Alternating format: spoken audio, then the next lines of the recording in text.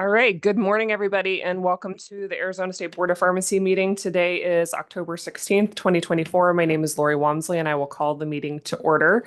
Dr. Gandhi, if you could take roll call and conflicts of interest, please. Thank you, Madam Chair. Mr. Braswell. Here, no conflicts. Mr. Thorwald. Here, no conflict. Ms. Snare. Here, no conflicts. Ms. Davis. President, I submitted a conflict previously in writing. Thank you. Ms. Walmsley. Present and mine have been submitted. Ms. Lehan. Present, mine have also been submitted. Mr. Dang. Here, no conflict. Mr. Al-Nassif. Here, I submitted mine. Mr. Anderson. Here, and I've submitted mine as well. Just a friendly reminder as the agenda items called, if you can re-announce your conflict and the reason, that'd be helpful. Madam Chair, we do have a quorum and we're good to go. Thank you, Dr. Gandhi. Couple of just housekeeping announcements. If you are interested in receiving CE for the meeting today, make sure that you sign in at the back of the meeting.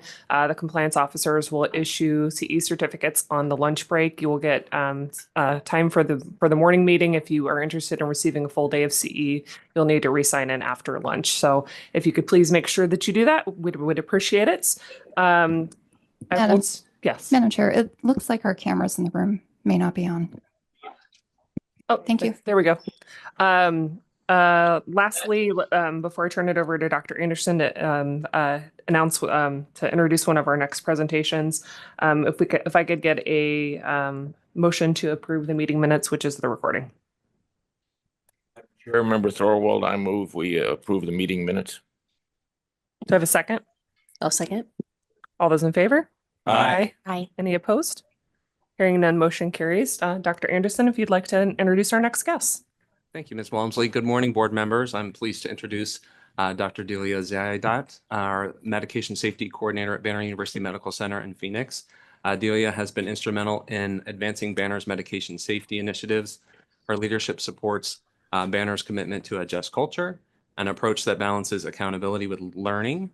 Just Culture encourages staff to report safety concerns without fear of retribution, fostering improvements in patient care and outcomes. This framework of Just Culture, which has been keen interest to this board, aligns with the board's focus on promoting safety through system-level improvements and fostering an environment where learning from errors are prioritized.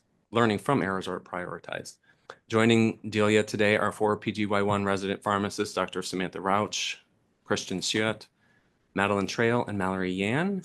They will present key principles on Just Culture and guide us through 3 fictitious safety events, illustrating how these principles are applied to manage risks, promote learning, and enhance patient safety within their hospital. And with that, I'll hand that floor over to Delia and the residents if you'd like to join us at the chairs. Please make sure that you introduce yourself when you sit down so that we know who each of you are.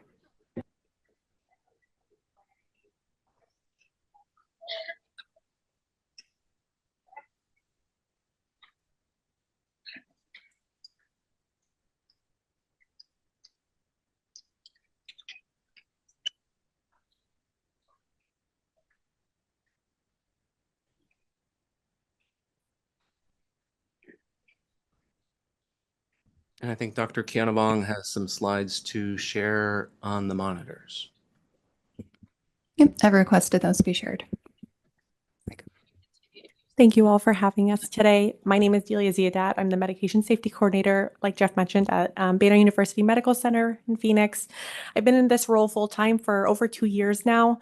And one of my primary duties is to evaluate all medication events that come through our inpatient campus, and in ones that are near misses that are significant or reach the patient with or without harm, whether it's myself or in tandem with our nursing colleagues and physician colleagues, we do heavily utilize the Just Culture principles as well as the algorithms we'll share today.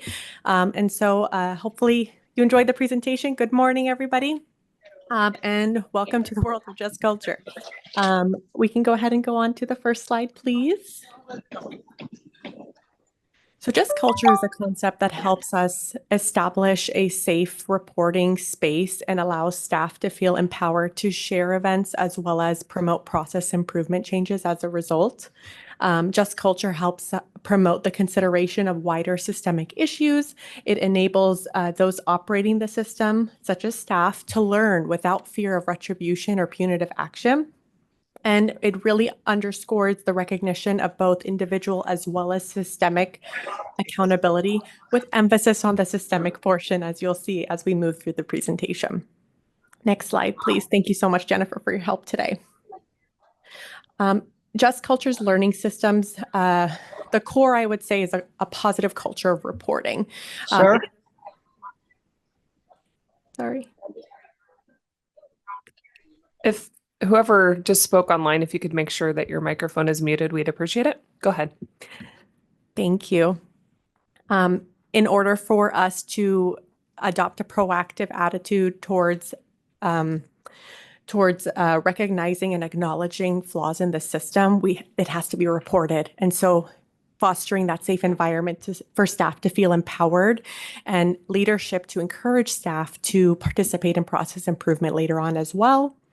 The acknowledgement that errors stem from both active and latent failures, with latent failures typically being systems-based, and focusing on opportunities to improve rather than what happened and this occurrence is rare and we probably won't see it again. It promotes a learning environment with focus on holes in the system. And for me, my favorite visual is the Swiss cheese model. If you go to the next slide, I have it displayed here for everybody. This is used to help visualize patient safety risks. As you can see with the triggering event in the upper right and then leading to patient harm in the lower left, a lot of holes have to be present for an event to eventually reach a patient. It's not typically where one error causes significant harm to reach a patient. It could be due to staffing levels and performance, equipment, a knowledge deficit, a policy and procedure that was suboptimal or not followed, a behavioral choice by the individual involved. All of these components can help or promote and lead to a negative outcome potentially to a patient or a near miss. And this is actually something we use in our various cause analyses that we complete at our campus in order to help identify all the system components at play that could lead to an event that happened. Next slide, please. System design is how an organization designs and operates a business. This is typically your policies and procedures, your various processes, and all of these contribute to an organization's success. System reliability is the probability that the system will operate normally and safely under standard conditions. And both of these are highly dependent on culture. If we have a punitive culture at play, these are very quickly derailed. You could set the employee up for success as much as you can, but if they don't feel like they can be part of that process improvement process, then we're really not making strides towards optimizing. Next slide, please.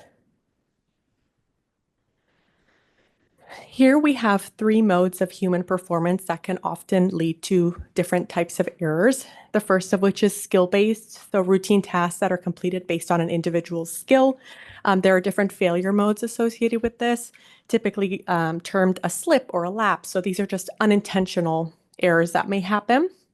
We have rule-based human performances, which are use of a previously established rules. These are our protocols and policies and procedures. Failure modes associated with that are learning the wrong rule, misapplying a rule, choosing not to follow a rule in some instances. And then we have a knowledge-based human performance, which is problem solving in new or unfamiliar situations that requires application of knowledge that you have at hand or have access to. So the failure mode associated with this is a mistake, a wrong answer, or a wrong course of action was taken. Next, please. And just some additional terms within the Just Culture language. Barriers are preventative measures to stop errors from reaching the patient. Recovery is mitigating further patient harm if the error has already reached them. And then redundancy is the addition of a parallel element to prevent a single event error. In the world of pharmacy, one of the most common types of redundancies we use are independent double checks with our staff. Next slide, please. And these are the behavior categories that are going to come into play as we move through our patient cases and application of the Just Culture algorithms. So I wanted to just make sure we go over them in detail here beforehand. We have typically 3 types of human behaviors that we can assigned to an event. There's human error, which is an inadvertent action or just a mistake that can happen. It's typically unintentional, unaware, just something that may come into play.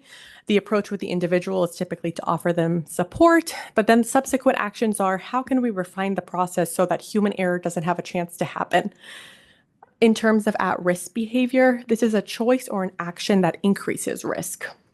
With the approach with the individual involved is typically to oftentimes offering support, but also coaching them to try and modify their perception of the risk in this case.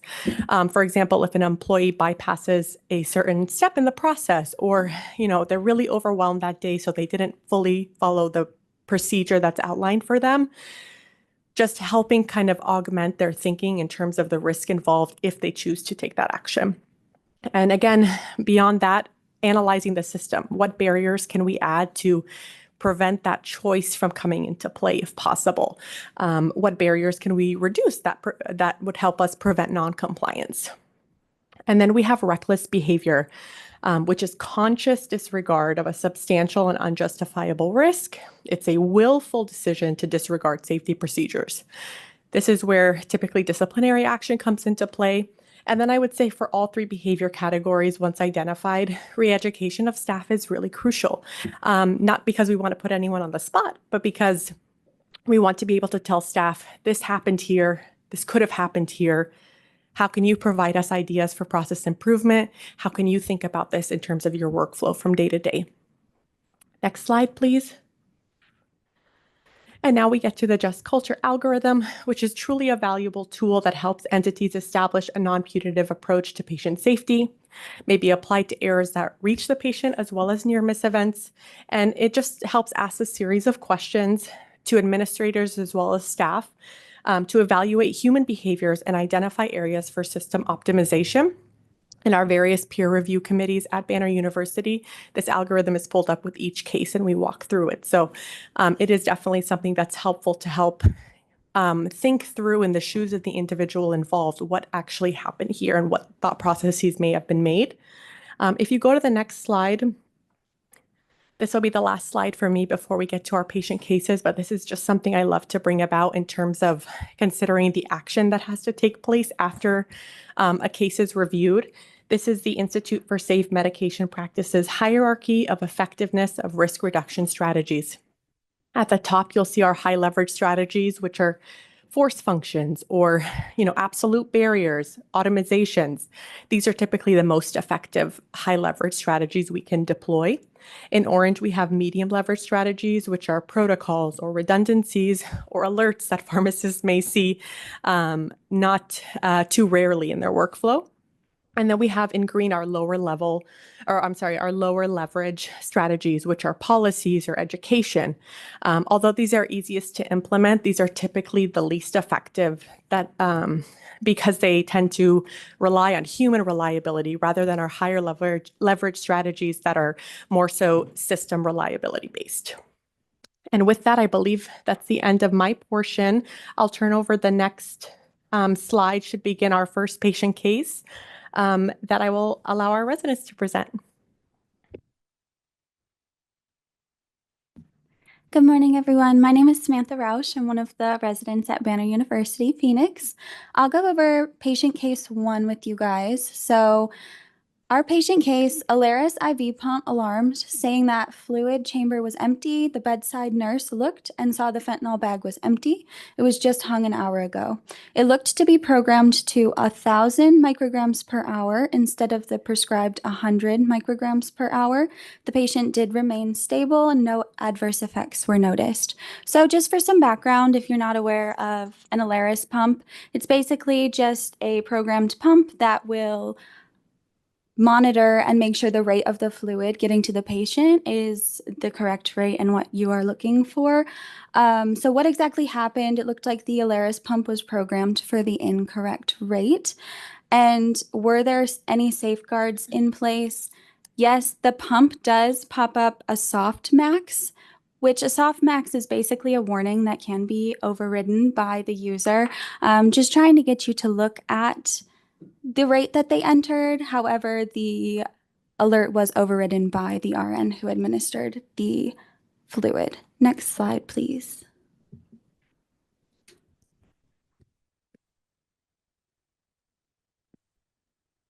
Good morning, everyone. My name is Mallory Ann, and I'm also one of the residents at Banner University. I'll be going over the Just Culture algorithm in regards to the case one that Samantha just presented. So this will help us determine what kind of behavior was done and how we can mitigate the processes and what actions to take in regards to the case. So there's going to be different highlighted boxes here. So I'm going to be saying next a lot just so that you can see what box I'm highlighting. So next, please. So we begin by asking what was the individual's purpose to cause their harm. In this case, the nurse did not have a purpose to cause harm to the patient when setting up the Alaris pump. So we would answer no to this. And then next, please. And then was it the individual's, did they knowingly cause the harm? Again, she wasn't aware of the mistake that the Alaris pump was set up incorrectly after the bag was already hung. So again, we answer no to this. And then next, please. And did the behavior represent a substantial and unjustifiable risk? It did. And so we would answer yes to this one because it did unfortunately cause harm to the patient because they did receive the wrong rate of medication. And then we asked, did the individual consciously disregard the substantial and unjustifiable risk? And to this we answered no, because although the soft max was overridden, the nurse was not fully aware that that was an accurate rate that it was running at. And so she chose to override it anyways. So we'd answer no to this. And so should the individual have known that they were taking a risk? Yes, because when it comes to verifying rates for high-risk medications like this, there's always a known risk, and we should make sure to double check and make sure that everything is accurate before administering to the patient. And so did the individual choose the behavior? Yes, they did end up choosing it, and that leads us to at-risk behavior. And if we go to the next slide, we can go over what action we could take for at-risk behavior.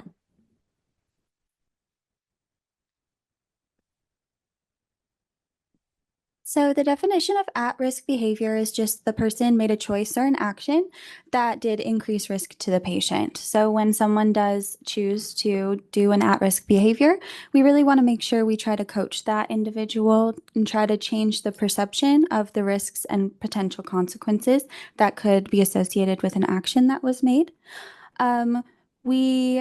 Actions that could help us prevent at-risk behavior would be requiring staff to report any incidents or issues that they do come across, add barriers to prevent any non-compliance with anything medication related, and then reduce barriers that prevent compliance. I know a lot of reporting systems are kind of lengthy, which could therefore impact how many people actually do report incidences that they see. And then we can also examine the system for improvement opportunities. This is the big one that we focus on. We want to look at the system as a whole instead of individuals and try to make positive changes so that things don't happen again in the future.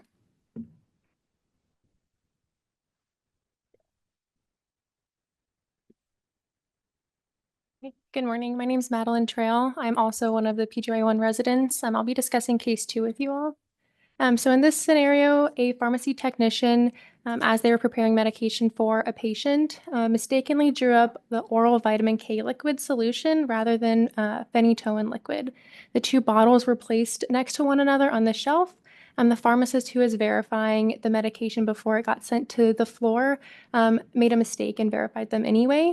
So this mistake was found later while checking other oral fills in the afternoon. So the incorrect medication was given to the patient. Some of the safeguards that are in place is a manual visual inspection of the label and bottles by the filling technician and pharmacist. Next slide, please. So working through this algorithm, this slide will also have the boxes to walk us through. So the first question we would ask is, was the duty to follow a rule known to the individual? In this case, we would say yes. So then we would ask, was it possible to follow the rule? We would also say yes in this scenario. So then we would ask, did the individual knowingly violate the rule? This is no, and it leads us down to human error. And if we move to the next slide, thank you. So just a reminder of the definition for human error. So this is an inadvertent action. So a mistake was made. The approach is to offer support, and then actions that could be taken in this case are changes in processes, procedures, training, and then the behavioral choices as well. So for this case specifically, new oral fill verification process was implemented. So there was a check before to ensure that the medication matched the patient label, and then after checking that the syringe has the correct quantity. Next slide, please. Hi, hi, my name is Christian Seagat, and I'm also one of the pharmacy residents at BUMCP. I'll be going over the third patient case with you guys today. In this case, a pharmacist encountered an order for amoxicillin in a patient with documented penicillin allergy with a reaction of anaphylaxis. The pharmacist was getting ready to finish their shift and didn't want to go through the process of contacting the patient or provider to clarify. They verified the order and figured the patient would speak up before getting the dose if it was a true concern, given the risk for an anaphylactic reaction with the amoxicillin as well. The patient ultimately received a dose with a negative outcome. What happened in this case was they received a contraindicated medication that was verified for the patient by the pharmacist. And then were there any safeguards in place? There was an allergy alert that fired, given the potential cross-reactivity between the two medications. Next slide, please. So in this case, next animation, please. Was the duty to follow the rule known to the individual? Yes, the duty was known by the individual. They the alert fired, letting them know there was a potential risk for harm, and they disregarded it. Was it possible to follow the rule? Yes, in this case, they could have contacted the patient or the provider, the bedside nurse, to find out if that reaction was accurate and did have a potential to cause harm. Did the individual knowingly violate this rule? This was a conscious disregard for the rule. And then next, please. And then did the social benefit exceed the risk?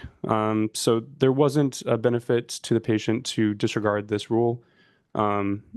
And really the benefit was to the pharmacist who wanted to leave the pharmacy on time. Next, please. So did the individual have good faith but mistaken belief violation? Was it insignificant or justified? So in this case, the risk did not justify the benefit. And so that leads us to consider punitive action and reckless disregard. So reckless behavior is a conscious disregard of substantial and unjustifiable risk, willful decision to disregard safety procedures. So the approach in this case is this is probably the most serious of all of the errors, and it requires discipline and remedial action. So administer disciplinary action and re-educate the staff would be the approach in this case. And then next slide, please.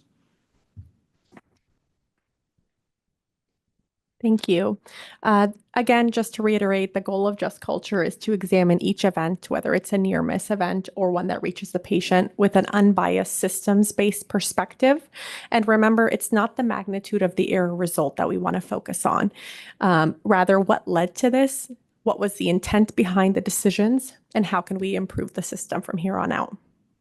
And I believe that's all we have for today. I'll take any questions at this time. Are these hypothetical factual scenarios or are based on your experience at the hospital? It was very easy to come up with examples from things I have seen.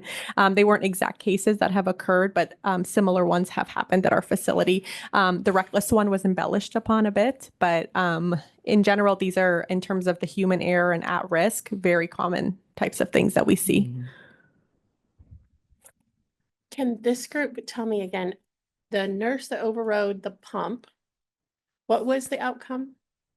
What was the results? It was, you looked at the system to see if there could be improvements. Can you just remind me the rest of it? Yeah. So we looked at the system and asked whether that soft or hard max needed to be changed. And what action needed to be taken, so that because nurses aren't fully aware of like the max or minimum rate that a certain medication should be running at, but we also always have those resources that you can look up to ensure that you're running at the right rate. So we also double checked the library services as well to make sure that information was accessible to nursing staff. Alaris guardrail compliance is something I follow very closely, and I'm heavily involved in modifying our library to optimize it for our nursing staff. And so some of the things we looked at in general, one of our goals is to reduce alert fatigue for nurses. So we want to make alerts as meaningful as possible.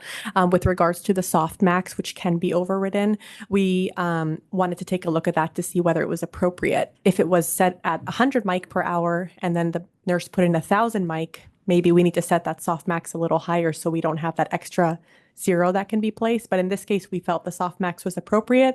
It did, however, prompt the conversation with our system work group for Alaris. Do we need a hard max for fentanyl infusions? So that's currently at play at our facility as far as sedatives and analgesics.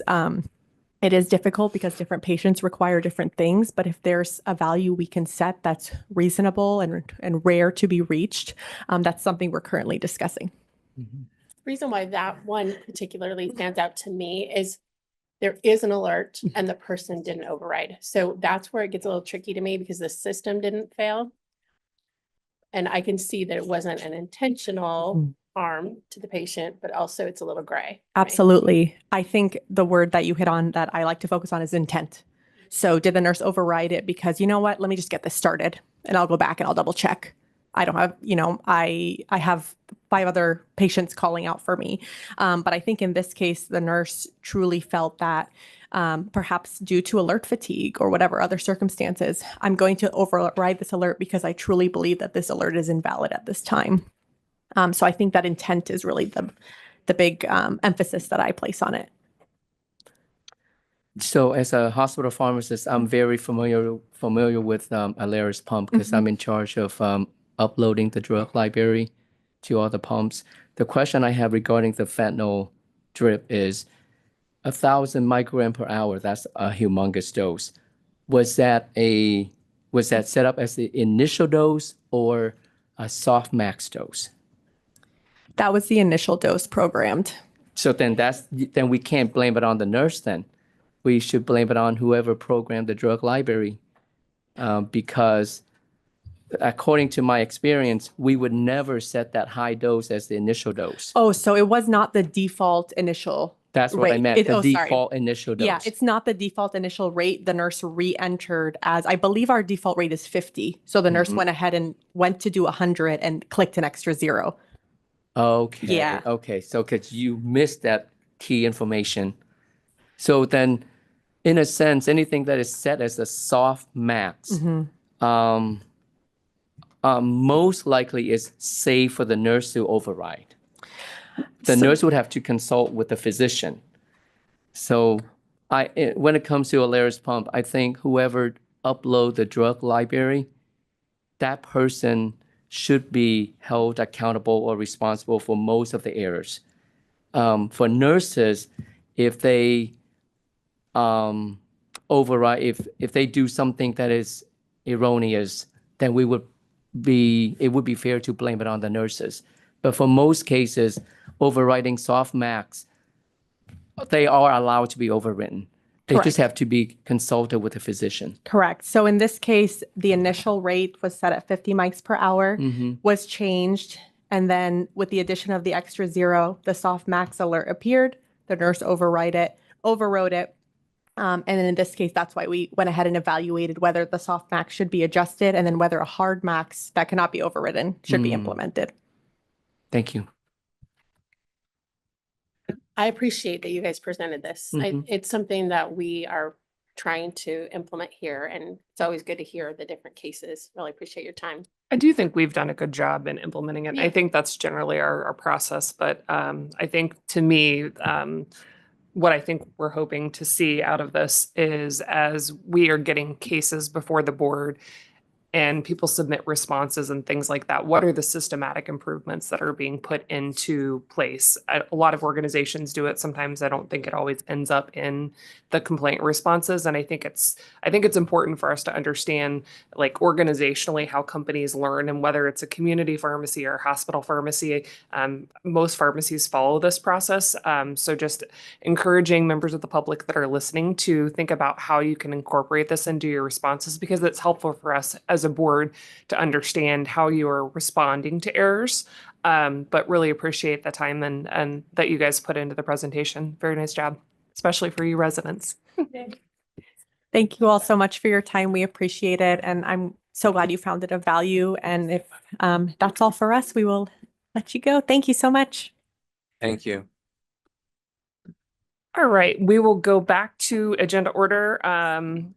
We will do complaints because we have a few items that were pulled. Let's see if there's anything else anybody wants to pull. We're going to pull items for D, for F, for L, for, I can't read my handwriting, O, and for P. We had a quorum issue in the complaint review for a couple the first few that I was recused from, and then a couple that will require additional board discussion. Is there anything else board members would like to pull from the complaints? Madam Chair, I'd like to pull for E. Okay. Anything else? Madam Chair, I'd like to pull 4G, 4I, 4K. You're killing me, Jeff. All right. Can I get a motion with regards to, actually, we'll just do those all together. Let's go ahead and go in order for the ones that we've pulled. Jeff, why don't you do the 3 that I'm recused from? I'll jump off 4D, 4F, and 4L that I'm recused based on my employment, and then we'll come back for the others, if that sounds good. Sure, sounds good. Thank you, Ms. Walmsley. 4D, this is complaint number 24-0285. Respondent Walgreens, 15363, Jessica Story, pharmacist, and Heather Olson, technician. The type of the complaint is the pharmacy technician administered the incorrect vaccine, and I'll open the floor for discussion. My thought on this is a conference might be appropriate. I have some questions about their scheduling. I never understood if it was reported properly here. And I never understood exactly if counseling documentation was appropriately done. I would agree with the conference as well, because I had some questions regarding kind of the normal process of how they work through checking the vaccines as far as for safety, and maybe what the company has implemented in there to help prior to that very last check where it's in, the technician's hand. And regarding just, again, the normal workflow, it seems it was a very heavy morning, full of vaccines. And so I just had some questions regarding that as well. So I think a conference, in my opinion, would be good. I'll go ahead and make it my motion. I don't want to cut anyone off for discussion, but I'll go ahead and make it my motion for a conference. I'll second. Second. Any further discussion? All right, we have a motion and a second to move this complaint to conference. All in favor, please say aye. Aye. Any opposed? All right, motion carried.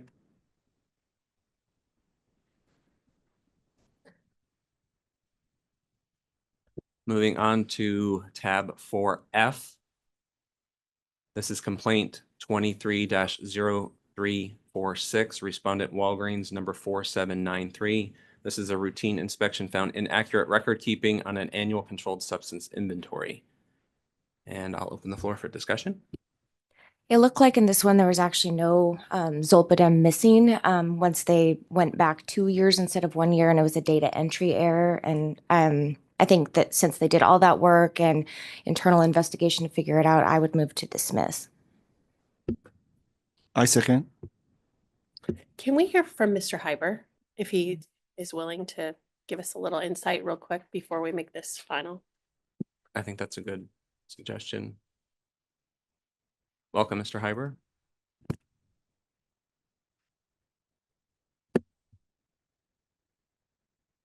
Good morning, board members. Steve Hyber, Compliance Officer. Can you give us a little insight on how you, just more on how this was resolved? And do you feel like it's resolved in your I'd be opinion? happy. Sure, I'd be happy to. As everyone knows from the write-up, it was discovered during one of our routine inspections of the permit. It was a rather large shortage. And so we issued our standard violation and they responded with a 106. But something was bothering me during that initial inspection. And when I looked at that, I could tell there was a large quantity that they had indicated as their inventory count, on-hand count.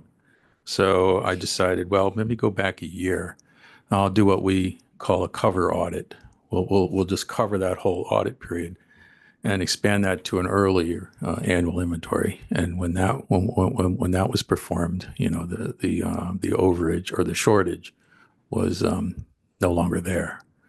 So when you see that type of situation, you know that there was probably a bad opening inventory. So again, a record keeping issue at most, because the final result was not a large shortage any longer.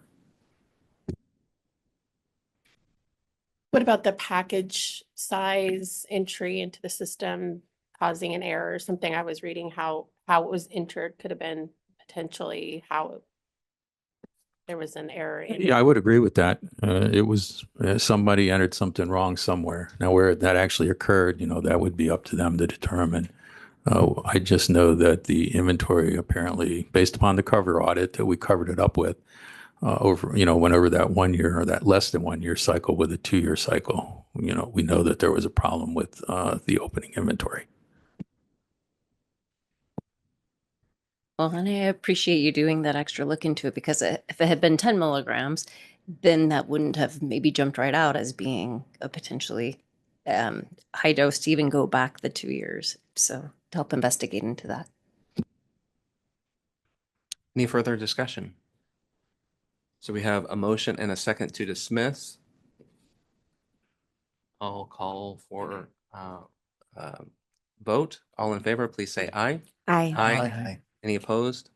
All right, motion carries. Thank you, Mr. Hyber.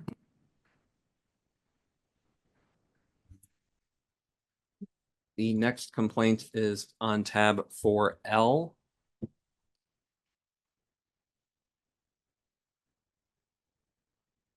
And this is complaint number 24-0346, respondent Walgreen Pharmacy, and Beatrice Pauline Banuelos Estrada, certified pharmacy technician.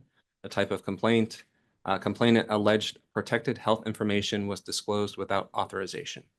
Open the floor for discussion. I believe Walgreens has strong policy about this. So, and it was poor judgment from that individual. So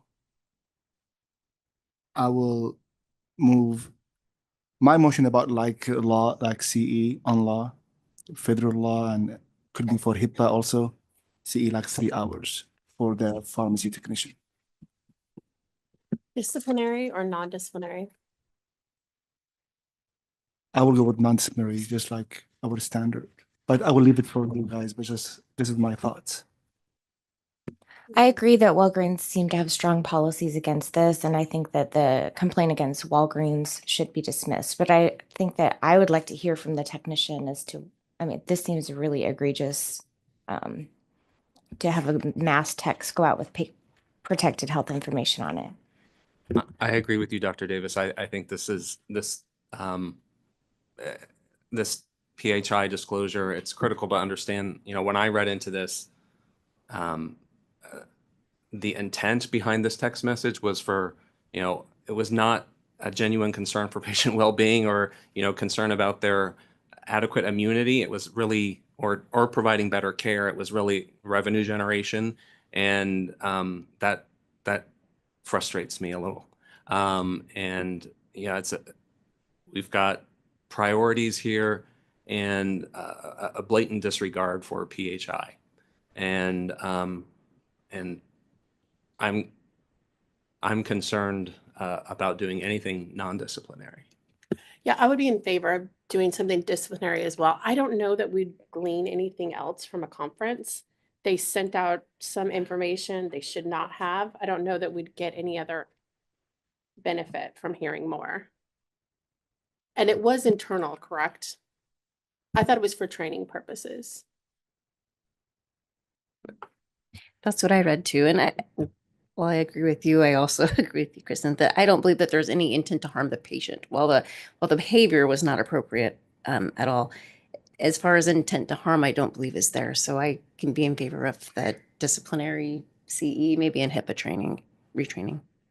And I believe that, in the information that we've also received from the person who sent it out, they learned a very harsh lesson as far as understanding the importance of that and have made a lapse in judgment. And they've already done some training, so maybe we would accept what they've done if board staff could evaluate it. I believe this is the company training, right? Yeah, it did not look like ACPE accredited CE. Yeah, I'd be in favor of that as well. I think exactly what you said, Cedar.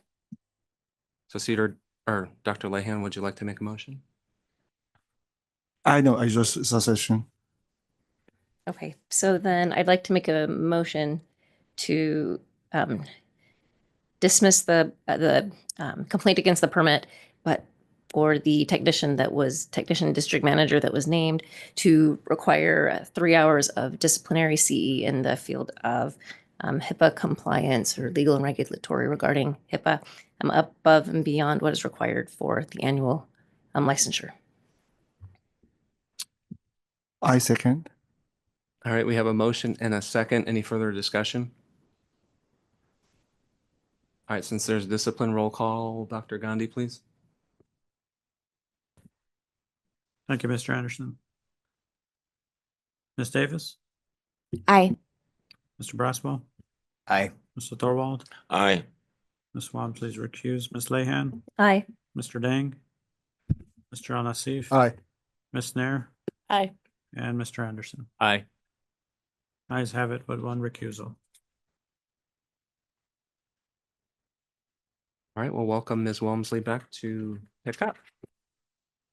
Thank you. Let's go to 4E. Kevin, I think you are who asked to pull that one. If you would like to start off the discussion. Yeah, so according to my note, I know that we had a complaint case open to the pharmacist in charge. But is the pharmacy owner also a pharmacist? Just based on the narrative, it doesn't say anything about the pharmacy owner is a pharmacist. Staff, can you answer that question? Morning, board members. Ben Castaneda, compliance officer. No, the owner is not a pharmacist. Okay. But the PIC is named. So I know that the complaint committee had voted to have a conference for this case, but should we open a complaint to the pharmacy owner as well? Because I feel that based on the narrative, it's clearly, to me, the owner has been neglecting the board's remote pharmacy rules and regulations. Correct me if I'm wrong, Ms. Galvin, but I don't think we have individual jurisdiction over the owner. I don't think they're a license holder. That's correct. And you have named the permit. The permit, that's what I meant. It's there. Okay. It looks like a name, but. Yeah, it's listed. Yeah. Okay, then that's good. Are you good with the I'm good, recommendation? yeah. Mhm, Okay, thank you. then we'll take that with the others when we do the full vote. For G, Mr. Anderson. And I am recused due to my employment. Thank you. This was complaint number 24-0276. This is a pharmacist administered an expired vaccine. And I did review the patient complaint and the supporting documents provided by CVS concerning the administration of the expired vaccine. The patient's concern, I believe, is both valid and serious. And while CVS's 42-page SOP addresses vaccine expiration checks from the stocking and storage perspective, I didn't see any documentation in that SOP about redundancies during the vaccine prep, documentation and administration processes. Key points where errors like this could have been prevented. So that incident just underscores the need for additional safeguards in the workflow prior to administration of the vaccine. And I think CVS has an opportunity to enhance their SOP by adding some critical redundancies in the preparation and documentation stage of the workflow to add an extra layer of protection against future vaccine administration errors. That's kind of my thoughts. And that did not seem to be addressed in the complaint committee's recommendation. What is your recommendation, Mr. Anderson? I think the suggestion was the complaint committee's recommendation was non-disciplinary CE for the PIC and the pharmacist and to dismiss against the permit holder. An advisory letter to the permit holder stating what I just shared about their SOP. Okay. Did you have something to add, Tariq? I was just about they don't have like SOP or like so I like to ask our compliance officer Max, because I believe he went through this details, if he has any concern about their process or before we add the permit holder.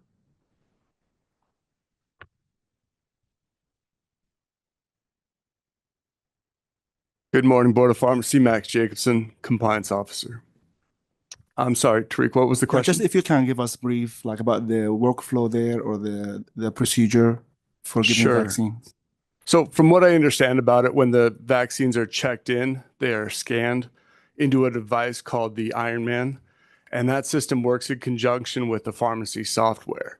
When a vaccine is administered, the box or vial is then scanned again with the Ironman to validate that it is still within the expiration date. In this case, somehow when the vaccine was checked in and initially scanned, either the expiration date was overridden or changed or scanned improperly, and the wrong expiration date populated.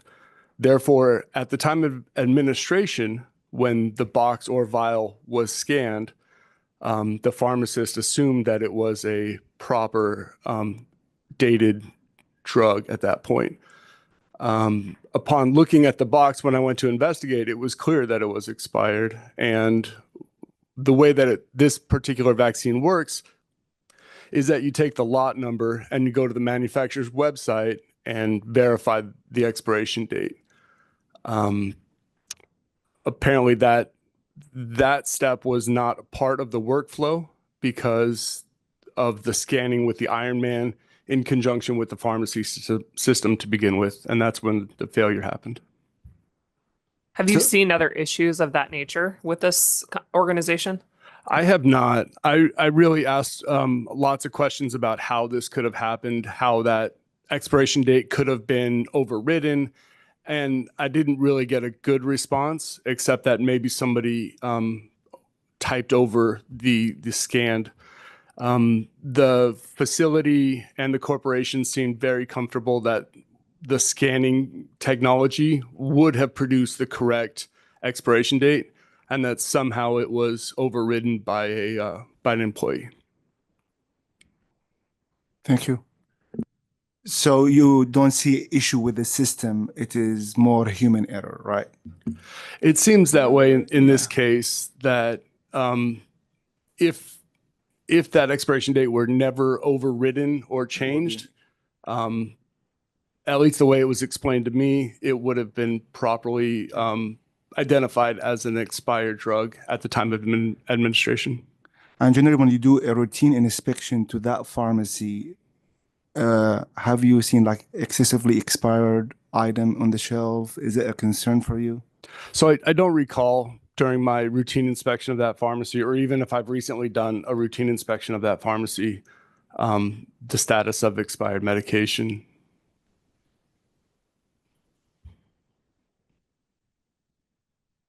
I appreciate the additional clarity from Mr. Jacobson. I have no motion. Appreciate the additional discussion. Thank you. Any additional discussion? Do we have an alternative motion anybody wants to make, or do we wish to accept the suggestion from the complaint committee? Thoughts? We don't have to vote on it now, but if think there's we an can alternative accept. motion, I'll take one if there's anybody that wants to do it. You want to I say we accept? could accept the recommended. Yeah, I mean, just to keep the same recommendation. Okay. Thank you, Mr. Jacobson. For I. Thank you, Ms. Walmsley. This is complaint 24-0372. The respondent is wholesaler Myco Medical Supplies. And when I read through this, many of the wholesalers' customers hold resident drug wholesaler permits. And I just believe it's critical that we consider opening complaints on those wholesaler permits. First, and I'll share my thoughts, is I think wholesalers have a legal responsibility to verify that their suppliers are properly licensed, and investigating that would ensure that they're fulfilling that important legal duty. And secondly, wholesalers play a vital role in maintaining the integrity of the supply chain for pharmaceuticals. And if they fail to verify their suppliers are licensed, it can lead to distribution of unsafe and even counterfeit products. So when you look at this list of the customers, these are huge wholesalers that are dominant in this state that have, in my mind, a duty to verify that they're buying products from licensed vendors, and it should have been caught by them. And this Myco Medical should not have been able to keep shipping products into our state if our wholesalers, who are actual residents here, were doing their due diligence. That's my opinion.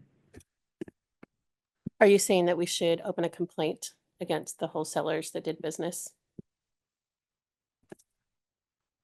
It seems logical to me that we should. I agree. I mean, I've only been on this board for a year now, and this is another time that I've noticed, big wholesalers importing drugs from non-resident, unlicensed vendors, and we're not taking action against these wholesalers who have a duty to verify that they are buying from licensed vendors.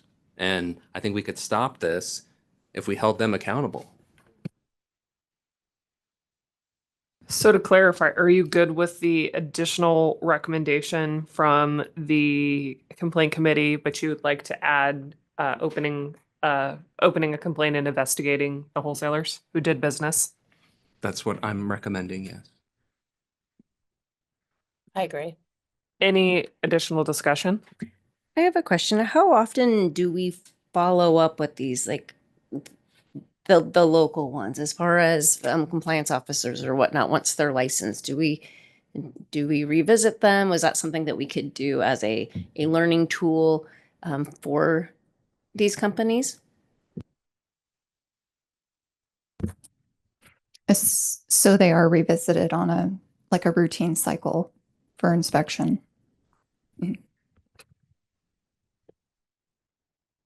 Since we would be adding to the motion, would someone care to make an alternative motion?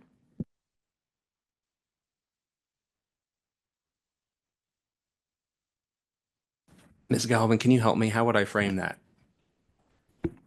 To accept the recommendation of the complaint committee. In addition, open complaints against those wholesalers who failed to verify the licensure status of their vendors. That's exactly my motion. Do I have a second for what you This said? is my second. All those in favor? Aye. Any opposed? Hearing none. Actually, do you need a roll call, Dr. Grandi? Because this may be disciplined depending on how you negotiate. Or will it come back before us? It depends on the board. If you're okay with me negotiating, coming to terms, we can execute it, or it can come back to you guys. So, I'm good with you executing it. So in that case, do you want a roll call? yes, ma'am. Okay. Mr. Braswell? Aye. Mr. Anderson? Aye. Mr. Thorwald? Aye. Mr. Al-Nassif? Aye. Ms. Snare? Aye. Mr. Dang? Aye. Ms. Lahan? Aye. Ms. Walmsley? Aye. And Ms. Davis? Aye. Ayes have it, Madam Chair. Thank you, Dr. Gandhi. 24K, Mr. Anderson. I am recused due to my employment.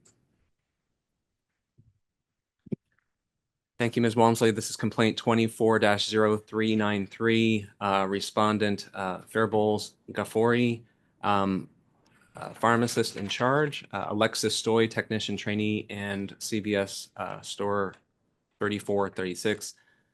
Type of complaint is patient received the wrong strength of a medication. When I was reading this, and maybe Mr. Jacobson could help, trainee Stoy commented in her response that she had been in pharmacy for 6 years and she's a trainee. So how is that possible? Because trainees can't have trainee permits or trainee registrations. Correct. So in her narrative, she said she'd been in the pharmacy for 6 years. So I was confused about that. And then it mentions that she's now been, had an issue with a potential theft. So has a complaint been opened against her specifically for that theft that was noted in this documentation? So I did ask about the 6 years in pharmacy, and I think she clarified saying that it was 6 years at CVS, 6 years in the store, front end work for some of that time, and then in the pharmacy for some of that time. As far as the theft, I'm not sure about. I know that she was terminated recently after this for failing to follow standard operating procedures. Was there any evidence that the police were notified and an arrest was made? There was not. And I'm not sure that the theft was pharmacy related, because they would have had a duty to notify us about that directly. I have a question. Do we know if she's working as a technician at anywhere else currently? I don't believe she is. Last I talked to her was a couple months ago, and she was not. But she, as far as I know, she still had an active license, so she completely could be at this point. So that's my concern. Absolutely.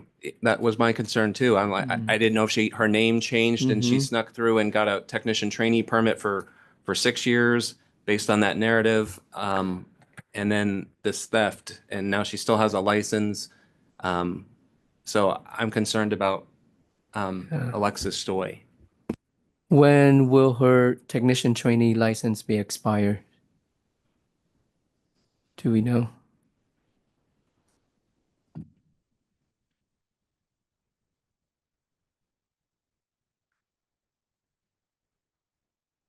What was the date again, Steve? Wow. Chirag, did you have something to add?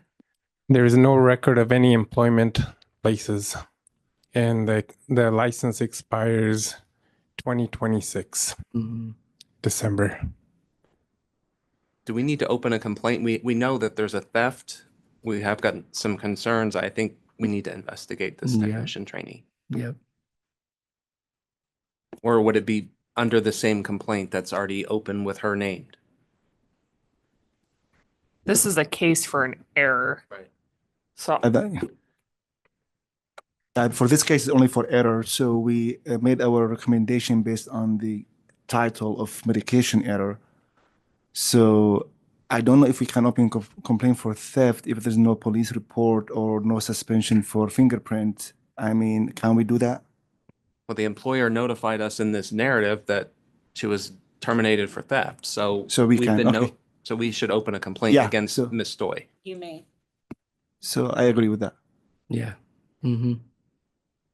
If we're going to open a complaint, let's go ahead and name the permit holder. So that way, if there was controlled substances involved or something like that, and if there was a duty to notify us and they didn't, we don't have to come back to that as well. We can just request all the files as a part of it and decide what we want to do with everybody at that point, would be my recommendation. So meanwhile, what can we do to prevent her from working elsewhere as a tech I don't trainee? think we know enough right now that, I mean, if she stole a candy bar from the front end, would we take her license? Probably not. If she stole controlled drugs, maybe. But I don't think we have any idea if this was a front end theft, if this was money, if it was drugs. I assume if it was drugs, it would have been reported. But I don't know that we know the degree of the conduct, so I don't know that I think it's fair to take action on her today if we don't know the details. That's not the case that's before us either. So the complaint committee recommended the PIC and the tech trainee non-disciplinary order for CE for 3 hours in error prevention, patient safety to complete within 90 days in addition to the CE required for the renewal. Permit holder dismiss. And then you suggesting to add another, open a new complaint for this technician and the permit holder, right? Relative to the narrative of Narrative the theft to determine if there's anything that the board needs to be aware of.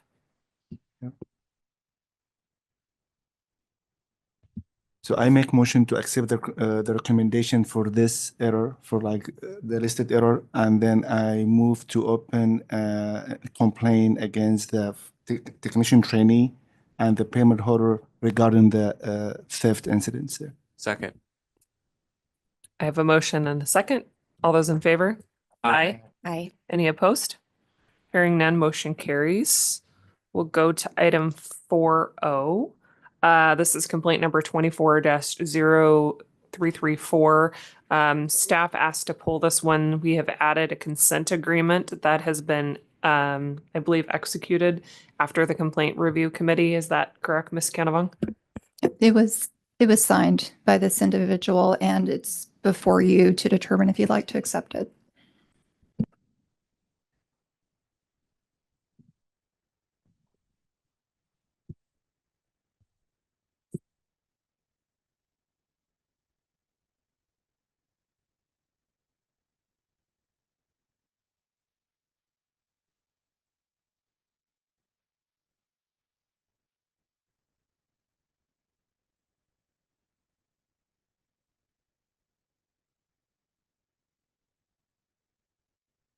So there is a consent agreement that was added that has been executed. So the request is to potentially accept the consent agreement as proposed.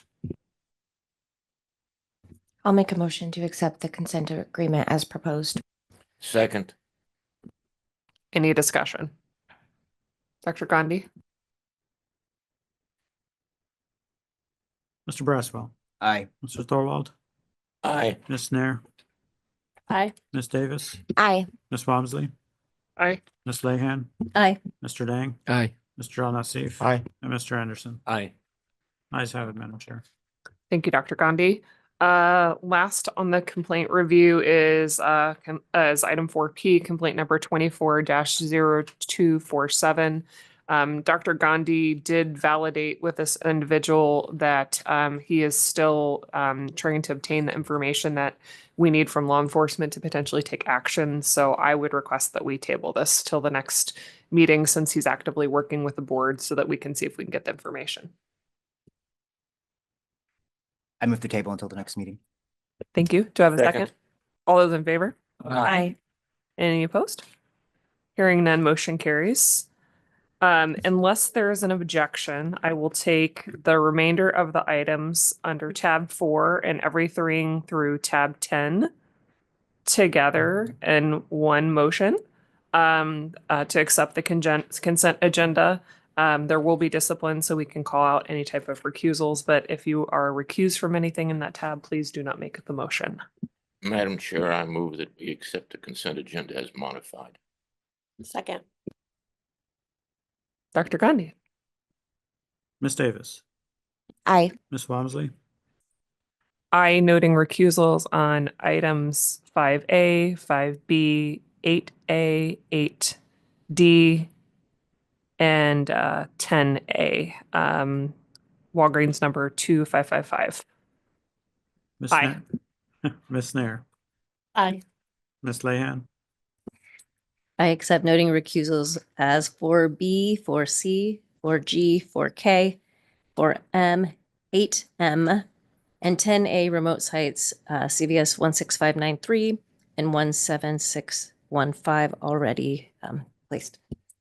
Mr. Thorwald? Aye. Mr. Dang? Aye. Mr. Al-Nassif? Aye. Mr. Braswell, Aye. and Mr. Anderson. I noting recusals on 4N and 8E. Ayes have it, Madam Chair. Thank you, Dr. Gandhi. Let's move on to tab 11, complaints requiring board consideration. Item 11A, complaint number 24-0324. We will take this item also with item 14A, which is a resident pharmacy permit requiring board appearance, Lakeside Pharmacy.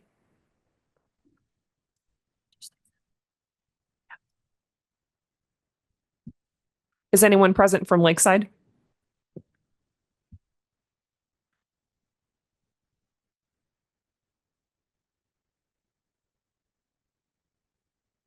Welcome. If you could each please introduce yourselves. You could make sure that you push the microphones online. There we go. Is that good? Okay. I'm Valerie Silvas. What's your role, Ms. Silvas? I'm the person that purchased the pharmacy, and I'm also the PIC, the pharmacist there. Okay, thank you. Steve Hyber, Compliance Officer. Ram Kalupudi, good morning, board members, compliance officer with the Board of Pharmacy. Thank you. Would one of the compliance officers wish to give a brief summary of what we've got before us? Did you want to do the permit summary first or the complaint? It's your choice. Surprise me. All right, we'll start off with the complaint since that's the beginning of the story. All right.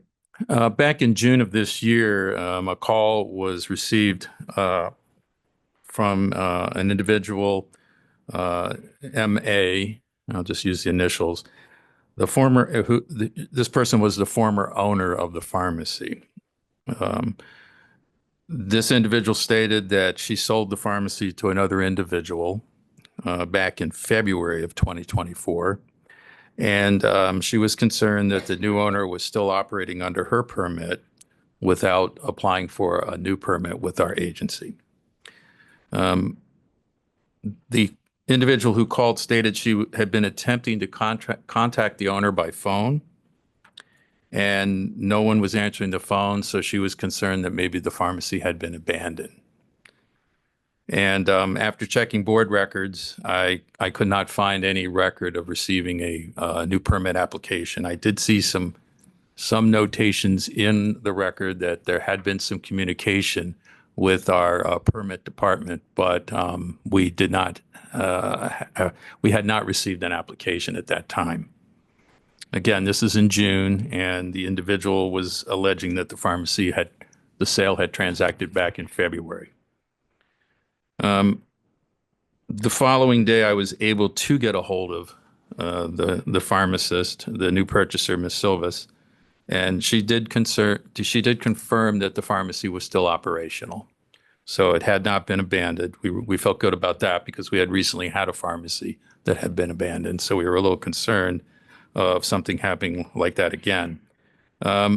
An email communication containing a permit application form was sent to Ms. Silvas, pharmacist Silvas, and a follow-up email from Silvas questioning the requirement to provide a copy of the current lease was also received. Silvas stated she completed and mailed a new permit application to the board back in February. However, again, like I stated before, there was no record on our end of having ever received that. We sent a response out to the current or the former owners. We wanted to get their side of the story and any documents that pertain to the alleged sale, and we did receive that. And then eventually we did receive a copy of the application. Ms. Silvas did submit that to the board, what was significantly after the actual transaction, based upon the documents that we received from the former owners. And then compliance officer to my right here will take it up from there. So I received the permit application review. So this application was submitted on 6/19/2024. The issues covered by compliance officer Steve Hyber surfaced during the permit application review. And the Lakeside Pharmacy operated under previous owner's permit for 116 days before the change of ownership permit application was submitted in June. So that's the main issue. And the previous owner who sold the pharmacy did not inform the board before the change of ownership. And the current owner also did not submit the application 14 days before the change of ownership. Those are the issues. Thank you, Ram. No problem. Yeah, go ahead. Can I ask a question about who's named here? Wouldn't the former owner be named as well? I see that the pharmacy is, but I'm just asking about like. who should be Sure. That's a included. great question. The permit Y007465 is the former owner's permit. But they Okay. are not a pharmacist. They're not a correct? pharmacist. So similar to the earlier situation, yeah, they're not a pharmacist, but we did notice their permit in the complaint. And then Compliance Officer Kalapudi, of course, has the new permit under his application.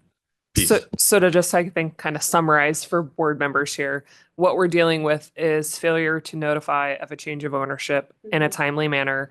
In addition, Ms. Silvas operated under the prior ownership without submitting the new application. So really the business agreement wasn't really in fact in place. Yes. So we have to deal with that from the prior owner and then decide whether or not we want to open the permit for Lakeside. Am I correct?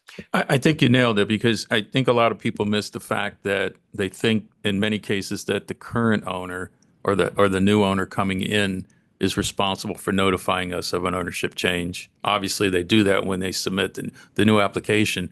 But if you look closely at the rule, it also puts an onus on the former owner to notify us. If both of those happen, or if either one of those happen, we probably would have been aware of this much sooner than So later. if we take action on this permit under this complaint, it would be associated with the former owner. My thought, and I want to give Ms. Silvas the opportunity to speak, but my thought is we take action on both. Yeah, that's what I was. Because there was a failure, in my opinion, on Yeah, both, on I was both thinking it parties too, here. but I just want to make sure that that was possible. Because if we approve one, can we still take action on the previous? I have a question. Who was the PIC before transferring the ownership? Me, You were the PIC. I've worked there for 3.5 years. Okay, thank you. So Ms. Silvas, you were the PIC under the prior ownership when they decided you purchased the pharmacy for them and now you're the owner and the PIC. Yeah. Okay. Is there anything else you would like to add to Oh, a lot. to the discussion? Yeah, a lot. To kind of fill in some of the blanks before we jump into additional questions for you? Yeah. First of all, I've been a pharmacist in Arizona since 2000. There's been nothing against my record whatsoever. I'm detailed. I've been PICs at a lot of the large pharmacies, almost all of them that I worked at except for CVS.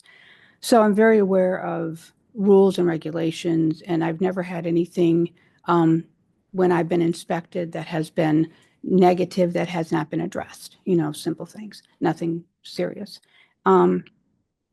So it's not my character to not follow procedure. So when it happened, I got the lease, I had to sign the lease. I signed the lease for 5 years. Got all the information together, the floor plan and everything, things had been changed, the application, and I mailed it in. I would have probably sent it FedEx just to be able to track it, but it goes to a post office box, so you can't do that. So I went to the post office, mailed it out. During that time,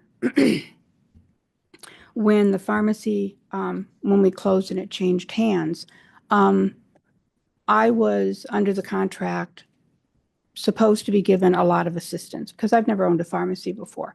Running a pharmacy as a PIC is very different than owning it and being responsible for everything, including ordering, paying all the accounts that we have, all that, which I was unaware of.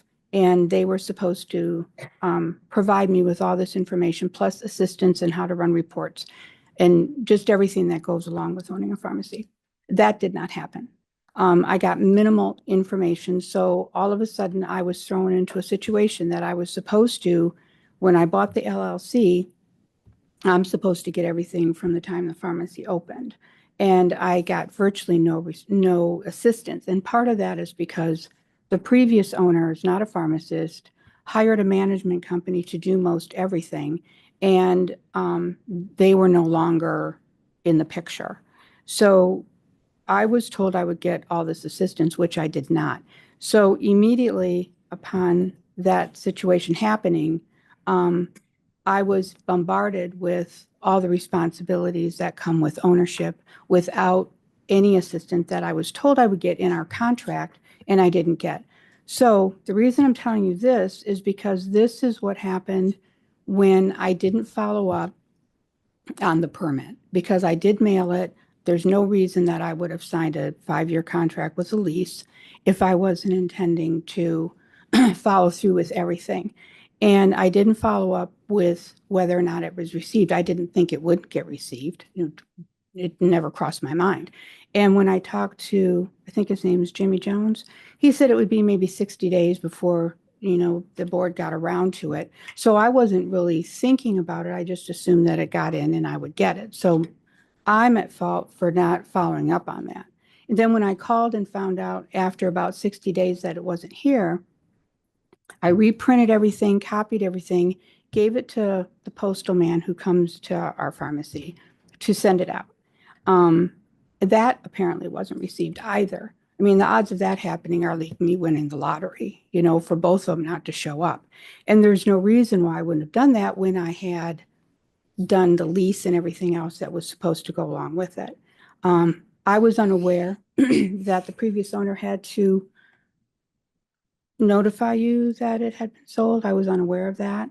And so I'm definitely at fault for not following up to make sure that it was received, but I did send it, and I did send it twice. So it wasn't intentional at all for you not to receive that change of ownership. And then when they called me, they blew up my phone. I had dental work done, and I told them I couldn't talk to them for a few days. I was taking some time off because I had a bunch of teeth pulled. And then they said that I abandoned the pharmacy. There's like, no way. We've been filling prescriptions, everything been going fine. So why they said that, I don't know, because I didn't respond to them when I told them, leave me alone for a few days because I'm taking pain meds and I had a lot of dental work done. And so I'm not sure why they did that. I don't know. I have a question for staff. Do permit holders have the ability to submit the applications online? Yes. Okay, I thought so. I just wanted to make sure. Yeah, and the reason I didn't do that is because I wanted to send a check. I've had situations in the past, years later, where you had to prove that you paid for something. And if you pay with a credit card, then you have to get the whole transcript from the bank and, cross everything out that's not appropriate. And a lot of times it doesn't list very detailed information. So I did that specifically because I wanted a check, which you have a copy of, and everything's on there that says everything you need to say, and that it was also cash. So that's why I didn't do that, because online you had to do a credit card. Madam Chair, Yes, go ahead. I have a question for you. How have you been paying for your pharmacist renewal? Because every year, 2 years, we have to renew our pharmacist license. And you are based on, I know for the fact that we are able to pay with our credit card online. So Online, I probably would do that with a credit card. It's not the same thing as purchasing a pharmacy because of the legal implications with everything that goes with that if there's problems down the road or whatever. So that's why I did it with my attorney said it might be better for me to do it with a check. So I mean, with your license, I do that every 2 years, and I do it with a credit card. So with your renewal, you pay with the credit card, but for the pharmacy permit, you chose to. Oh, you mean pharmacy permit or my Yeah, permit? for your pharmacist license. Oh, yeah, with a credit card, yeah. I personally failed to see how this is honestly different. And once you had an issue with the mail and that's an option, baffles me Mhm. why you just didn't do the other, but that's beside the point. Either is accepted. The other baffling question, Ms. Silva, is just you acknowledge that you can't use FedEx for tracking, but No, US I couldn't FedEx to the post office because Correct. it's a post office box and they Correct. won't send it there. Correct, but United States Postal Service does allow certified return receipt. I So found that out. I didn't know that initially. I thought they didn't do that. that's perplexing. But no, because I don't use it that often. So truly, I did not know. So the second time that you sent it via United States Postal Service without, certified mail return receipt, it made it here. I don't think, does it do certified mail? Because when they told me they would sign for it, it would be that little green card that you get back that they signed for it. Correct. Yeah. And I didn't know that initially. Okay. Madam Chair, Ma- I have a question. So if the previous owners used a management company to do all of these management services, it kind of makes sense that they wouldn't know how to help you in this transitionary period. Did you consider hiring a management company yourself since this was No, new to because you? they told me they would, and they told me that the person who had been doing the acting as controller would help me. And in the contract, it says everything that they were going to do to assist me in making the transition easy. And So when Mr. I asked for information, I did not receive it. And Mr. Hyber, this was your pharmacy to inspect the last couple of years? No, no, it was not. It was Officer Hess's. And then it kind of, This pharmacy has had a lot of issues over the last few years for those board members that are That's what I was that are gonna that are ask. new there. That's not before us today, but this has Is- been. Is it appropriate to talk about business model? Because that's what my question was. I don't know. I have Jane, I'll take your advice there. I'm sorry, I was looking at the record, yes. Is it okay to ask about business model? Because this pharmacy has come before us before. You mean?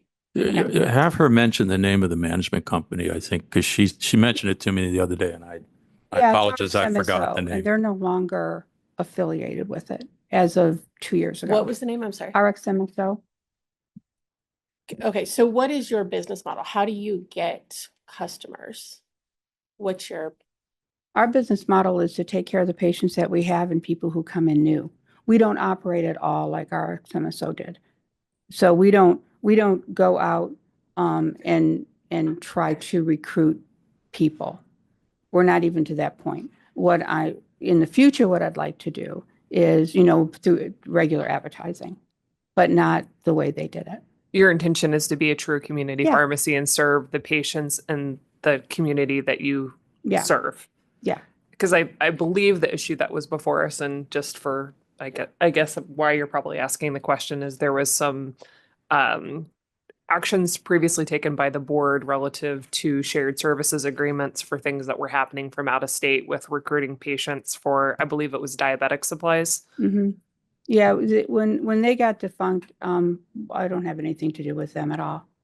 The only issue was that the way they operated it, they did a lot of the tasks that I now need to do, running reports, paying bills, doing all that, that's now on me.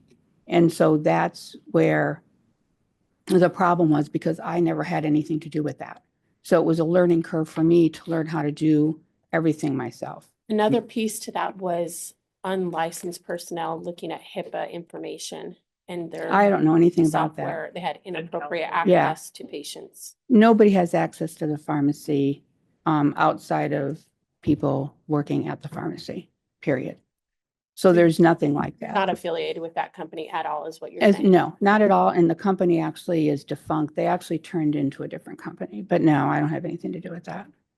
And exactly how their process exactly was, I'm not 100% sure how they did what they did, but I don't have anything to do with it. And that's part of the reason why, I wanted to get the pharmacy, because then I can run the pharmacy the way a pharmacy, should be run. Were you employed during these activities prior?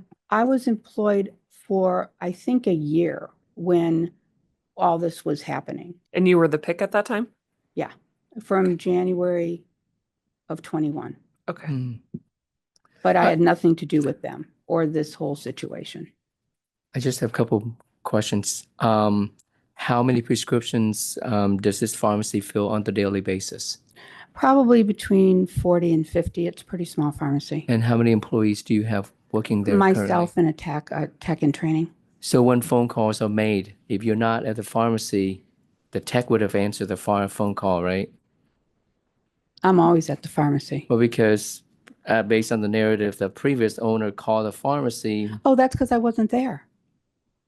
I was The pharmacy off was sick. closed. Mm-hmm. So if you're like, for example, you're here right now and your pharmacy would probably normally be open. Are you Mhm. closed today? Mm-hmm. Yeah. Okay. And so then it would go to voicemail.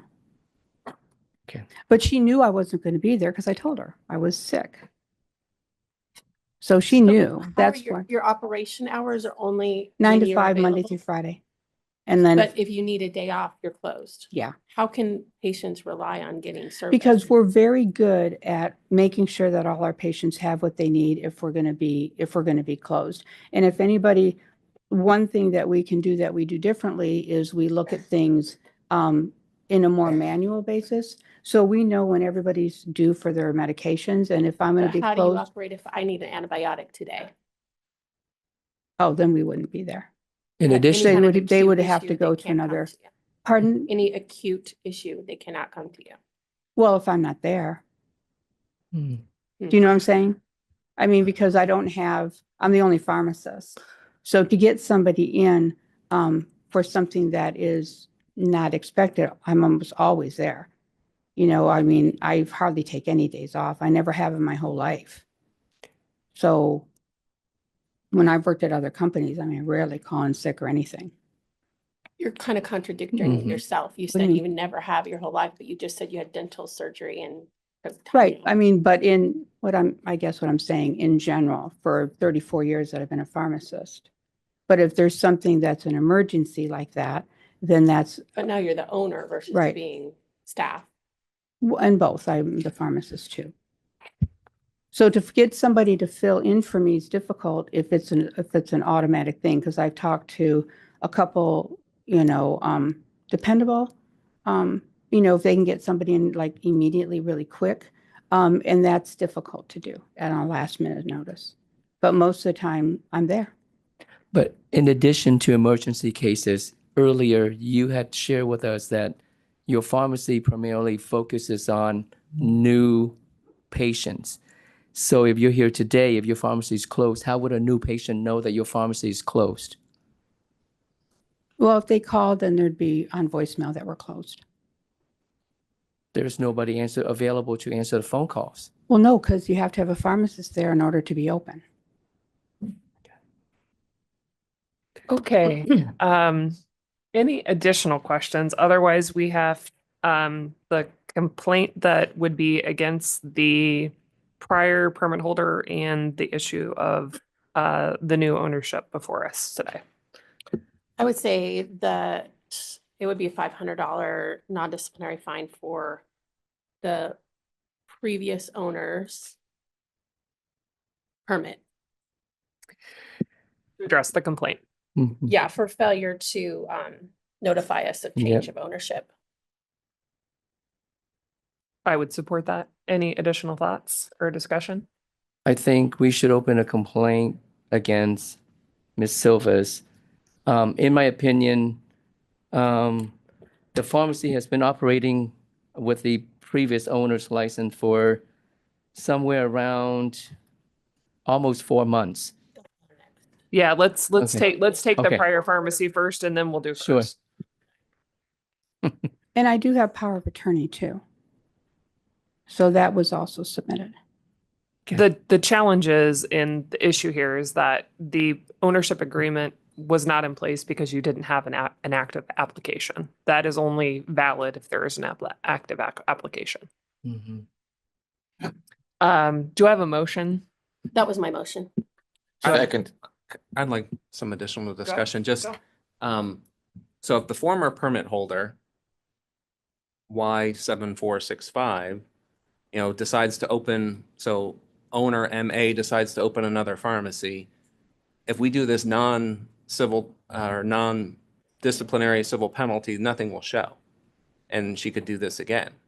We So- could do it as disciplinary. Well, could we do a consent agreement for what you've recommended so it shows as disciplinary so that we can track this owner and this permit?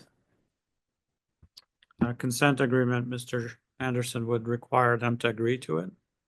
We can try it, but not sure if we're gonna get a response. The board ordered fine also would still show in the file, right? In It- our file, but it yes. won't be reported to the National Practitioners Right. Database. So they could open a pharmacy in another state. Right. Mm-hmm. But if we offered the consent agreement and they don't sign it, then it comes here to hearing. Mm-hmm. And then we can make sure that it's documented with NABP. What would rise to the level of discipline for you, besides the fact that you want to make it permanent in the record?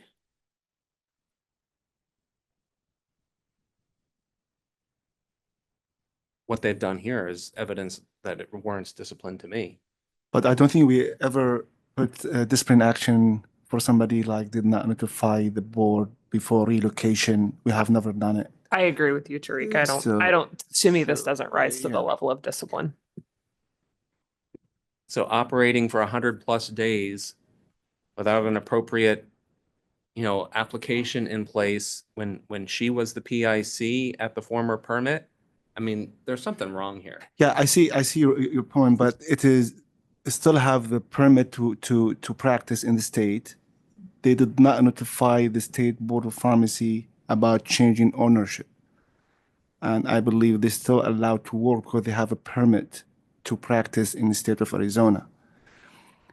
And I agree with the motion that's already made, like we just follow our standard. Now, if we have a concern, my concern here that she was a PIC before and after changing the ownership. So I don't think the permit here has any issue with this. Is with individuals, like with the PIC and with the owner, previous owner.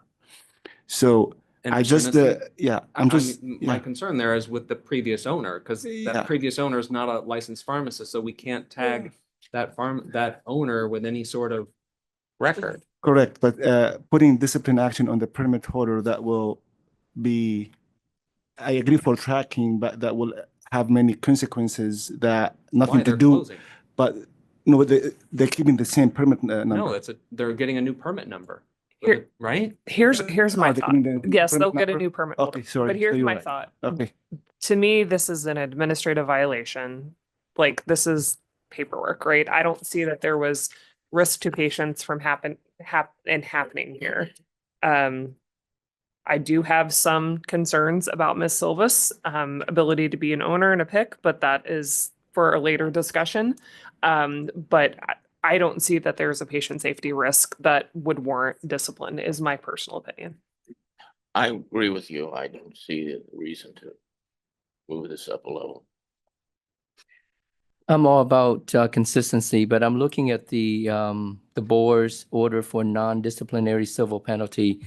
The $500 only apply to failing to provide notice before a business is relocated.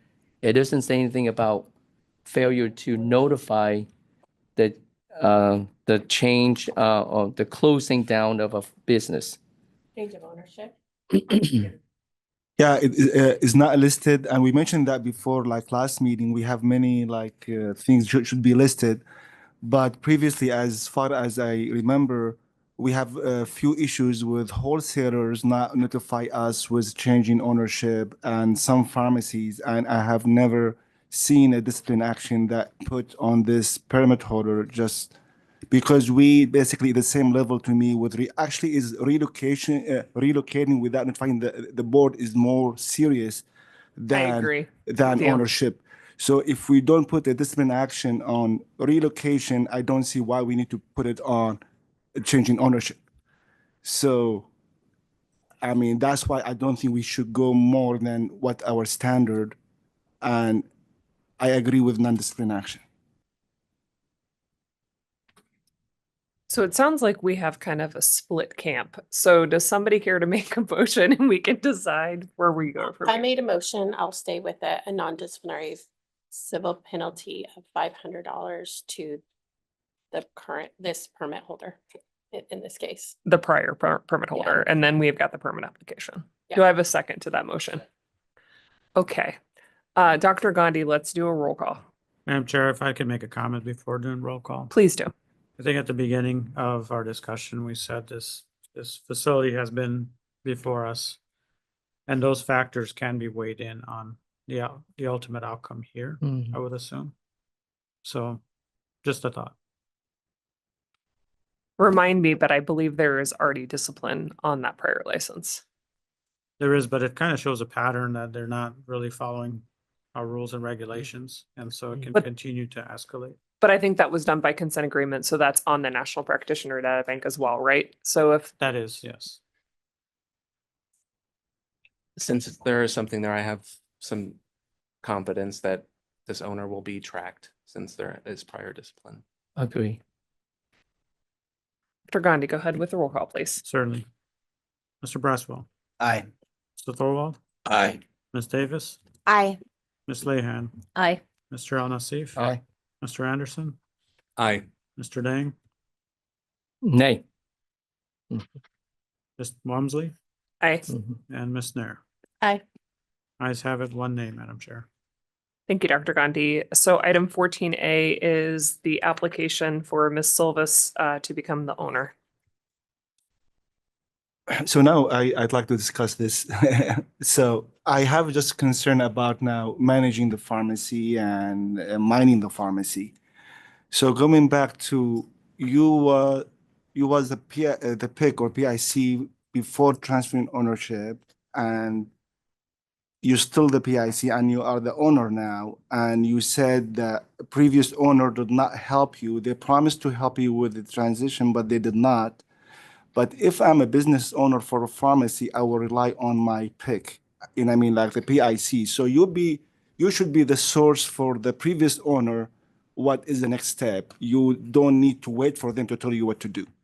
So I have a concern about, you know, like if you have the enough knowledge to keep maintaining the pharmacy and provide a safety for our public, you know what I mean? Because, yeah. Because I've had to learn how to do everything on my own in a very steep learning curve. And I'm very capable of doing that. I've been a PIC at other pharmacies, big, huge pharmacies, and I've had a great reputation. And there is no reason why I couldn't do this. It's just a lot more difficult because the learning curve was so steep. Now I know how to do pretty much everything. Pretty much everything's transferred into my name. And I don't have any doubts that I can run it efficiently, thoroughly, and totally with the law. Yeah. I've always done it that way. So there's no reason why I wouldn't do that. Something concerning with me, I'm not a check writer, so I'll just say that up front. But don't you reconcile your checks? Don't you see that they went through? I mean, you didn't. Well, come what had today happened saying, was- here's the check that I wrote, that this Okay. is my copy. I just feel like you're kind of providing us with some things that don't give me confidence in your abilities to run the pharmacy, to be completely honest. Well, I am new at this, so it's a learning curve for sure. And as far as reconciling everything, we're doing that as things are getting paid, money's coming in, money's going out. So that's now not that difficult to do. Initially it was because I didn't have a list of all the accounts, but I have them now because I found out who they all were and how much were paid and when they were paid and what they purpose that they served. So I'm very aware of that now. And it was a steep learning curve. And as far as taking care of patients, that's my number one priority. And it always has been. I mean, look at my history. I mean, I've been PIC at Walgreens, Safeway, Walmart, and I have never had any problems with any of that. For the Since I've record, I been do here. not know Ms. Silvis, even though she's worked for my employer. So I don't feel it's necessary to recuse. Mr. Hyper, a question for you. Have you done an opening inspection? We typically do an opening inspection with a change of ownership, correct? We will once we receive the permit's been approved by the board, and then we'll do an opening inspection. And if it's successful, we'll issue a new permit and close out the old permit. So we would have some eyes on her activities as the PIC and the owner, obviously, since she's been kind of operating in that regard. So if there was issues, you could bring that back to us. Correct. And bear in mind that opening inspection is not like a full inspection. So if it's been a while since we last inspected this old permit, then I think due to the long travel from here out to there, we probably would do both. Okay, so, you know, maximize. I would be very supportive of that occurring. And the last inspection was January of last year. What about a consult requiring to have some type of outside service? I would like to see an inspection first, and if there were significant concerns, I would ask the staff bring that back to us, and we could determine if a complaint should be opened. Would be my I'm just thought. afraid that we're not going to be able to glean her abilities to run the pharmacy through an inspection. It'll be more. I think that's the point of the inspection. Well, it'll be more, do you have these processes in place, but do we know that day to day she'll be implementing them maybe? I believe I believe she can run a pharmacy. She was a PIC, but when you are PIC for a big organization, you will get most of the job done by this employer. Now, owning the pharmacy and being the pick at the same time, that make it more difficult. And just to be honest with you, is a lot of work. You know what I mean? Like, it's not what it came to us now. There is many things you need to be aware of. You need to be like really sure you are capable to meet the standard with the federal and state. It's not just about storing medications and give them to patients. It's way more than that. I mean, like if you're going to administer vaccines, you have to know how to report those adverse event of vaccine to the database. There is many things you need to be aware of. And I don't want you to come back again in the future for something under those, like items. And about the 40 hours, you should be aware, this is another thing, that the pharmacy should operate 40 hours a week. And then so if you can, yeah. It's only for hospitals. It's for hospital? Yes. So now at least you need to get some like backup. What if you're going to be a week sick? I mean, there is no guarantee. There's emergency happens, right? There is all of this. I'm in the process of trying to find somebody to do that for me. Okay, so you're on a process. Okay. To be like a, secondary part-time person. Yeah. So you need to consider that. At this, I recommend, and I don't know if we can make it an order from the state board to hire a consulting company to help you. It's not punitive. It's not to discipline you. It's just to help you. So we make sure that you are safe for public, not as a pharmacist, as a facility. You know what I mean? Mm-hmm. So, and I agree with like hiring consulting company. I think that a consultant would be warranted if the results of the inspection that we order are unsatisfactory. Is there a way to like probationarily approve a permit, and then based on the results of the opening and full inspection, then once those are satisfactory, then we finalize it? That's essentially what happens. The board, if you decide today to approve the permit, the status will change to approved pending, I think, inspection or something to those words. And then if they're ready for the inspection, and I assume you will be, we'll get on our horses, we'll ride out there and do our thing. And if everything's good, they get their permit under the new number. And we close the old one, which I believe is still open because they're operating under it. So it's pretty much how it'll proceed. I'm okay with it. Well, I'll make that my motion with the understanding that if there are violations, they'll be brought before the board. I'll second. Just for point of discussion, since this pharmacy has been operating technically without a license, without a permit, for consistency purposes, but she's operating under the old permit. So that's not technically her the new permit. application for 100. But still active, the old permit. Permit is still It's still active. And that's the issue. Otherwise, you will be disciplined. It is still active, right? The old permit is still active. It's still active. And, Yeah. and remember, there has to be a transition. I mean, the issue here before us was the delay in notifying. on behalf of both the former and the current. So my thought was initially here, was to open the permit contingent upon an inspection, but also assess a civil penalty to her for failure to submit the application timely. Agreed. And I'd Yep. like to say something. Your suggestion about a consultant, I would be open to that. Because This is only- I firmly believe, and this is my attitude from every beginning of being a pharmacist, is that you can always learn things from people. And if you're entering into a new thing, like my background was oncology. So when I left oncology and came into the community setting, that was a huge change from working in a hospital, doing that, to come into the community setting. So there's always things that you can learn. And I would be definitely willing to do that because they could give me information that I may not know or be able to find on my own. So I would be willing to do that. I think. it's a Thank very you. good And this is on your own. Thank you very much Yeah. for. I have a little different perspective. Go ahead. I used to be a check person and hated doing anything online. I'm not that way anymore, but I personally have seen things get lost in the mail. I can't imagine somebody telling me it's gonna get lost twice in the mail unless it really did happen. I personally think we should give her the benefit of the doubt. Because if it's government, it takes time, no matter what. And if you're opening something new, you may not track it. Government's gonna get back to you. I don't think we should fine her for being late. And to your point, is the responsibility for the previous owner. Is that right? That's how the rules written, correct? Is I say it's both. I'm referring to the application. of the application?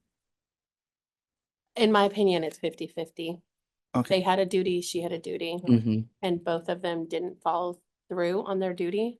I'd be in favor of what Ms. Walmsley started to say. It's non-disciplinary, $500. It's just the same as we did to the previous. Okay, permit I agree holder. with that. Sending an application in is a notification in my mind, and if it was done right away, you would think you did fulfill your obligations.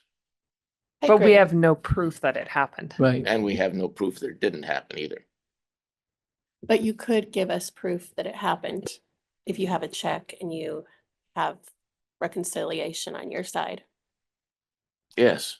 Do you have a check that was not cashed? Well, I mean, where you wrote it. Wait, she wouldn't have a check because No, it wouldn't it put in wouldn't the have been, mail, noti- but it wouldn't have been. she would have in her book. But on the other hand, some people just don't write those things down. They wait till the check Mhm. comes back. But isn't that the point of writing a check? Isn't that why she said she wrote a Well, check? that's when you If get I it can, back. if I can interject, I mean, checks are sequentially numbered. Mhm. And if you can show through your bank account that I wrote Mhm. check 1 and I wrote check 3 and check 2 is missing, that's Mhm. sort of proof that Mhm. she made an attempt, maybe, Yeah. right? I could do that. That would be fine with me. But Mr. Thorwald, I'm still puzzled with the fact that she's comfortable with paying with her credit card for pharmacist renewal online. But for the pharmacy permit, she chose to write a check. I don't see that as an issue because to me, they are also two different things. One is something you're doing on a regular basis. You're starting a new business, you're taking it over. That is a very different thing in my mind as well. It's like a whole packet of stuff, like a copy of the lease and, right?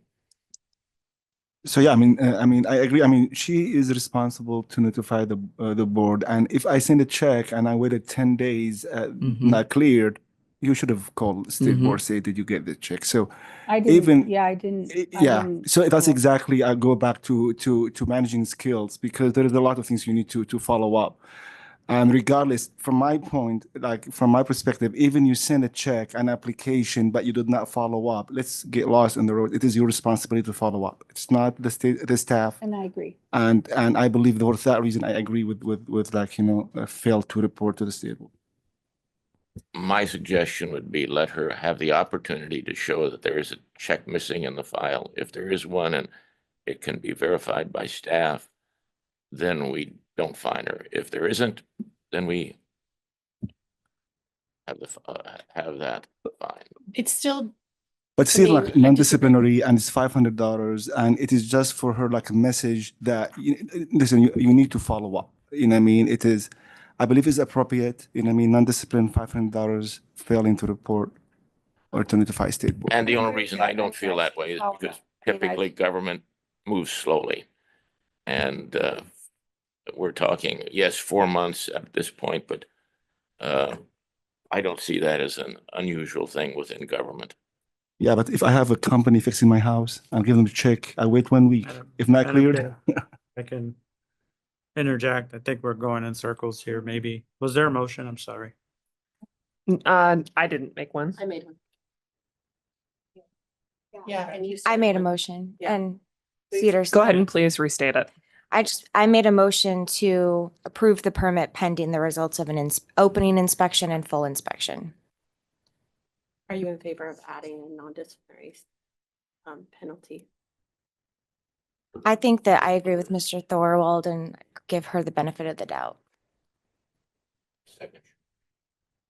I think Cedar already did, unless you feel differently, Cedar. Yeah, I'm in favor of the Okay, non-disciplinary, so I uh, will rescind my second so- and you can. Okay, so Frank is the second. Dr. Gandhi, let's do a roll call because it's unclear. Yeah, I will. Mr. Braswell, No. Mr. Thorwald, Aye. Ms. Nair, Nay. Ms. Davis, Aye. Ms. Walmsley, Nay. Ms. Lehan, Nay. Mr. Dang, Nay. Mr. Al Nassif, nay. Mr. Anderson. Nay. Motion fails, Madam Chair. So I will propose an alternative motion that we approve the application pending a full board inspection, not just a change of ownership inspection, but a full-on routine inspection, and payment of a $500 non-civil penalty, not a non-disciplinary civil penalty for failure to file an application timely. Second. Just point of clarification, is that inspection in addition to the opening permit inspection, is that at the permit holder's cost or is this their routine inspection? I think routine inspection is appropriate, and I would instruct the staff that if they find significant concerning facts, that they bring that back to us and open a complaint. I agree. And at that time, we can decide if the consultant's appropriate. Yeah. Thank you for that clarity. But keep the cost off of her. If everything's fine, then it's not necessary for her to do it. Second. Mr. Braswell, Aye. Mr. Thorwald, Nay. Ms. Nair, Aye. Ms. Davis, Aye. Ms. Walmsley, Aye. Ms. Lehan, Aye. Mr. Dang, Aye. Mr. Al Nassif, Aye. and Mr. Anderson. Aye. Ayes have it, 1 nay, Madam Chair. Thank you, Dr. Gandhi. I think now is a good point for us to probably take a bio break. So let's come back at 10:30.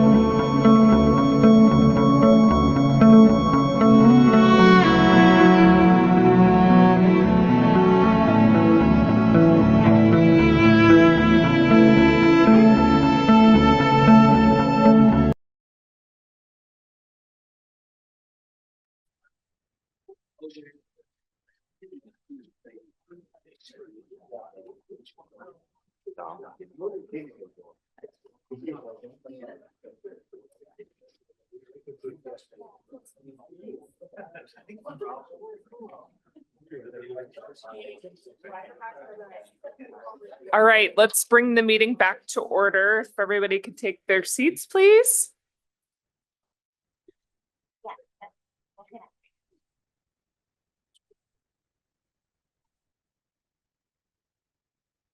All right, next up on the agenda is item 11B, complaints requiring board consideration, complaint number 24-0470 Santa Cruz RX.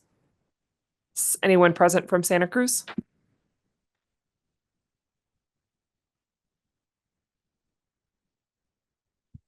We will also take 15A with this item. Ben, if you want to go ahead and give us a summary. Hello again, Ben Castaneda, Compliance Officer. So complaint 240470 involves Santa Cruz RX, California, the California location, which currently holds a non-resident permit in Arizona. This was tied to the substantive review of the non-resident permit application for its Texas site. Just to recap, during substantive review, I found prescription blanks on their website bearing the company's logo and the address for the California location. I did send the applicant our statute defining unprofessional conduct in 32-1901.01. They said at that point the prescription forms were taken down off the website. However, I reviewed the website twice prior to the last meeting and they were still up. After the last meeting, when we opened up the complaint, I did verify that the prescription form was down. Curiously enough, I checked this morning and there's the prescription link is down. There's a form on there that they call customer form. And when it's clicked on, it states prescription order form. I'm not quite sure what that was meant for. So it is your opinion that it is now back on the website It appears that this order under form, a different name. well, it appears that this order form is for customer information. I just wanted to see if the applicant had any answers as to what it was used for. Is anyone present from Santa Cruz RX? Hi, I'm here from the Texas Pharmacy. I can answer that question. If you could please introduce yourself for the record and state your position. My name is Sybil Scher. I'm the PIC here at Santa Cruz, Texas Pharmacy. Mr. Castaneda's question, if I'm not sure if you were able to hear it, was on your website, there's something that is listed under forms that appears to have some sort of, it says it's the RX customer form. Is that correct? Yes. Can you tell us what the purpose of that form is and what you use it for? Sure. We did have both of those forms up, that one and the other one that we have since removed. The one that's currently on there is strictly for the customer. Basically, if they wanted to mail it in or just for what information is needed when placing a prescription request. So it is geared just for the customer, and it's been up there in conjunction with the other one, but of course the other one has been removed. I'm looking on it on my iPad right now too. It does look like the other one is gone. That was clearly a prescription. Yes. From what I recall last time, it was just kind of a software update waiting. The time frame was just because we were waiting for their software update, correct? I do believe that was included in their response, but maybe they want to elaborate more on that. So before us today, we instructed the board to the staff to open a complaint because Santa Cruz RX was already a permit holder. And then we have the new license for Santa Cruz RX that we were waiting to see if it got removed. Oh, okay. I still see a prescription order form on their website.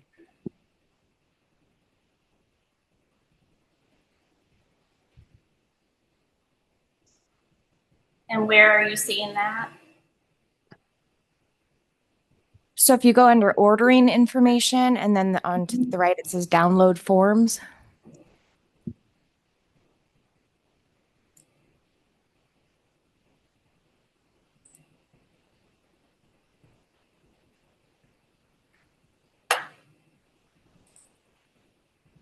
It's the same one that we had before us last time, right? It's just buried a little bit deeper into the website. Good catch.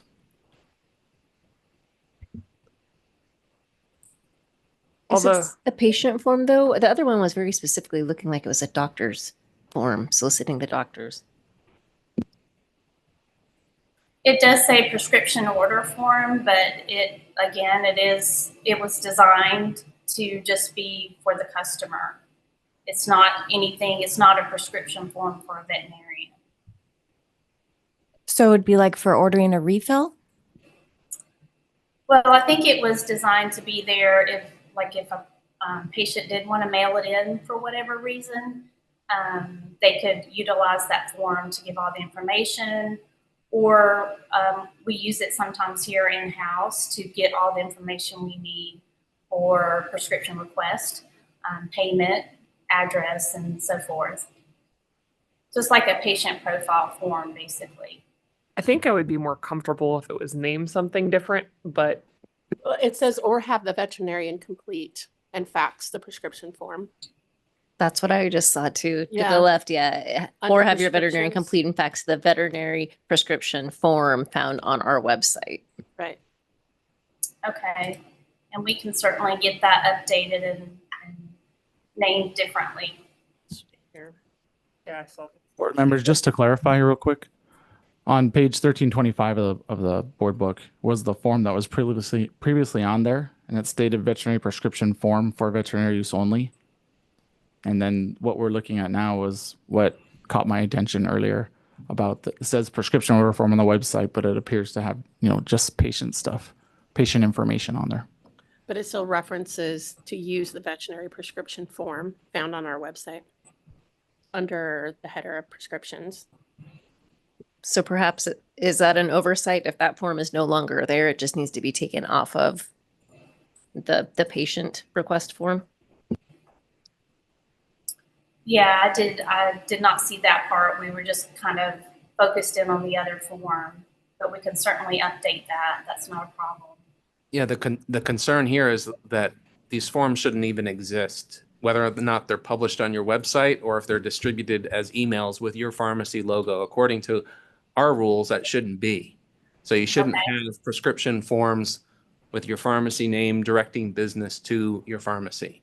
And whether or not they're published publicly on the website or sent via a PDF file that's a historic to a prescriber, that's inconsistent with Arizona rules. I see.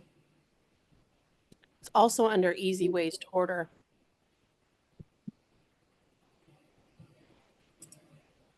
Under that header, it's referenced as well.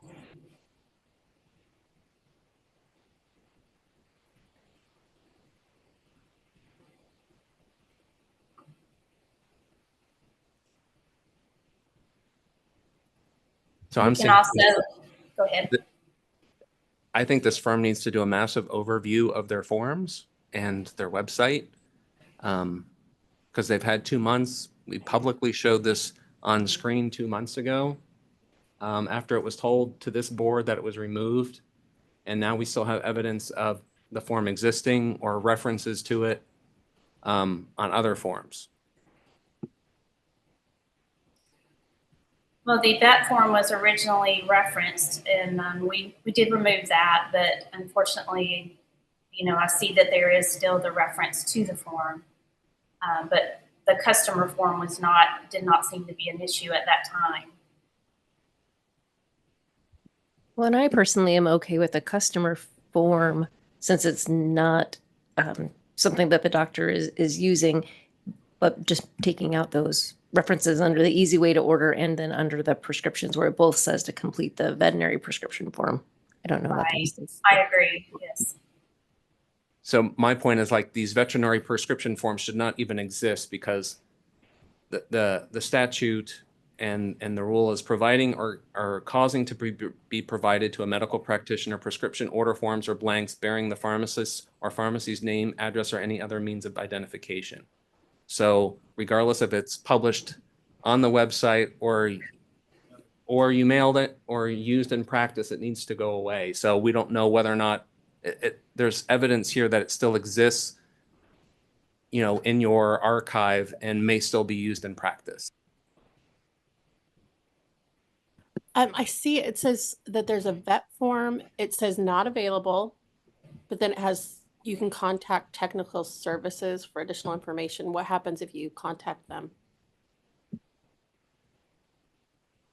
Well, I guess that they're the ones that have recently updated the website, and the vet form was originally there. Speaking for the California pharmacy, was there for, they had a wholesale business.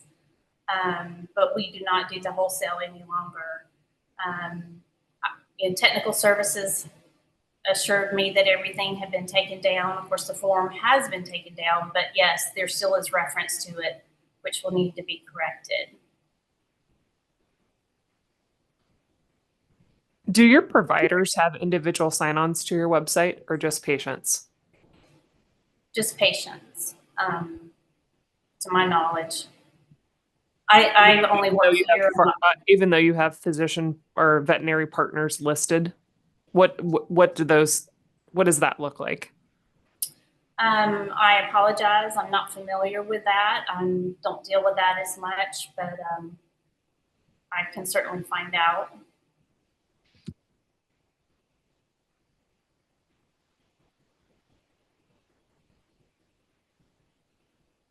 Procedurally, if we were to table this another meeting, is there a problem with our timelines?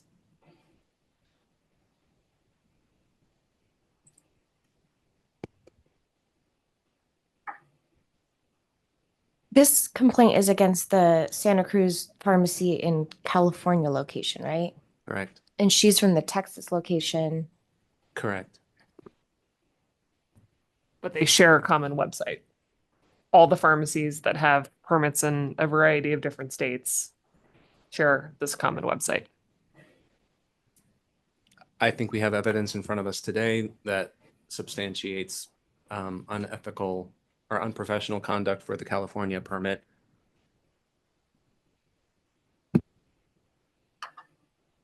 I mean, I'd like to hear from the California PIC since it's against the California permit. She was on earlier, but I'm trying to see where she is. Oh, can you hear me? Oh, there she is. Yes, Yeah, I'm please here. introduce yourself. Yeah, my name is Anju Ellen Shim. I'm a PIC from Santa Cruz RX, California, Paso Robles, California location.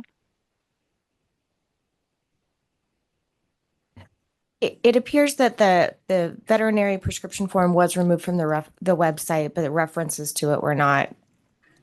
Is there a way that we can table it and have them edit those since the form that is actually in question is gone?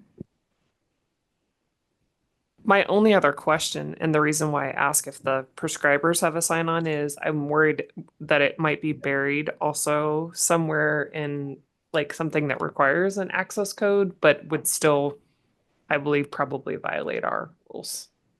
Can I say, we were actually we are updating the website because we used to have a wholesale business and we stopped operating wholesale business in May 2024. So we did go through rebuilding the website, and then we completely removed that form, veterinarian form.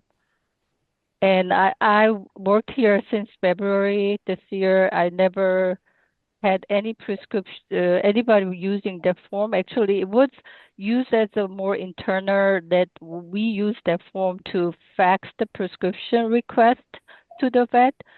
So I think it was our oversight that we completely removed the form. So now it's gone. And then the reconstructing, updating our website's been completed. And I think our a compliance officer, your compliance officer also have checked, and it was completely gone from our website. So on your website, you have a section on here that is Ultra Cruise Vet Partners. What is an Ultra Cruise veterinary partner? That's more for our animal health, like a non-prescription, because we do have a retail business, the animal health products. I think that's what they mean, the veterinary and partners.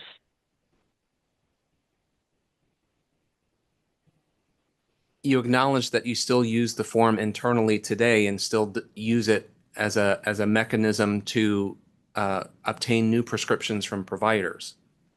Well, You just made a mistake. we fax when we need a prescription or prescription by fax, we send the form so the doctors know where we it's like a fax cover sheet, so they know whom, like who's requesting the prescription. I'm sure like all the pharmacies, they have a fax cover sheet. So that's why we're using it as like a fax cover sheet when we request the prescription. And that's allowable by us, right? We just cannot have that on the website's listing as like a large company would request a refill request in the same similar way. But that has a medication name on it and everything. They're using a form that doesn't have that. But other companies are able to request prescriptions that the patients have just asked, I used to get this at the competitor and now I want to get it at your pharmacy. Can you call my doctor asking for it? Or we would just, can I have a prescription for Lasix or something like that? So I agree that we do this at community pharmacy, but to the point that we had a concern about having this form access to public. This is the biggest concern. And we already mentioned that to them. We asked them to remove it and they failed to remove this. So to me, this is like they're not taking it seriously, or maybe they didn't see the point of state of Arizona about having this form removed. So my concern now, even I don't see it online, is it buried like somewhere? So if it says for internal use only, I mean, that's totally fine. It doesn't even say for internal use only, it's just for public to use it. So it's the burden on them to prove that this form doesn't exist anymore. Well, like I said, you already check our website, and then I mean, this is like IT, our website builder. So I have assured that they completely removed that form from our website. It's not just only remove it. You need to have a policy that or something to prove that you don't have this form or use it, and you give it to like public to use it. This form should be only internally used, and you can internally you can use whatever form you want, but public should not have access to this, and you should not like send it to public, and this is our concern. Right. So I mean, this form is only for internal use. Like it's like a fax cover sheet. So when we request a prescription or refill from the veterinarian, then we fax with our like notes that we fax it to them. So it's only for internal use. And I'm sure every lot of pharmacies have their like pre-printed form with their pharmacy name and pharmacy information. Just it's easier. So but I'm not sure if every pharmacy has the retail No, we do. We do have pharmacy, forms. We do have Right. forms. We use it internally. We don't Right. give it to public, or nobody has access Right. to it. Not even providers has access to it. You know what I mean? So I mean, just what the concern here that we already asked you guys to remove it and you have not done it yet. And then, I mean, maybe you thought it's removed, but now we just saw it still there. No, but you just know the less communication that you have checked, and then you are sure that it was completely gone from the website. No, it's still there, right? But we No, found it's not there references- anymore. But we found references to that form. throughout your website right now that we're looking at. What I just- reference are you referring to? I just found the form online too. So it's still there. Okay, can you, because I checked with the IT and then they told me that it's completely gone. So could you instruct me where to find the form? Where you found the form on our website? Is it cached online or? Yeah, I can refer to, I mean, I don't build the website, so what I do is I contacted our website builder and then they assured that they completely removed the form.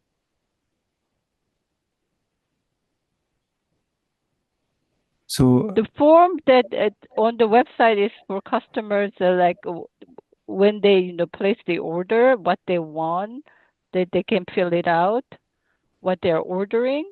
That's the form we have on the website. yeah, it's still there. It's just I have a computer next to me. We still have access to it. You know what I mean? And then it's not removed. So I don't know. So it is like a new Prescription. application or Okay. Okay. Yeah, I object to that. What form are you referring to? The order form is for the customer to request what they're ordering. So is that the form you're referring to? So the Because title there is Santa Cruz RX veterinary prescription form. okay, so could you show And it me says how you for found the vet form? use only. It is basically for doctors. So Tariq, yeah. I guess just to remind you what we have before us, we have a complaint for the California pharmacy, which this individual, I forget her name, is representing, and we have a new permit application for the Texas location that the other individual is representing, and they both share a common website. Okay. That's correct. It's Could you been tell us pending. where you're seeing this form? You say the vet form is still there. Could you instruct us where you're finding that? Can we go back to my question for the staff? If we were to table these matters today to give our staff the chance to investigate this further, do we have any issues with timeline for the open application and for the complaint? I feel like we need to give Mr. Castaneda more of an opportunity to work through the website, since there appears to be some different places that perhaps we didn't catch it the first time. Madam Chair, for the complaint, no, there's not a defined time period. For the application, it depends on if we submit a request for additional information, we get put in a timeout period where the time clock stops. But if they submit that information tomorrow, then the time starts up again. So we may be up against the wall on the application. The option I can propose is obviously the complaint. We don't have a time period, but the application, maybe allow them to withdraw, and once everything is settled on their end, they can reapply.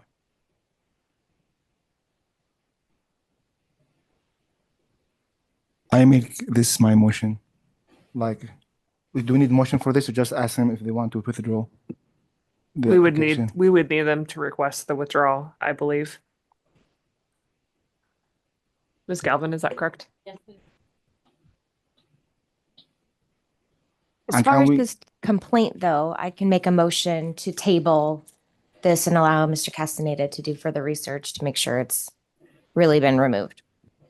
I would also like to include finding out information from the permit holder if prescribers have some sort of access to the website that is not available to general public as a part of that.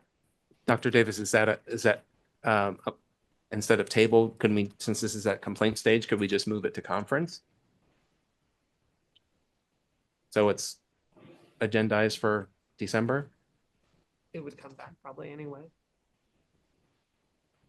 Yeah, I can see that. I'll make a motion to move the complaint to conference. Second.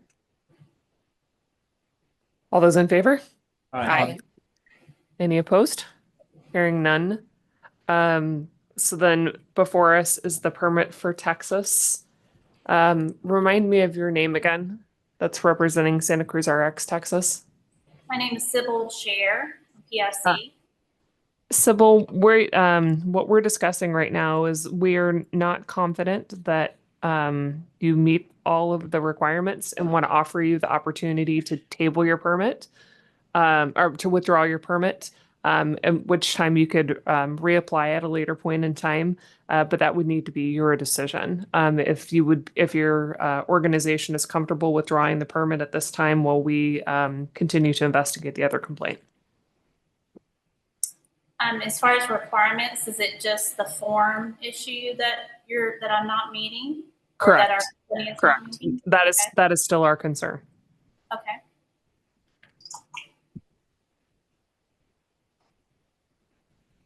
Are you willing to withdraw your application today?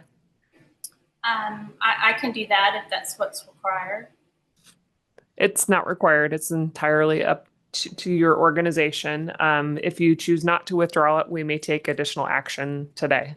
Is that fair, Dr. Grande? That is an accurate statement, yes. I feel like I need to check with my supervisor just to include her in that decision. I think that's fair. Do you think you could check with her and then perhaps come back to us maybe after our lunch break at 1 o'clock Arizona time? I can do that. Okay. We'll come back to your item right after lunch. Then when we resume for lunch at 1 p.m., we will ask you these questions again. But I do want to give you the opportunity to make sure that this is what's right for the business. Okay. Is that good with everybody? Okay. Okay. We'll come back to that after 1 o'clock. Thank you. Thank you so much. All right, let's move on to 12A. Sleep apnea solutions. Madam Chair, just a friendly reminder, I had a request from the audience. They're having a hard time hearing us, so if we can speak up into the mic, move it closer to us or move closer to the mic, that'd be appreciated. Good morning. If you could please introduce yourselves for the record. Good morning. My name is Jerry Thomas. I am a licensed respiratory therapist, and I operate a company out of my home, Sleep Apnea Solutions. 99% of my business is shipping and supplying sleep apnea supplies and products to patients. Upon an audit in August, it was determined that I have a medical gas supplier's DME permit. It was noted that I didn't have a distribution permit, which I applied for. And I only have one basic company that I supply oxygen tanks to about once a month. And so once again, it was determined that I didn't have a distribution permit. Thank you. Compliance officers, if you would like to go ahead and introduce yourselves. Jordan Jimmy, a licensed administrator. Ben Castaneda, the compliance officer. Mr. Jimmy or Mr. Castaneda, would you like to add anything to the summary that Mr. Thomas has already provided? I could just read my summary that I have here if you don't mind. All right, sleep apnea applied for a durable medical equipment distributor permit on August 8th, 2024. The applicant holds a durable medical equipment supplier permit. The relocation from a commercial facility to the owner's resident was approved by this board January 2023. The applicant holds a zoning use permit issued by the Pima County. All storage must be done inside. The applicant may have been providing distribution services without a distributor permit. Thank you, Mr. Jimmy. Mr. Castaneda, have you visited this permit holder? Yes, I visited him one time prior, as the owner just stated, for a routine inspection. And then I went back and revisited again just to look at where he might be storing oxygen tanks potentially after, which was probably a week or two ago. And did you have any concerns from your visit? So Mr. Thomas stated that he stores empty oxygen tanks outside in his vehicle. and they're strapped down like a tie strap to secure them. And I believe that the zoning permit indicates that it's to be stored for inside use, must be done inside.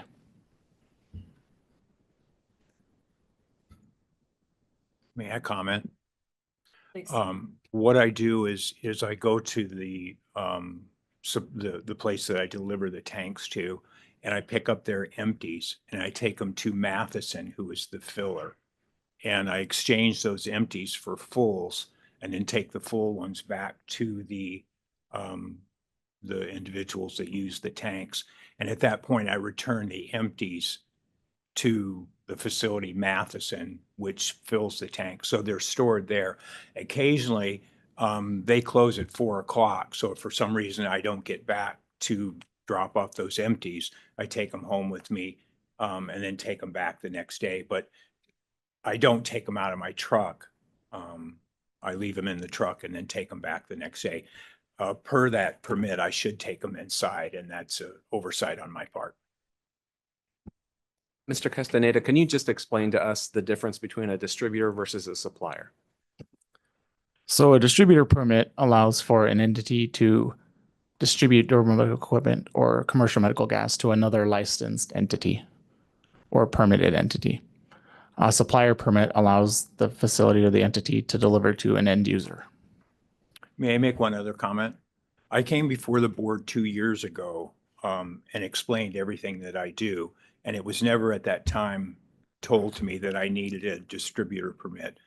I.e., if I need one, I'll get one, but I wasn't told that I needed one at that time. Mr. Castaneda, is it your opinion that he needs both based on the activities that you observed? So based on the activities that we observed, and I say we because Compliance Officer Carla Pudi and I went out to do the routine inspection, he is providing commercial medical gas to a provider's office, which would require a distributor permit. And he holds today he holds the distributor permit or the wholesale permit? He Supplier currently has a permit. supplier permit. Okay. So he can only send to a patient. Correct. But he has this new permit before us, which is what we're considering today. What's the definition of stored that the county has? I'm not aware of what the definition for the county is.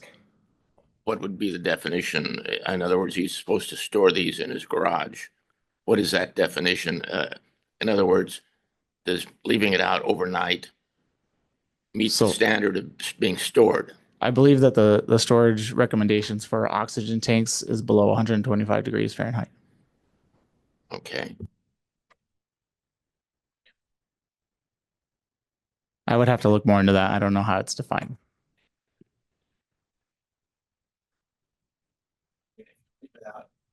Put in your garage or pull into your driveway and leave it there 2 hours, is that considered stored or is it overnight? That's what I'm asking. So I don't know the answer to that. I could get it to you if I had a little more time. I think the other concern is security of a prescription product, which commercial medical gas is.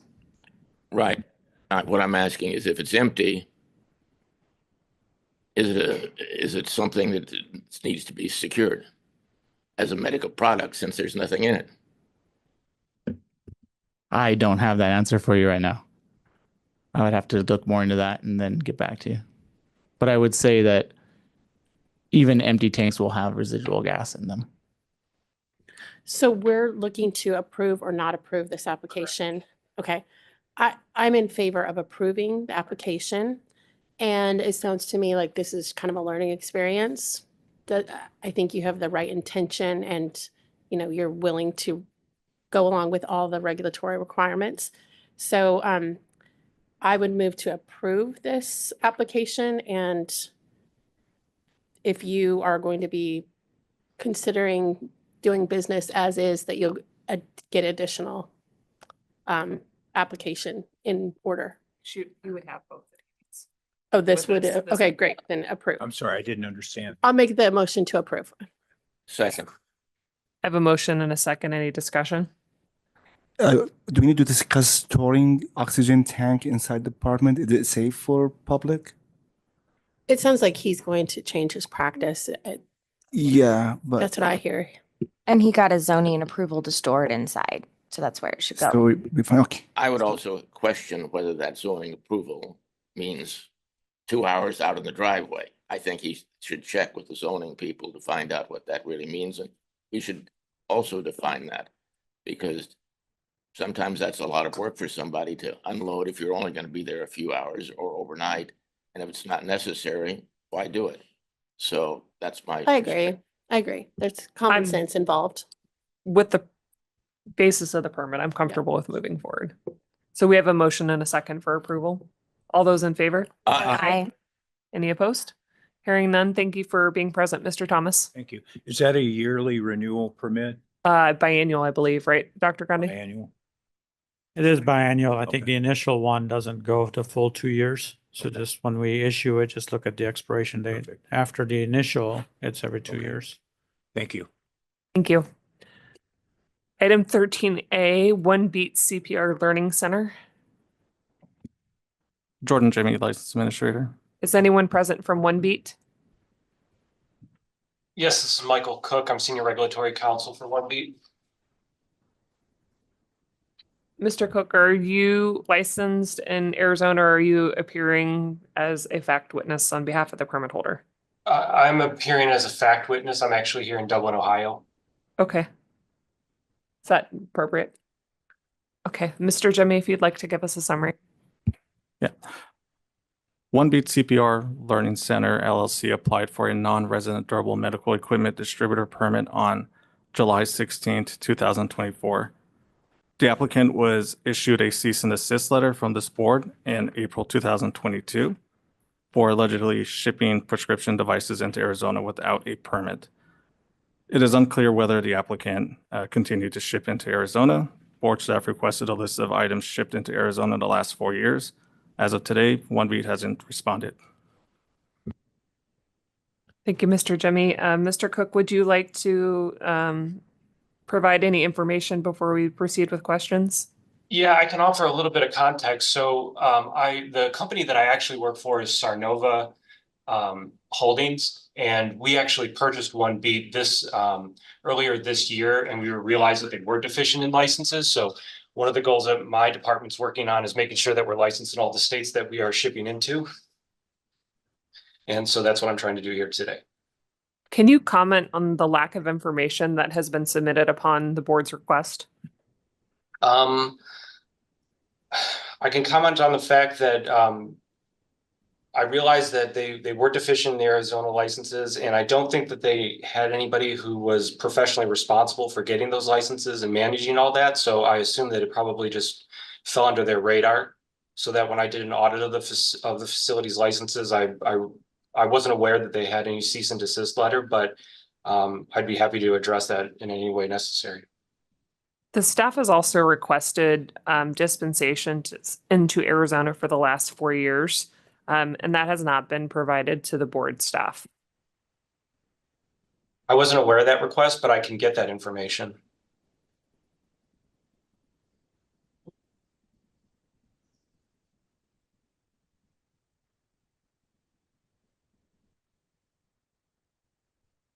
I don't think we can do much until we have that information.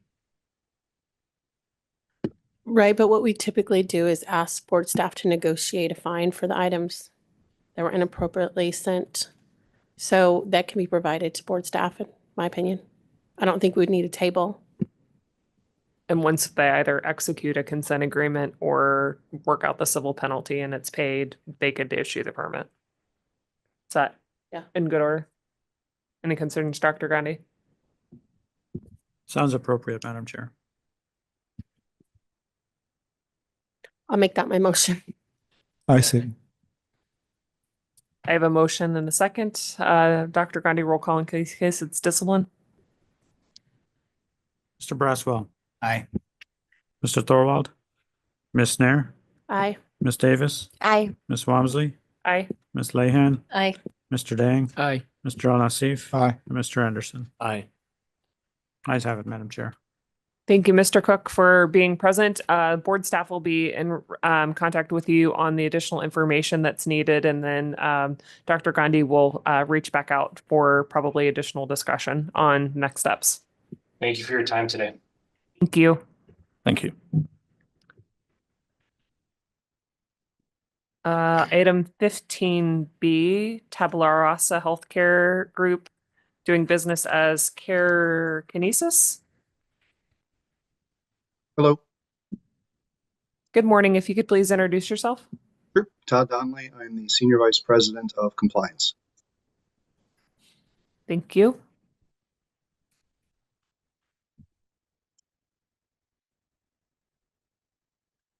You could give us a brief summary. Hello, board members. This is Ram Kalupuri, Compliance Officer.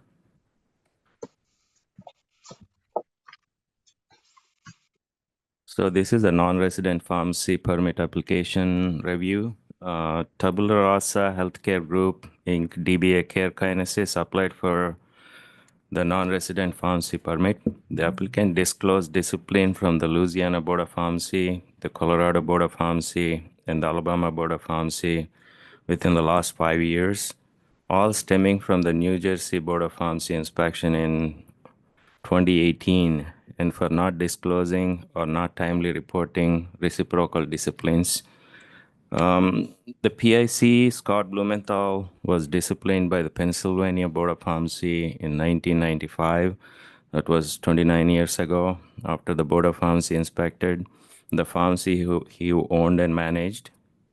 And according to the applicant's compliance analyst, on rare occasions, one of their patients needed to travel to Arizona.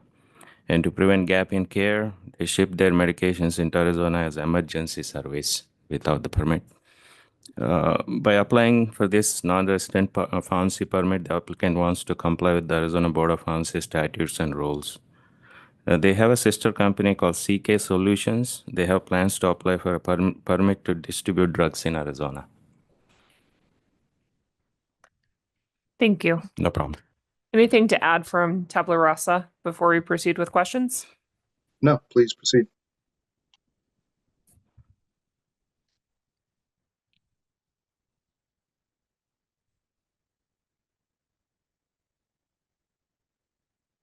Can you just tell us more about the Colorado situation where prescriptions were sent into the state?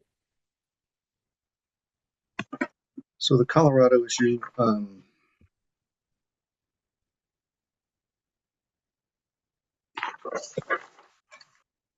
just looking at the notes to see which one that was. This was the 2019 issue, I'm assuming, or the 2021 issue. 2018, I believe.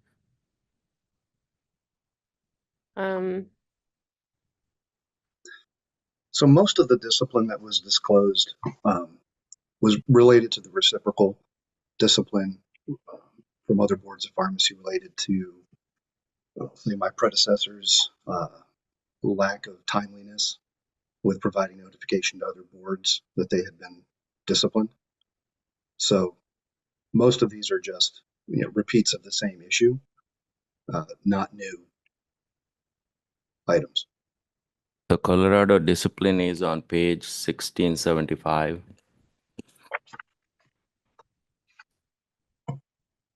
He reported all of the prior discipline, correct? Yeah, these are all stemming from the New Jersey Board of Pharmacy inspection in 2018.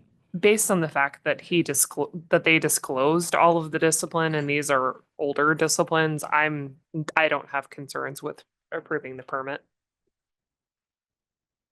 Yeah, I just was curious about, it was in my notes and I don't know where it is on here, but I just have distributed medications to a practitioner in Colorado. I was just curious about that. So when the company got started, they take care of PACE programs, which is a program for all-inclusive care for the elderly. And as part of that process, they provide all the prescriptions for the patients specifically, but then they were also providing the floor stock medications used at the actual PACE facilities. And at that time, they were under the understanding that they were able to do that out of the pharmacy under the exception for wholesale transfers. When that came up with Colorado, they obviously learned that that wasn't the way it should have been done. And as a result, they opened up a separate company, which is a NABP accredited wholesaler, which is licensed in all the states where they take care of patients. So now all floor stock is provided directly to those clinics through the wholesaler transfer. The meds transfer, legally from the wholesaler to the clinic under the clinic's license and are used for, in-office administration. Prescriptions for the patients are filled by the pharmacy and sent directly to the patients. So we'll call that a learning experience for them, and there haven't been any issues since then. Thank you for the That explanation. was from 2013, the Colorado, the issue that you're bringing up. Hearing the explanation, and I don't have concern over reciprocal discipline, so I'll make a motion to approve. I second. A motion and a second. Any discussion? All those in favor? Aye.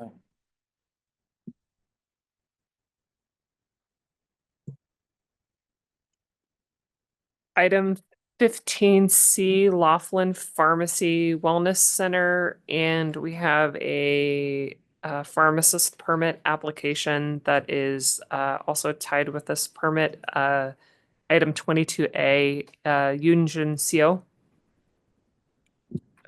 Good morning, board members. This is Michael Lin. I'm an attorney that's representing Ms. Seo. I did inform the board early this morning that Ms. Seo actually has a family emergency where we would like to request a continuance, but I am here at your disposal if you have any questions regarding Agenda 15C or 22A. Thank you. Mr. Lin, are you also representing Laughlin Pharmacy? No, I'm not. Is anyone present from Laughlin Pharmacy?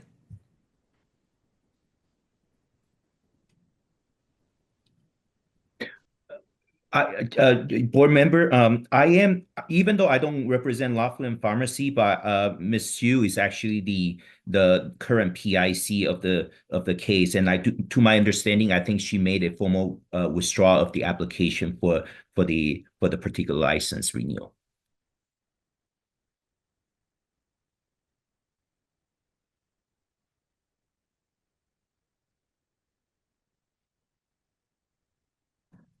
I would like to talk to her before we do anything with the Laughlin license. Is there any concern with tabling this to the next meeting based on her request? Mr. Lin, is your client available tomorrow, or is she? Yeah, she unfortunately, her son actually had a suicidal episode, so I'm not sure whether she's going to be available because it is a pretty emergency matter. So, I hope the board can understand that. Yeah. Madam Chair, I think the only concern I have, and I'm sorry, Mr. Lin, if you can pass on the board's thoughts to your client about her situation. Sure. Madam Chair, her active license in this state, to me, seems a concern because of some of the activities that took place at Laughlin. That's the only reason I would like the board to make some form of decision today on her license, whether it's an interim suspension so she doesn't practice in this state until we resolve this matter. But it is a concern, and it involves compounding practices, of course, and that's a serious matter across the country today. Mr. Lin, is she working at all in Arizona?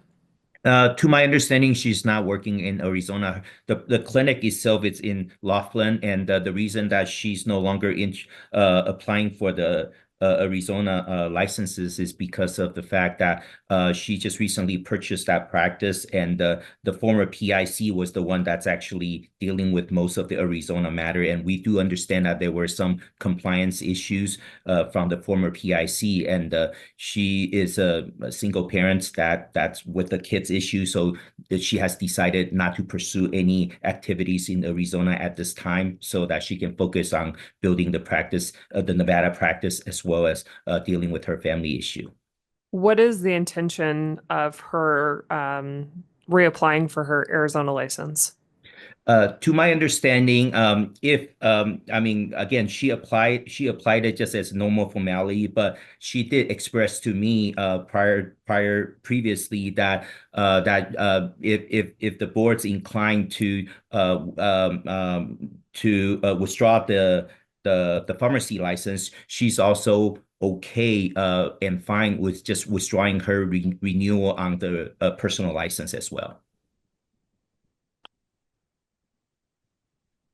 Miss Galvin, would that be appropriate? That would be one option. It does not address her personal license.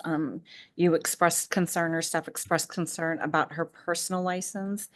Mr. Lin, would your client be agreeable to signing an interim consent agreement, perhaps for a practice restriction in Arizona where she doesn't compound? Yes, that I don't foresee any issues with that Requesting because reinstatement, isn't she? I thought that's what her request. It's a renewal. It's a renewal, not a reinstatement. correct. Correct.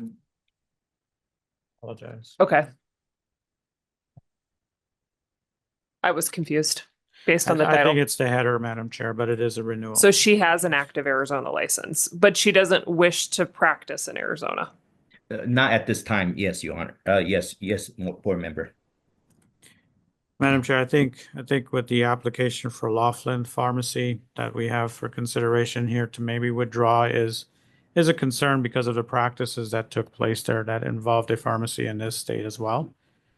And simply allowing a withdrawal for that application would leave no paper trail as to the problems there.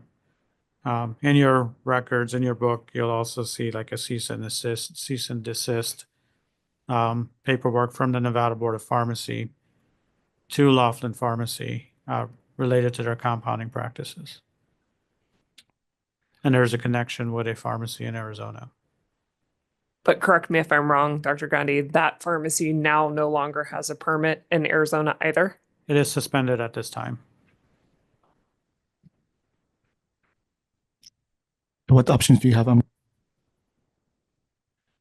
The one option is obviously withdrawal that Mr. Lin is proposing. The other option is denying the application, which would allow us a paper trail to say, hey, we took action against this.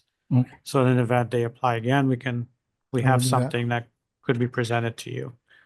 Allowing the withdrawal, we wouldn't have a paper Trail. trail to present to you in the future if this came back. So I move to decline the application. I have a question. This Yeah. PIC is a new PIC and new owner. Were these compounding practices in place under her ownership? And Yeah, I believe she was a pharmacist there while this happened. Mr. Lin, did Miss Seo work at, I think the name of the other pharmacy was D-Flat Pharmacy? No, she never worked there. And what was her connection with, I believe under the original application, there was another owner, staff, correct me if I'm wrong, that was associated with D-Flat Pharmacy in Arizona? That's correct. Yeah, it's actually Tuvo, and she was the PIC at the time. And to my understanding is that I call her Michelle. Michelle is actually the wife of the owner of Deflate. And what is her relationship with Laughlin Pharmacy? I'm sorry. You meant Tuvo? Yes. Currently, she's no longer an owner of the place because my client actually purchased the practice early September. Does she still practice as a pharmacist in Laughlin Pharmacy? Not that I'm aware of at this moment, of course. I know that my understanding, there was a transition period previously after the purchase, but to my understanding, she's not working there anymore. Madam Chair, if I may, I'll ask one more question. How long has Eugene So been a pharmacist at Laughlin? Well, the pharmacist at Laughlin, the business license, they actually just opened it up in December 2023. So this was actually a very short time span. And of course, unfortunately, with Ms. Vo's situation in December, she decided to sell her interest. So because her working over there, she as a pharmacist on a regular basis, she decided to purchase the practice.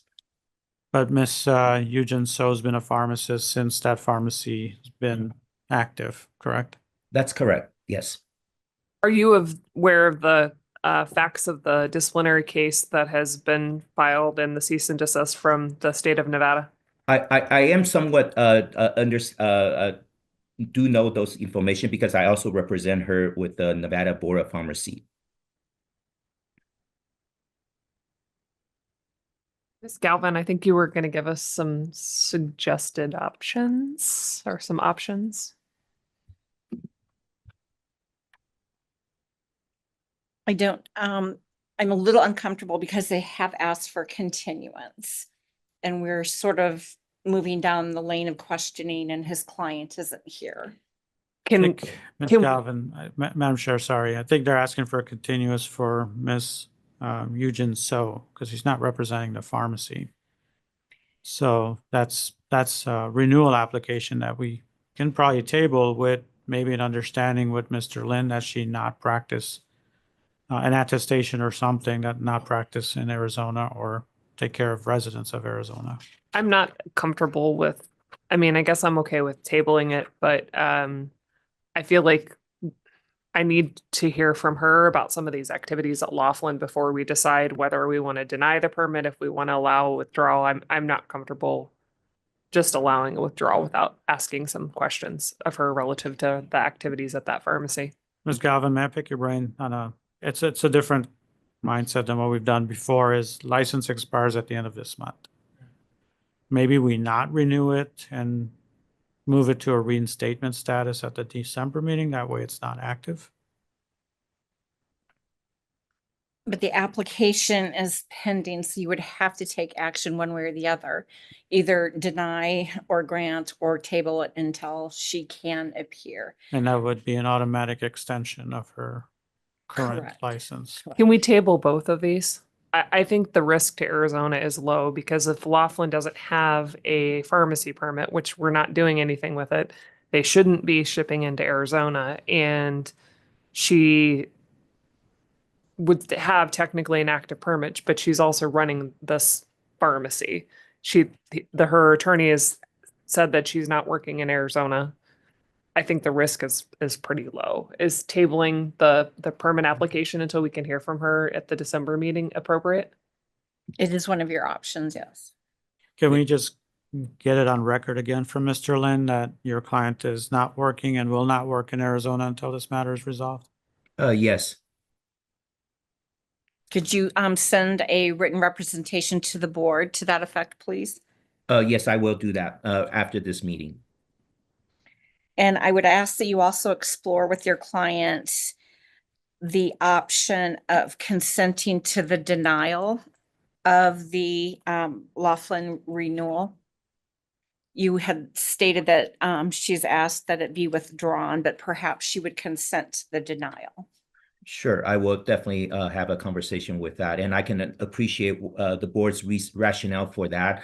I think from my client's end, at least, having a paper trail or not having a paper trail, if it's going to assist the board's decision in concluding at least the pharmacy's license portion of it, I think there shouldn't be any problem. But I will confirm with her, and if she's agreeable to that, I will provide a formal letter to the board. And board, perhaps you could delegate to staff that in the event she consents to the denial, we could go ahead and process that and it would be approved. So Mr. Nassif has the Yeah, motion already on the table. Yeah, I withdraw my motion. So because we had further discussion now. So Ms. Galvin, could you give us a suggested motion with regards to Laughlin Pharmacy? And then we'll take Ms. Seo. Okay, so we are going to move to table that renewal application. Pardon me? The original application. Mr. Lin is going to submit a written representation that his client will not practice pharmacy in the state of Arizona. And he's going to explore with his client whether she would consent to the denial of that application. And if she does consent to the denial, the board will delegate to the staff to execute that consent for denial and approve it without having to come back before the board. Otherwise, it would be tabled to the next meeting until we can speak That with was her. the first part of the Okay. motion, yeah. So moved. Second. I have a motion and a second. Since there's potential discipline, roll call. Mr. Braswell, Aye. Mr. Thorwald, Aye. Ms. Nair, Aye. Ms. Davis, Aye. Ms. Walmsley, Aye. Ms. Lehan, Aye. Mr. Dang, Aye. Mr. Al Nassif, Aye. Mr. Anderson. Aye. Ayes have it. Thank you. And 22A with Ms. Sio's application, noting that we are going to get in writing from Mr. Lin that she will not practice in Arizona. I would make a motion that we allow tabling this application till the next meeting. All those in favor? Aye. Thank you, Mr. Lin. Please express our concern for Ms. Sio's family. I will do. Thank you very much. Appreciate it. Thank Have a you. good day. Thank you. Bye. 15D Wedgwood Pharmacy and 19A, which is Wedgwood Connect. Hello, Mr. Morris. Hi, Roger Morris, Quarles and Brady, counsel for Wedgwood. There should be a couple of folks on the line. Hi. Can you hear me? Yes. Yes, if you could introduce yourself, please. Sorry. Hi, my name is Alice Lynch. I'm the pharmacist in charge at the Swedesboro, New Jersey location for Wedgwood Pharmacy. Morning, my name is Paul Yamamoto. I'm a pharmacist and I'm the senior pharmacist at Wedgwood Connect in San Jose, California.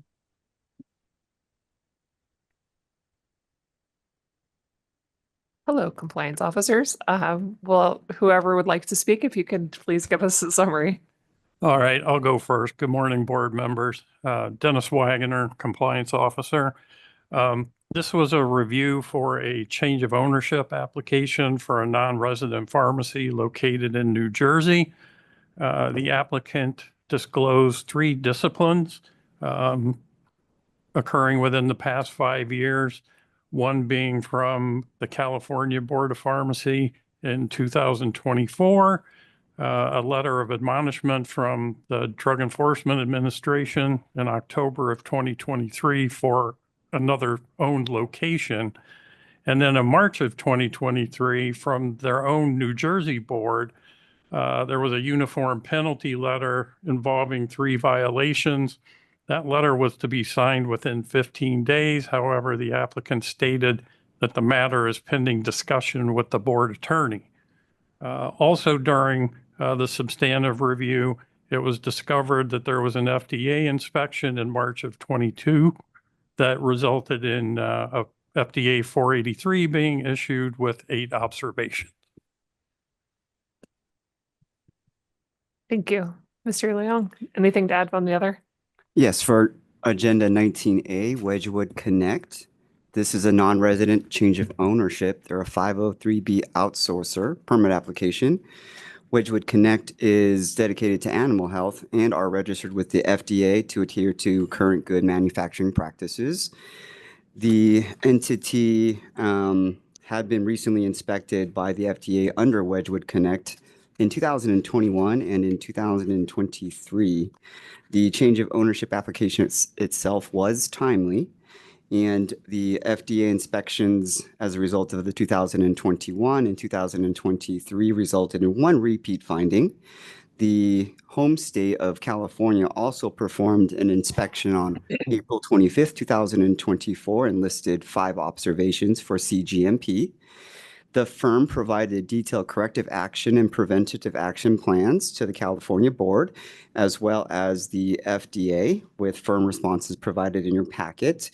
Looking at the responses, it seemed like the entity concluded with retraining, updates on policies and procedures, root cause analysis, and the firm had also provided the FDA closeout letters that are dated on April 28th, 2022 and September 17th, 2024, both listed in your board packet. Thank you. Mr. Morris, anything to add? Sure. Why don't we start with 15D? Alice, why don't you go ahead? Okay, is there something particular you want me to start with, or? I think they just wanted to hear your position on those. In fact, I guess I'll start with the 2-second summary. This is a change of ownership at the corporate level. Both of these entities have been licensed by this board for a number of years. All of these incidents have been disclosed appropriately to the board previously. Boards dealt with all this. The way you deal with change of ownership is you do a brand new review of the new owner, everything. But all of these things that you're hearing about, the board already knows about, and these licenses have stayed in good standing with the Arizona board at this point.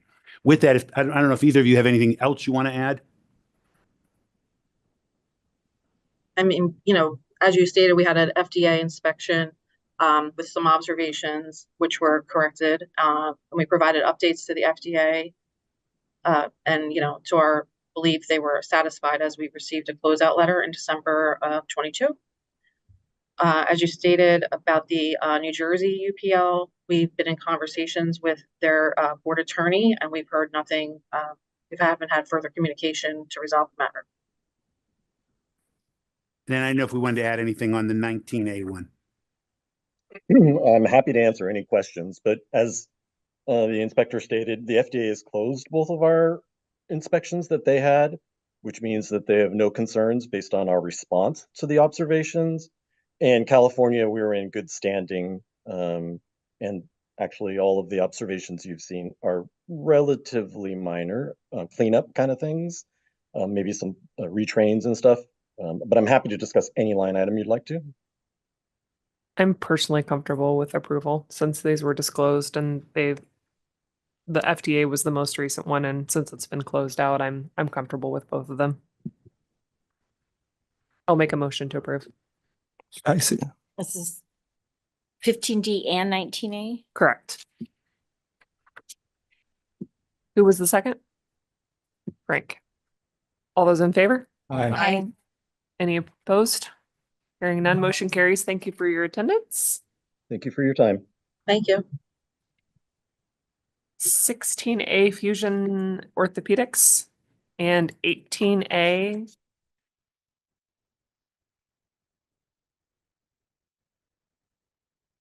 Good morning. This is Sam Rosaretta. I'm General Counsel for Fusion Orthopedics. Are you based here in Arizona? Yes. Okay. Compliance officers, would you like to give us a summary of both of these cases? Both of these applications? Hello, board members. Again, this is Ram Kalapudi, compliance officer.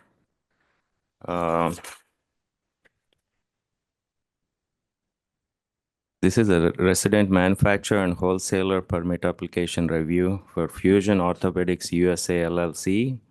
Applied for manufacturer and a full wholesaler permit on 5/10/2024.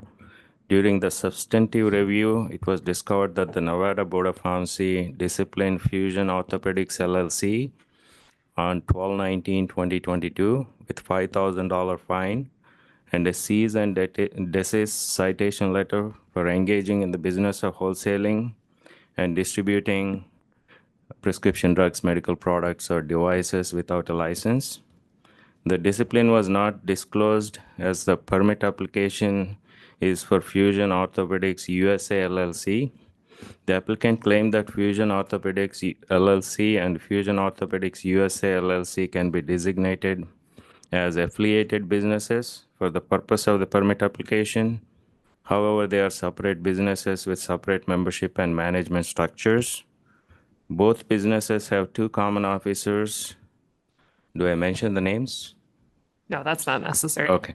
The applicant distributed 67,591 units in the state of Arizona under Fusion Orthopedics USA LLC from 11/29/22 to 8/2/24 and 44,651 units under Fusion Orthopedics LLC from 1/3/2022 to 7/9/2024.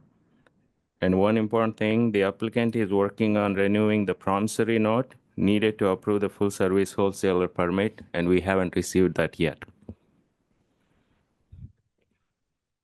Those distributions were done with an active distributor permit? No. No. Yeah. Dennis Wagoner, compliance officer. Just to add on to Ram's summary there, the board may want to clarify the ownership structure. We've been told that it's Fusion Orthopedics and Fusion Orthopedics USA are separate companies, yet on the FDA device registration website, the owner of Fusion Orthopedics USA is listed as Fusion Orthopedics LLC. So the board may want to clarify that. Also, there is no distinction on their website between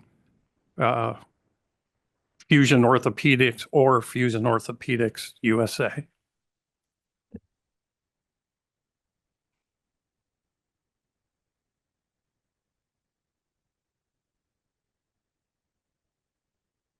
So in this, we have a couple issues. We have a failure to disclose Nevada discipline and then shipping lots and lots or distributing lots of things without an active permit. Yes. Correct. No And we're distributor missing- permit and no manufacturer permit. And we're missing one piece of the wholesale permit license. Yes. The promissory note.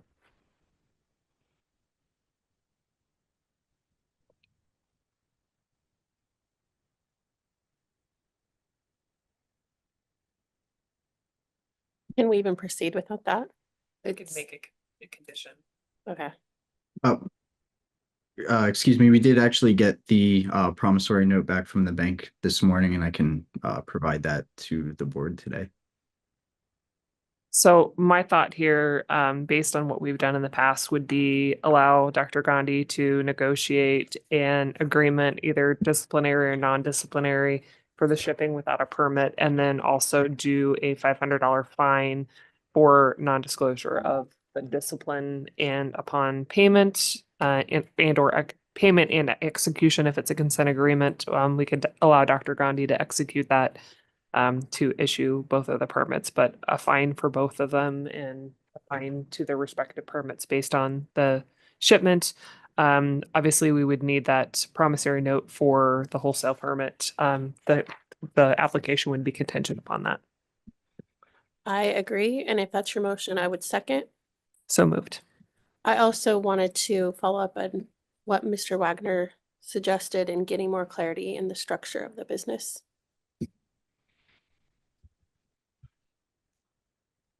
Can you provide more explanation of how the business is structured, what the LLC is, what the USA versus just the LLC? Yeah, so they're both set up as manager-managed LLCs, and they both have separate members and separate management entities. They do have common officers with the president and CEO of each, but that's sort of why it was kind of a gray area on the Nevada citation to Fusion Orthopedics LLC not being included in the Fusion Orthopedics USA LLC application, just because whether they're affiliates or not is kind of legal conclusion. So their position is that they're not affiliate companies, but for the purposes of this application, we can treat them as such, and the Nevada violation should have been included in the application. But yeah, so they have separate management structures. The two managers of Fusion Orthopedics are not the same management entities as Fusion Orthopedics USA LLC, and then the members of Fusion Orthopedics are not the same members as Fusion Orthopedics LLC.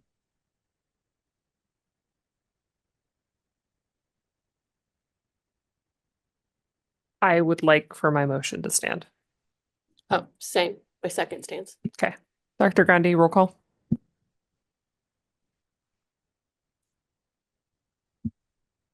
Mr. Anderson.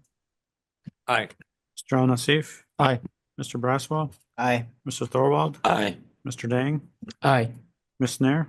Aye. Ms. Lahan. Aye. Ms. Davis. Aye. And Ms. Walmsley. Aye. Ayes have it. Thank you. Mr. Ross, our board staff will be in communication with you. All right, thank you. Thank you. 17A Sterling Distributors.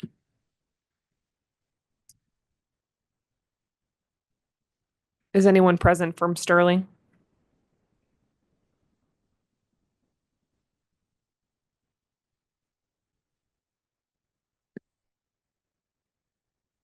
Mr. Leong, if you would like to give us a summary, I think this one should be pretty easy because they're asking to withdraw.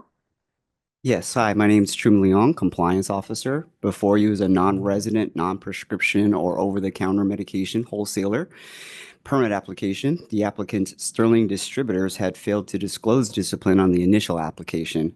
They had answered no to the question, has the owner, any officer, or active partner ever been denied a permit in this state or any other jurisdiction? But the Kansas Board of Pharmacy had denied an application in 2020.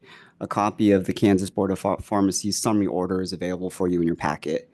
Board staff had reached out to inquire about the failure to disclose, and the applicant answered the question may have been incorrectly marked.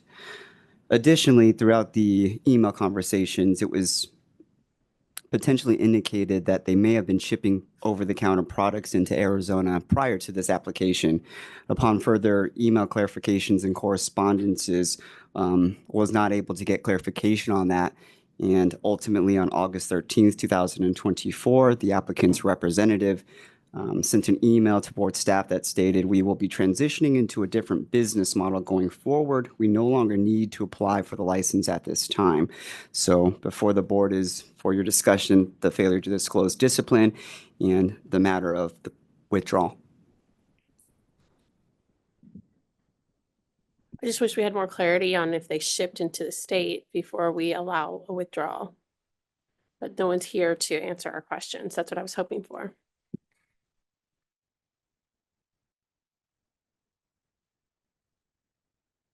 But if we deny it, then we have a tracking mechanism with this company again. So deny versus allowing withdrawal. Ms. Galvin, do we have substantial evidence to deny? Denying an application for failing to disclose previous disciplinary action isn't how you have typically addressed that. As well as shipping, But we shipping could- into the state, But we don't know. the volume. Correct. We could do a fine. That has happened in the past. Can we open a complaint on their home state? I believe it's Florida. About shipping to state of Arizona? Dr. Candy? You could make a A referral. referral to their home state? I believe it's Florida, isn't it? Yeah. I believe so, yes. I think one of the challenges is the violation wasn't in their home state. They may not be able to do anything. And I wanted to, I just got back on. Is this regarding Polaris? No, this is Sterling Distributors. Oh, guys, I'm sorry. I cut off, so I apologize.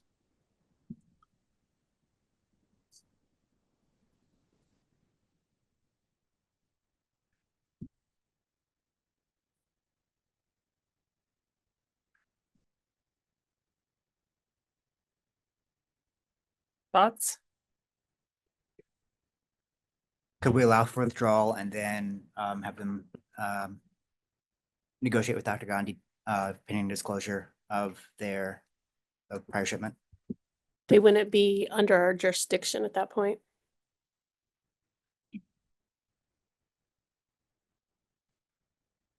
Can we subpoena for the records and then make that decision? We could, yeah, absolutely. I mean, one other thought is allow me to negotiate the terms, and if we don't agree to terms, then deny the application. That might be skipping a step and moving it forward. I'd make that my motion. I'll second.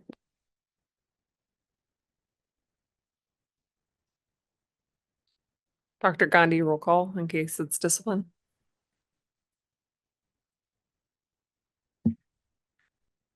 Mr. Braswell. Aye. Mr. Thorwald. Aye. Ms. Nair. Aye. Ms. Davis. Aye. Ms. Walmsley. Aye. Ms. Lehan. Aye. Mr. Dang. Aye. Mr. Al Nassif. Aye. Mr. Anderson. Aye. Ayes have it, Madam Chair. Thank you, Dr. Gandhi. 17B flash returns.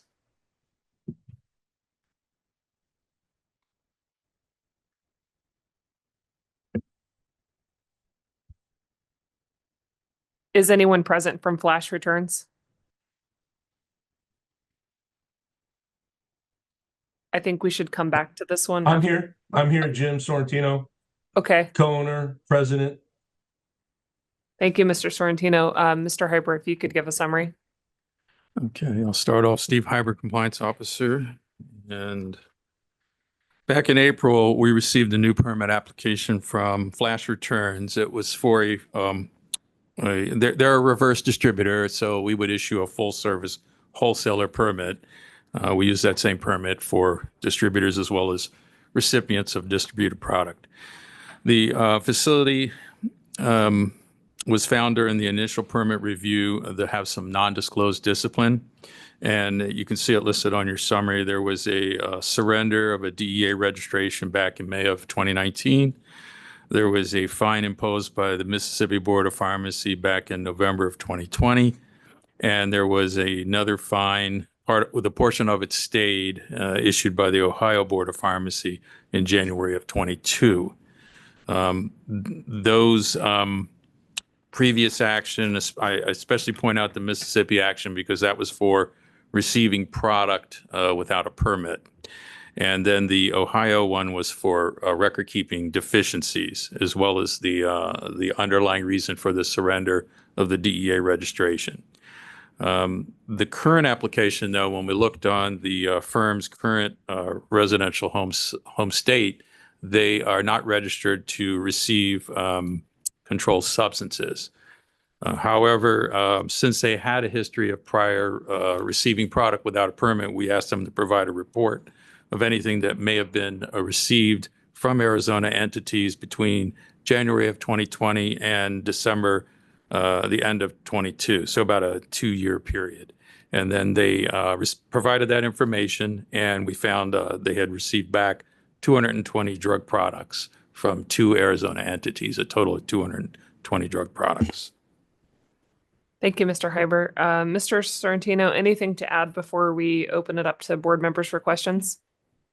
No, the only thing I would say is with the Mississippi, originally we never received, or I shouldn't say never, but apparently they sent us a notice for disciplinary actions that we were supposed to respond to. We never received it.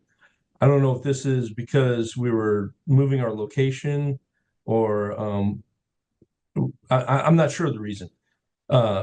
Subsequently, we did receive it and we made good with the state of Mississippi based on their allegations, et cetera, is none. So that's the only thing I would add to that. Mr. Sorrentino, based on the fact that you, couple questions for you about your procedures in your facility. Yes. So you don't have a DEA license right now, so that would mean that you can't take back controlled substances from any pharmacy, since you're a reverse distributor. What happens if a pharmacy accidentally sends you a controlled substance?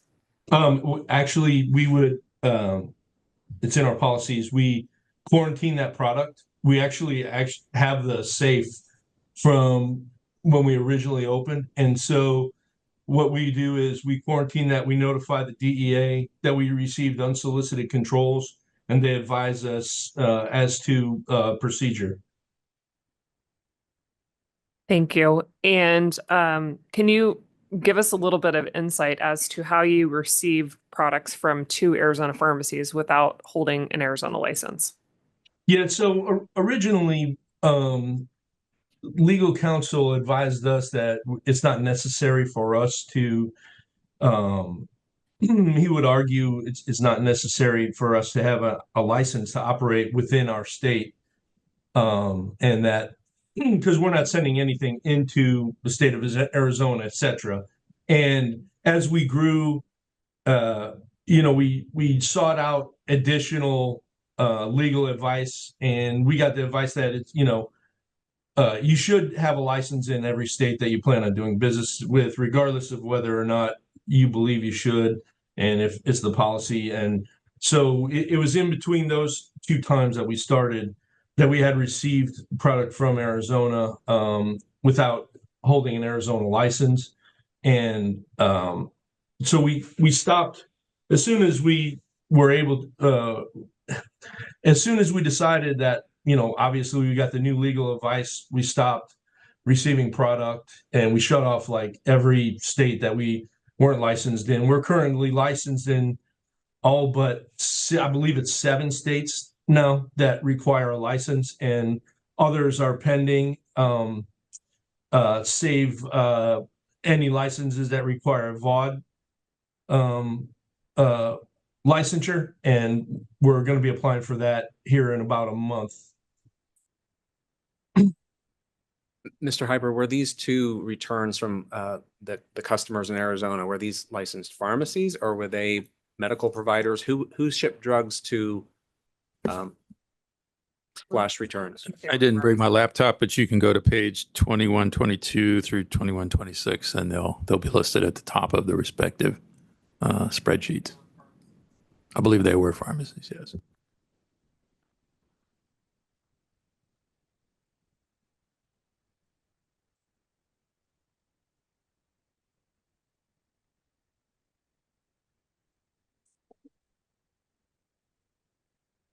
Why was your DEA license registration rescinded or surrendered, excuse me?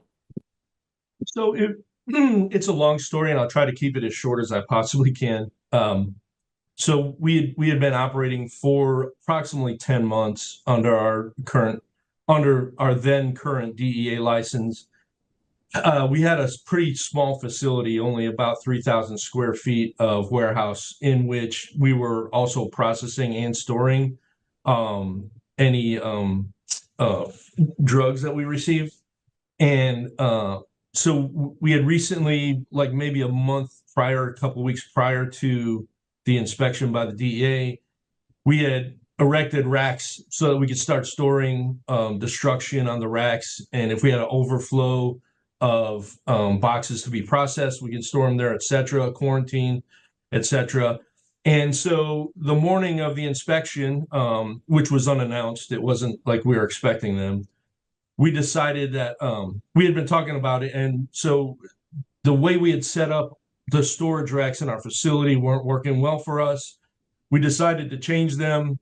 And so we were in the process of rearranging our racks for better access, etc., with a forklift. And the DEA came for an inspection. I advised them at that time, this is the situation. And as soon as they got into our warehouse and they saw that we were rearranging the racks, which I told them we were, they got very concerned, I guess you would say. I think in my opinion, we had some DEA agents that had never dealt with a reverse distributor before. I don't know if you're familiar. I think there's only about 26 reverse distributors in the country.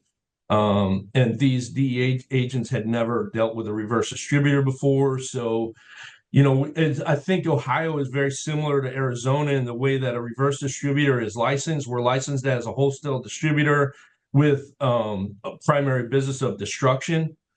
And so he kept, this agent kept asking me for invoices. And I tried to tell him, like, we don't operate that way. We don't operate with invoices. We don't, I know there's definitions of selling, and there's a definition that the DEA uses of selling and purchasing, etc.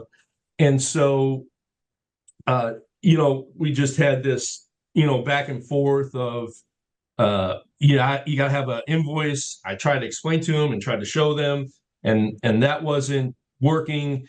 They wanted inventory, which we had a glitch with our system, and it took me about 20 minutes to get where I could give him a copy of the current inventory. Everything was inventoried, and there was nothing was missing. There were no infractions from that standpoint. any issues that we had were all like, we had a box for more than 48 hours that that contained C3s, 4s, and 5s that we had not processed yet. That was an issue. And when they came to us, they asked us, they said, like, here's your options. And we, like, controls is not a big part of the reverse distribution as far as profitability. We had an outlet in place. So, we decided to surrender our DEA license to forego any further issues with the DEA and move forward with our RX business. And subsequently, we made arrangements for all the controls to be destroyed by another. They're actually listed as a reverse distributor as well, but it's a destruction facility that's here in Ohio. Okay, thank you.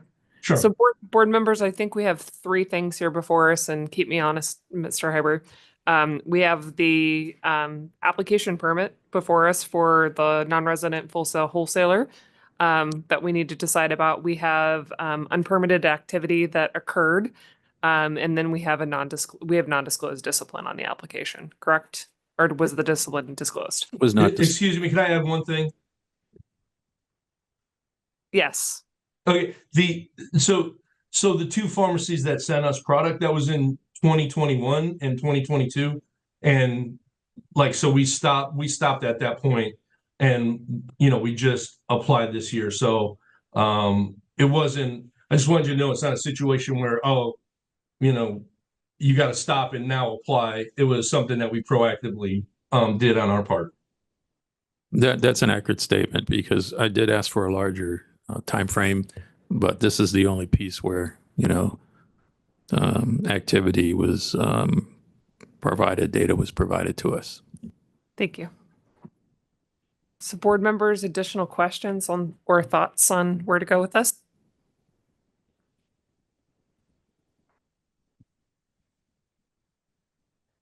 For activity, like 2 pharmacies shipped to them, I will move to dismiss. They didn't ship to Arizona, right? We shipped to them, correct?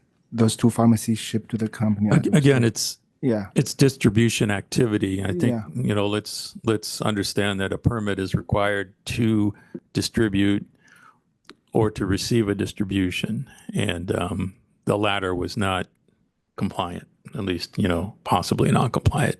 You'll decide on that. I don't think I've really heard anything saying that there's been a change in practice. So we've seen this happen at least in 3 states. So I haven't seen where you've mentioned that you've changed your practices. Well, I mean, I guess maybe we're licensed in all but 7 states currently. So we've changed and we're only receiving product from states that we're licensed in. Does that make sense, or am I not answering your question? It does. Thank you. Oh, okay. Can we just do the standard thing, like, non-disciplinary civil penalty for failure to disclose, and allow board staff to work out some sort of fine for the unpermitted activity, or they agree to $100 per item non-disciplinary civil penalty? Issue the permit And upon issue the permit. execution and payment. Yeah, I'm good with that. that's my motion. I'll second. It's $250 per. I think allow the staff to negotiate it like we have in the past. Do we need to go through the semantics of Sure, all of that's it? great. Either a consent agreement or non-disciplinary based on our prior.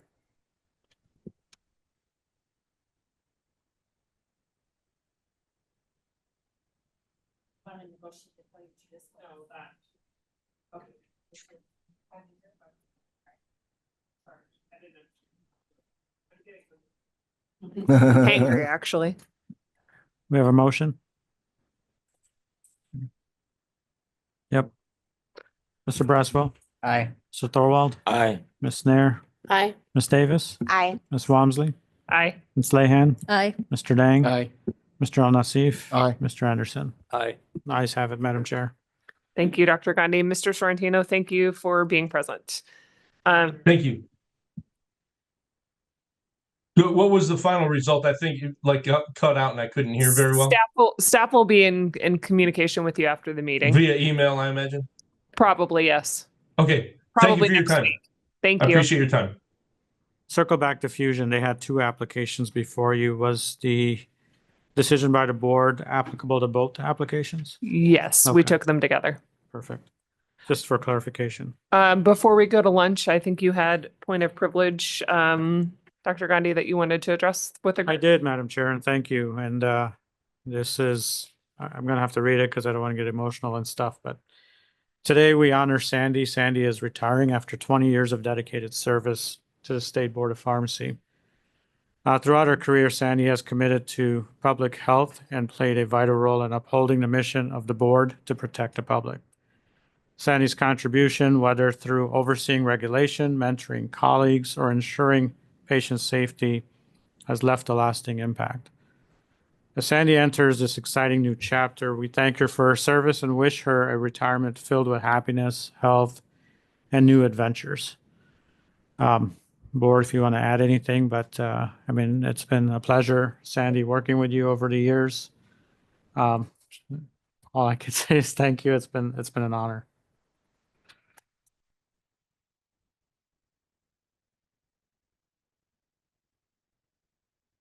I don't know if we want to embarrass her, but we have some items for you that we can perhaps give to you on the break. But thank you, Sandy. You've been a great resource to me when I was first a pharmacist in the state, and certainly I've enjoyed working with you since I've been on the board.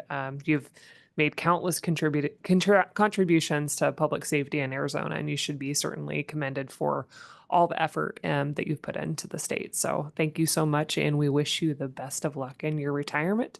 Maybe you can come back and visit us. You probably won't, but you know, it would be great to see your smiling face. Sandy, I just wanted to say you were my first inspector when I was a baby pharmacist, and you taught me so much about all the things that I was responsible for and to do, and you never made me feel judged when I was still trying to figure it out. And you always answered my questions that I sent you via email, no matter where I worked. And I really appreciate all the service that you've given to the practice of pharmacy and the patients in Arizona. Anything else? I think with that, Madam Chair, we have a little celebration Yes. for the team in the next room. All right, we'll break for lunch at this point and we'll come back at 1 o'clock. Thank you.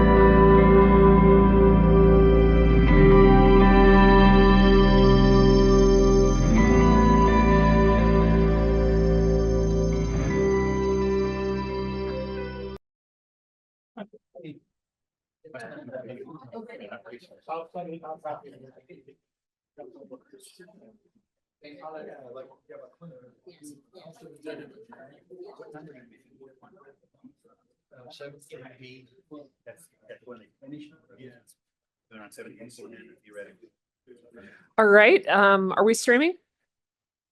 We good? All right, welcome back, everybody. We will reconvene the meeting. As promised, we'll go to item 15A, which was the application for Santa Cruz RX, Texas. Hello, Hi, welcome back. welcome back. Were you able to meet with your leadership? Yeah, we are going to withdraw the Texas application at this Okay. time. And I did submit my payment back in January 9th. I'm assuming that's forfeited. Yes, it would be. Okay. Okay, well, that's what we've decided. Board members, do I have a motion to allow for the withdrawal? Madam Chair, I move that we allow for the withdrawal. Second. I have a motion and a second. All those in favor? Aye. Any opposed? Hearing none, thank you for getting back with us again. This will not preclude you from applying in the future. Okay. All Thank right. you. Thank you for your time. All right. Dr. Gandhi, do we want to go to conferences or keep going in order? 17C, I think, is an easy one. We can manage Okay. real quick, if that's okay, Madam Chair. Okay. Or 17C Accutome Inc., doing business as Keeler USA. Yeah, I've been having a discussion with their attorney, Mr. Rosen. I believe he's online. He's not licensed in the state, but he wanted to be part of the meeting so he can hear the conversation. Okay. But Mr. Rosen and I have been talking about Accutome, and it seems like the application, they disclosed disciplinary action. It's nothing but shipping into another state without a permit. And they've also shipped into this state without a permit. So we've been talking about terms and so forth. So I think if we do the usual route that we normally do for shipping into this state and allowing me to execute it and then issue a permit upon payment, I think that would be appropriate. Yeah, that's where I was thinking. Board members, do we want to hear a summary or are we good with moving forward? I'm happy to make that as a motion. We're good with moving from it. Yeah, I hated to take Ram's thunder, but I figured I'd just cut to the chase since we've been in dialogue back and Yeah, forth it's with all the good. permit holder. You captured the essence of it. Thank you. So I second your motion. Plenty of fixed time today. Since this may be disciplined, Dr. Gandhi, do you want to do a roll call? Absolutely.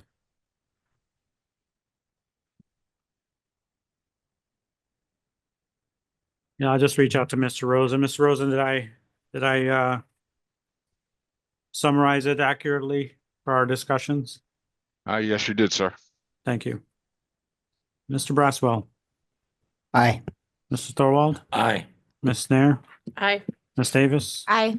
Ms. Wamsley, Aye. Ms. Lehan, Aye.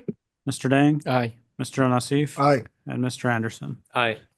Ayes have it, Madam Chair. Mr. Rosen, you'll hear from me shortly. Okay, thank you very much. Thank you. Thank you. So conferences next? Sound like a plan? Let's go to 25A. I'm recused from this one, but they are not back yet. That is true. Madam Chair, we do still have a couple applications. Or we could do 25B too. What, I don't know, what do you want to do? It's 25B present community clinical pharmacy and Brandon Hendrickson.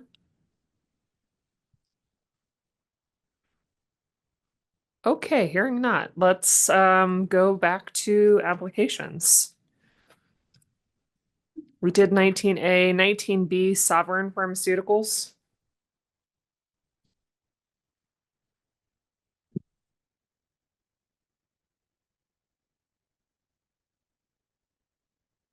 Is anyone present from Sovereign Pharmaceuticals?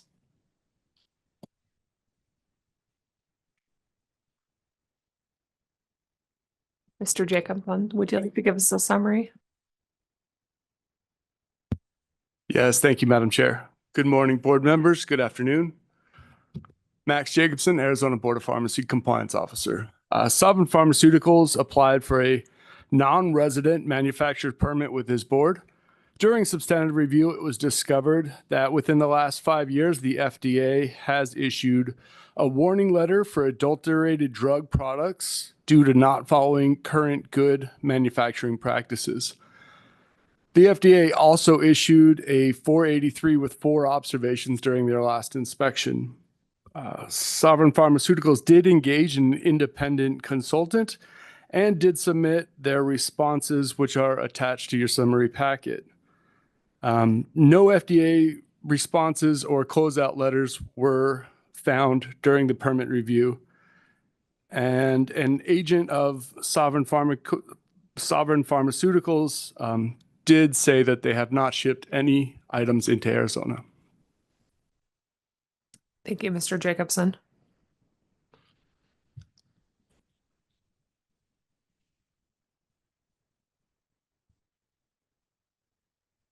The only thing that concerned me about this is that there wasn't a closeout letter from the FDA. I don't know what the normal time frame is. I know it can take a little while, but that still seems like kind of a long time here. Correct. That's the challenge is FDA kind of works on their own timeline sometimes. That's why I provided their responses to the closeout or to the warning letter and the observations. It does make me feel a little better that they hired a consultant.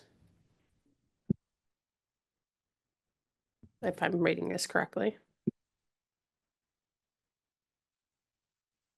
Thoughts on this one? It's been 2 years though. Mm-hmm. October of 22. Yeah. 2 years. What's the status of their Texas permit? I believe that it's open and they would have provided it with the packet, with the application. It should be in your packet under their complete application.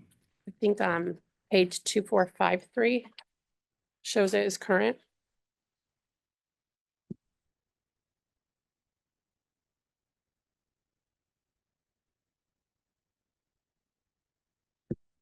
I think I have enough confidence to move forward with approving, so I'll make that my motion.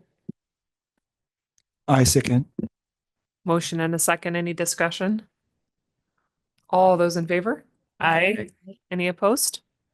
Hearing none, motion carries. 19C Coupler LLC.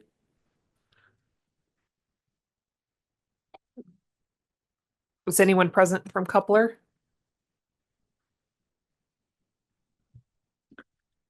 Hello, Mr. Wagner. Good afternoon. Dennis Wagner, Compliance Officer.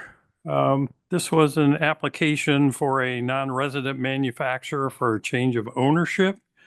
The application indicated that the new business would be opening on April 1st. However, when during questioning during the review, it was discovered that the change of ownership actually occurred on April 3rd, 2023, and was not reported to the board.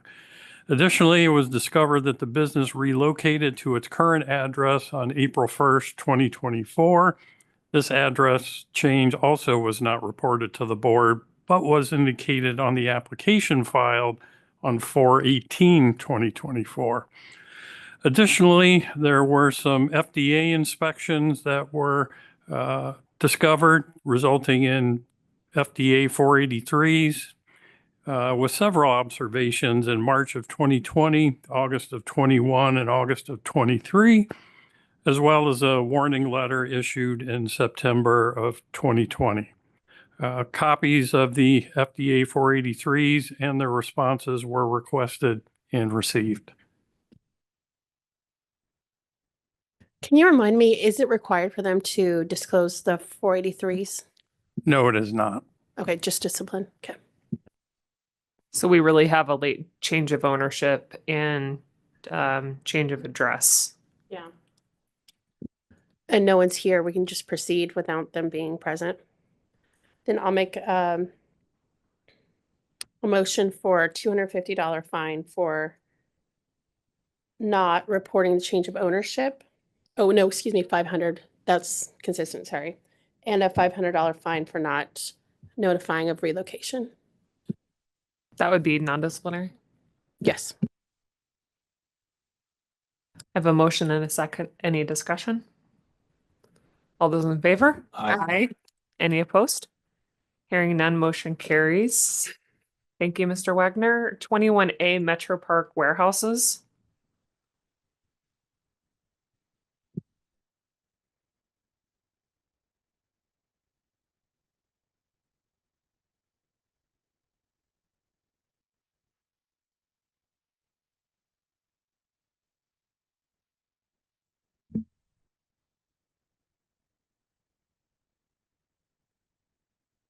Is anyone present for Metro Park? Mr. Leong, do you want to go ahead? Yes, thank you. Members of the board, my name is Trim Leong, Compliance Officer. In front of you is a non-resident change of ownership 3PL permit application. The applicant is Metro Park Warehouses LLC. They had underwent a series of ownership changes in different phases. On or about November 2022, Metro Park, the entity, went from its individual entity into an incorporation. And then again in January 2023, which is their final change of ownership, they went from Metro Park Incorporated into Metro Park LLC. Ultimately, we have a final ownership change on that January 2023 date, and the board received their completed application, which is considered untimely, on September 11th, 2023. Thank you, Mr. Leong. So we have a late change of ownership and a change of, wait a minute, that's the wrong one. Yes, an untimely change of ownership application.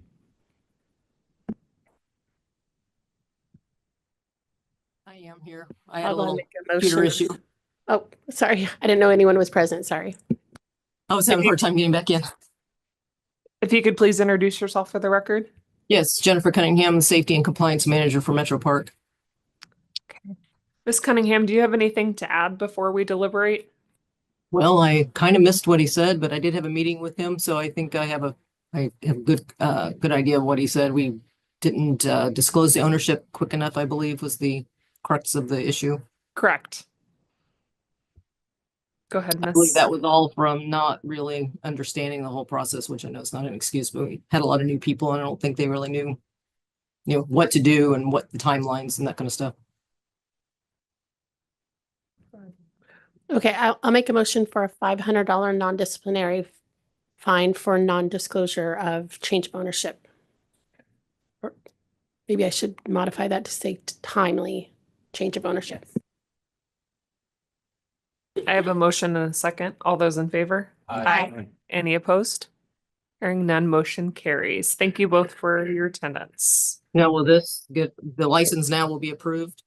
Once you pay the fine, so the board staff will be in communication with you sometime after the meeting. Okay, appreciate it. Thank you very much. Thank you. Do I need to make that a motion? What? To approve. I think it's standard terms now, so Okay. we'll take that. Let's go to 22B. Andrea Stump.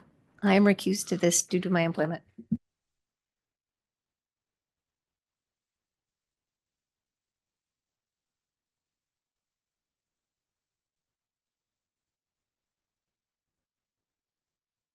Good afternoon, everybody. If you could please introduce yourself for the record, the three of you, and then I'll have Ms. Mitchell give a summary. Andrea Stump, pharmacist. I'm here to request a reinstatement of my license today. Ryan Grace, pharmacist and PAPA Steering Committee Chairperson. Hello, Jim Corrington. I'm the PAPA weekly group therapist that sees Andrea every week. Thank you, Ms. Mitchell. On June 24th, 2022, Andrea Stump's pharmacist license was automatically surrendered due to her noncompliance with the consent agreement in order for suspension of license and treatment, rehabilitation, and monitoring in board case number 20-0404. On May 7th, 2024, Ms. Stump requested to appear before the board to request permission to apply for the reinstatement of her license. The board considered her request at its meeting of June 20th, 2024. After review and discussion, the board voted to allow Ms. Stump to apply for the reinstatement of her license.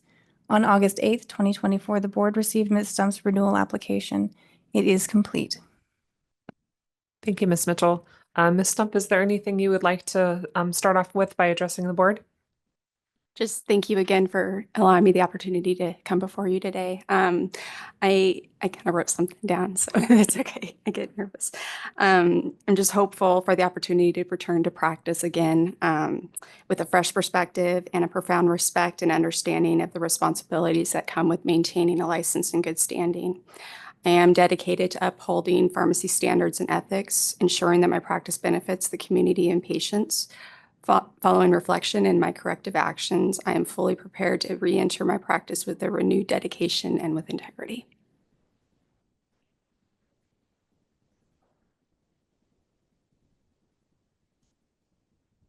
Ms. Stump, are you currently under a PAPA contract today? Yes, I am. And when does that PAPA contract expire? It will be October 26th of 2025. So next year? Yes, sir. Ms. Stump, have you kept up to date with your continuing education requirements? Yes, I haven't had anything else to do. I'm over and beyond. So today reinstatement would mean that you are able to practice, not under probation, and you'll still be under the contract. Okay. I will make that my motion to reinstate your license.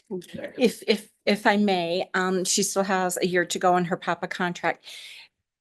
That is your option to grant her reinstatement unrestricted, but you also have the option to grant her reinstatement with probation, ensuring that she continues her monitoring, etc. My personal opinion is I think that would be smart for us to do since she's had an issue of non-compliance in the past. I'm glad to see that you're doing well, and I hope that continues. Yes. But I think for the citizens of Arizona, it's probably the best thing for us to do to continue that. And then you can reappear before us again. I hope we're not that scary to see us and make sure that you're still doing well before you return to practice unrestricted. Madam Chair, before we complete the motion, can we hear from Mr. Grease and Mr. Corrington? Hello, everyone. Andrea is fully compliant from our perspective with testings, with meetings, and done everything that we would have expected someone who is navigating the PAPA program appropriately, correctly. And you can see that she is passionate about committing to recovery. Jim can speak more on. Sure. Thank you, everybody, for your time. Yeah, I meet weekly with Andrea, and refreshing your memory, I ran PAPA groups for about 15 years, along with medical board monitoring groups for the same amount of time. At one time, I was doing 5 of those a week, and I'm coming up on 40 years sober myself, November 1st, and so I have a good barometer of how people are doing, and she's very dedicated. She understands why she had a relapse and has put together, bumps on the side of the road to prevent her from going down that same path. Thank you. I'll amend my motion to include probation. And for what period of time? To coincide with the PAPA contract, so the year that's remaining. And then she need to come before us to listen. Correct. Ms. Stump, how many years sobriety do you have today? From all substances, about 2.5 years. So from alcohol, 4 years. I'm very proud of that. And the original evaluator, did they recommend a 5-year contract, 3-year contract? Yes, sir. So 5-year. It sounds like we may have some missing years here, though, right? Well, I had a relapse 2 years ago. And so 4 years for alcohol and 2.5 years for Adderall. if I could chime in, I would say that Papa did its job by monitoring and protecting the public and intervening so that she would self-report and then inactivate her license and then, get back on track, stay on track. I remained in Papa regardless. Just a follow-up question, Madam Chair. I know Papa's procedure historically is if they revert back to substance use, that their new contract is signed. Has that policy changed? To be candid, I would think Kelly could speak better to the history of those situations, but that doesn't sound inaccurate. I just don't have enough particulars to speak. I think my Certainly. my question comes from you're 4 years sober on alcohol, congratulations, but then you fell off the wagon with drugs a little bit. So I know historically we've seen that they would re-engage a brand new Papa contract upon falling off the wagon. I don't know if and hear me as not having complete, and I can get back with Kelly to get the exact particulars. I don't know if a Papa contract would be re-signed at that point, or if we would elongate the Papa contract at the end because the board issued a different consent at that point. And I might not have my verbiage exactly right. So I think we continue monitoring them until they're done with the consent. But I think in most cases, if there was an issue, the board saying your licenses and probationary status for whatever the recommended time frame was. I think I also changed from, voluntary or non-voluntary to voluntary. So I think I did sign a new contract, but I could pull it up and send it in if that's necessary.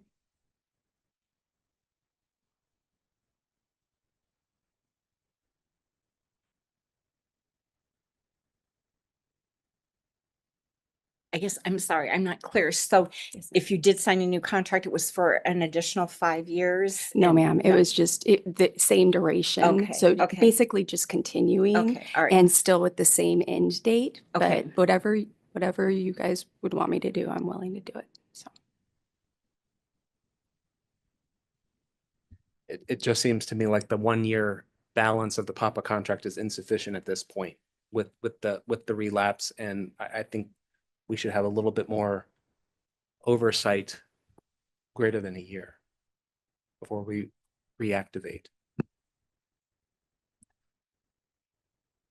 Hear me as not being a member of the board, but would it be reasonable to do 5 years from the last use?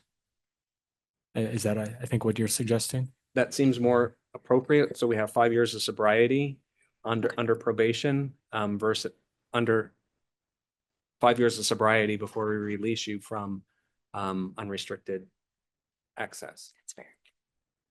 Mr. Corrington, you're the expert in this space.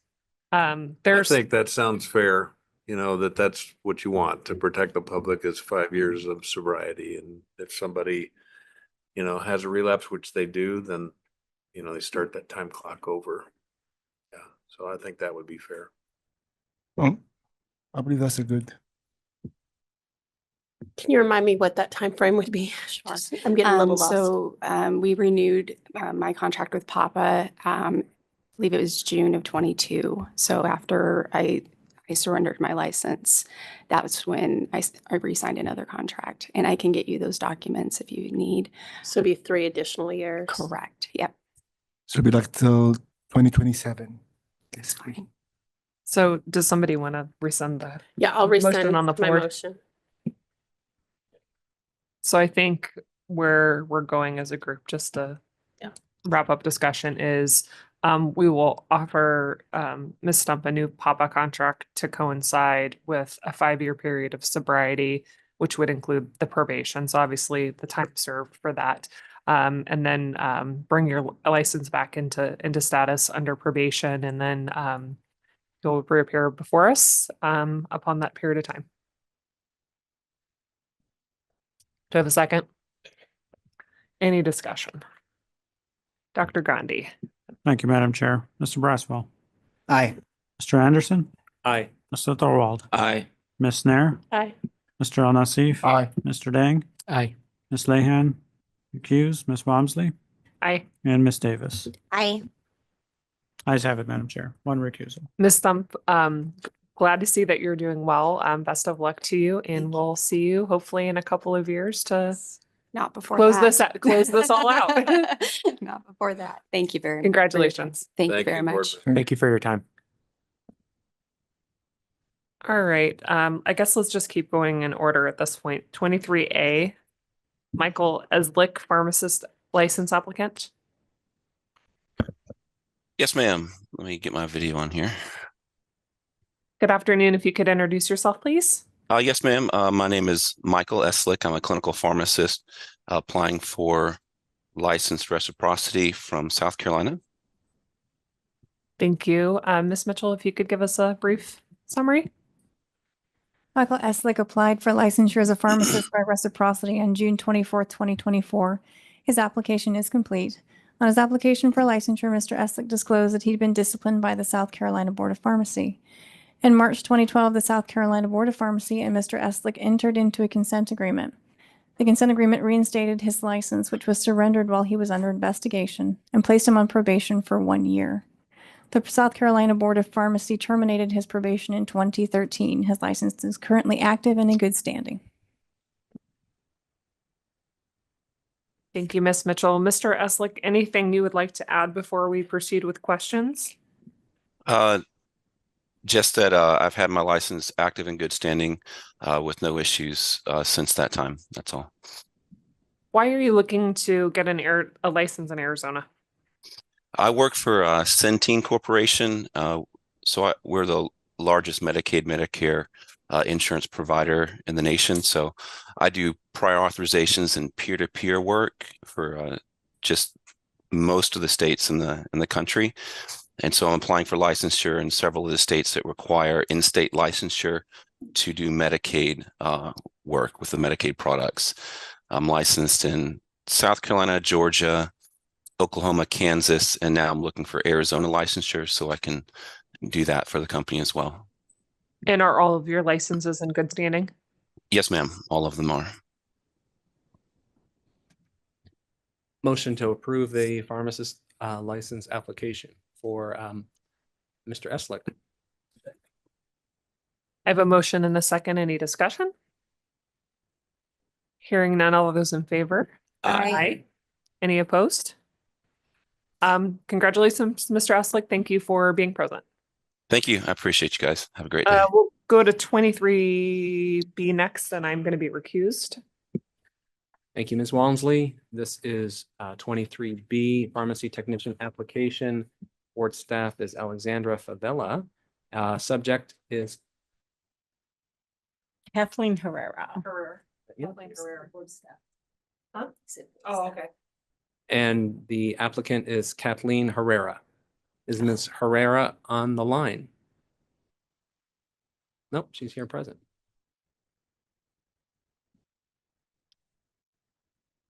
Okay, welcome. Would you please introduce yourself for the board?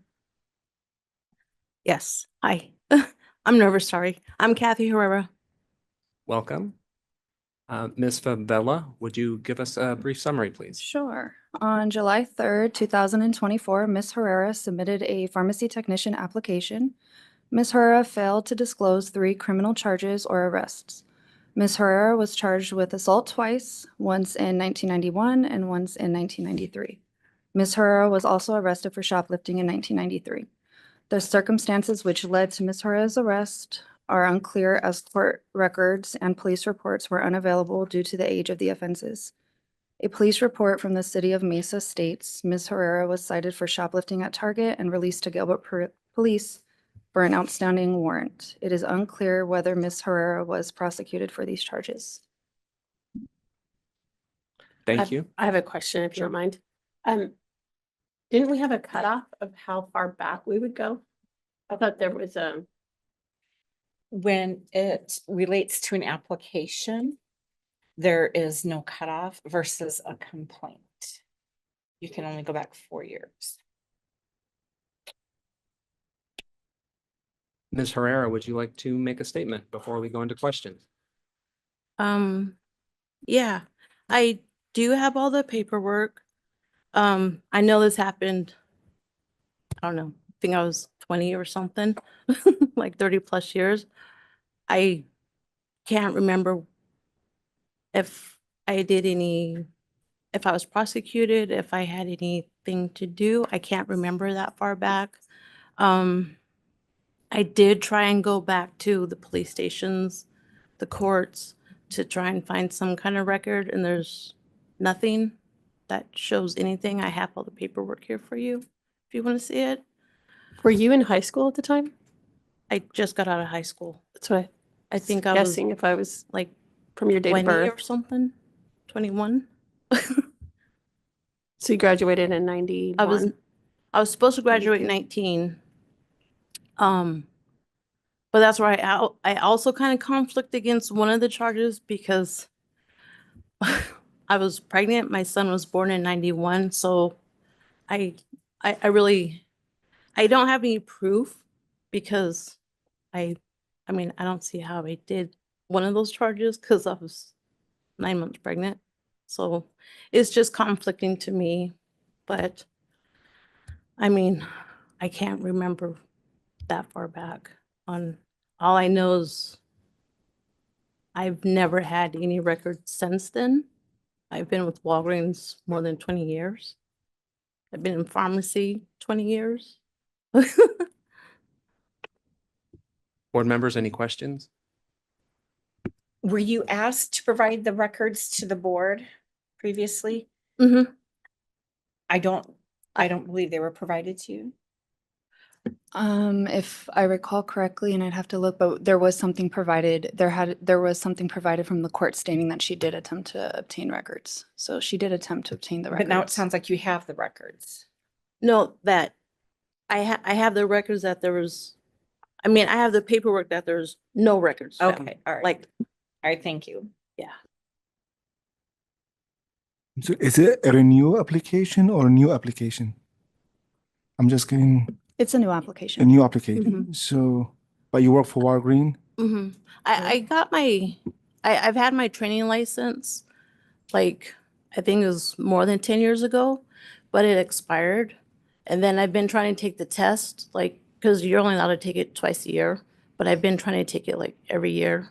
And then I just couldn't pass it, but I finally passed it.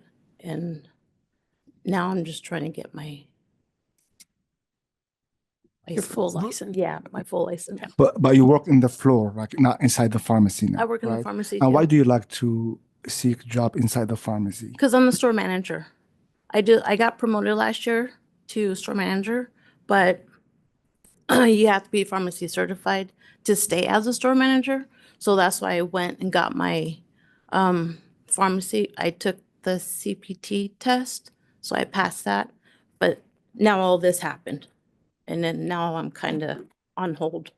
Ms. Herrera, you just made a statement that you work in the pharmacy. Hmm. So you're currently unlicensed. How are you working in the pharmacy? I only do cashiering because you're not allowed to do anything. You can't fill, you can't look at the profile, you can't do like anything that has to do with HIPAA. You can't do any of that. So I just cashier, put prescriptions away, and that helps them. And then all my techs do everything else. Thank you for That's clarifying. a violation. You got You can't do promoted, that. right? You, Huh? Mhm. So Any other questions for this applicant? I have a question. Why did you did not disclose the misdemeanors on the application? Because I made a mistake. I put no, and then after I was doing all the paperwork together, I forgot to change it to yes after I got it all and I sent it and I couldn't change it. Because I already sent everything in. And I called multiple times and I talked to Andrea. She was the one that I was dealing with mostly. And she can't really give me a lot of in-depth information. So once it just goes through, now I'm here. And Ms. Herrera, what's the status of your fingerprint clearance card? Well, that's where I'm confused too, because one of the papers letter says that I got a level 1 clearance card. So I have that. I think that's correct because that's what the paper says. But I don't know. Now I'm here. Her status is I'm valid. sorry. So moved. Anybody want to formulate a motion? I just, I make motion to approve the application, but also $250 for not disclosing. So she can, we move to approve, but has to pay upon approval. Thank you, Mr. Nassif. Do we have a second? I have a question. Sure. Software on the website allow you to go back and change things? No, it doesn't. Once you submit the application. you can't change it. So somebody calls in, that change that? We can't change the initial application, but we can record their written communication saying that I made a mistake on the application and I need to change it. She do that? Not that I'm aware of. Any further discussion? All right, this is non-discipline, so voice vote is fine. Yeah. Sure. I do have a question. So your intention is still going to be to support the pharmacy staff in a management role for the front store or to move as a pharmacy technician into the pharmacy? No, the front store. So it'll be So- just being able to do more to support the pharmacy staff when needed? It's crucial for my job to do that. I have to be able to, even to keep my job. Otherwise, you can't run a store, you can't be a store manager. Okay. But I have to be able to support my pharmacy 100%. You know, I have to meet the metrics. I have to, you know, help them, especially now it's flu season. But that won't be your primary job. You're still the store manager supporting the staff. Mhm. Okay. Can I suggest adding to approve the application, sorry, adding to the motion to approve the application upon payment? Yeah, that what I said, yeah. So approve the application upon payment. Yeah, it's $250 for not disclosing. Yeah, so. All right, any further discussion? All right, voice vote, all in favor, please say aye. Aye. Any opposed? Motion carries. What do I have to do? They'll reach out to you, the staff. Board staff will reach out to you. Oh, okay. Thank you, guys. Madam Chair, just a friendly reminder again to move closer to the mic or move the mic closer, please. Thank you. Another friendly reminder, since some people are back in the audience now from lunch, if you want CE for this afternoon, please make sure you sign in. We will move to conferences. 24A, I think they're here now. I'm sorry, that's the wrong one. 25A. Civic Center Pharmacy. I'm recused from this one, my former place of employment.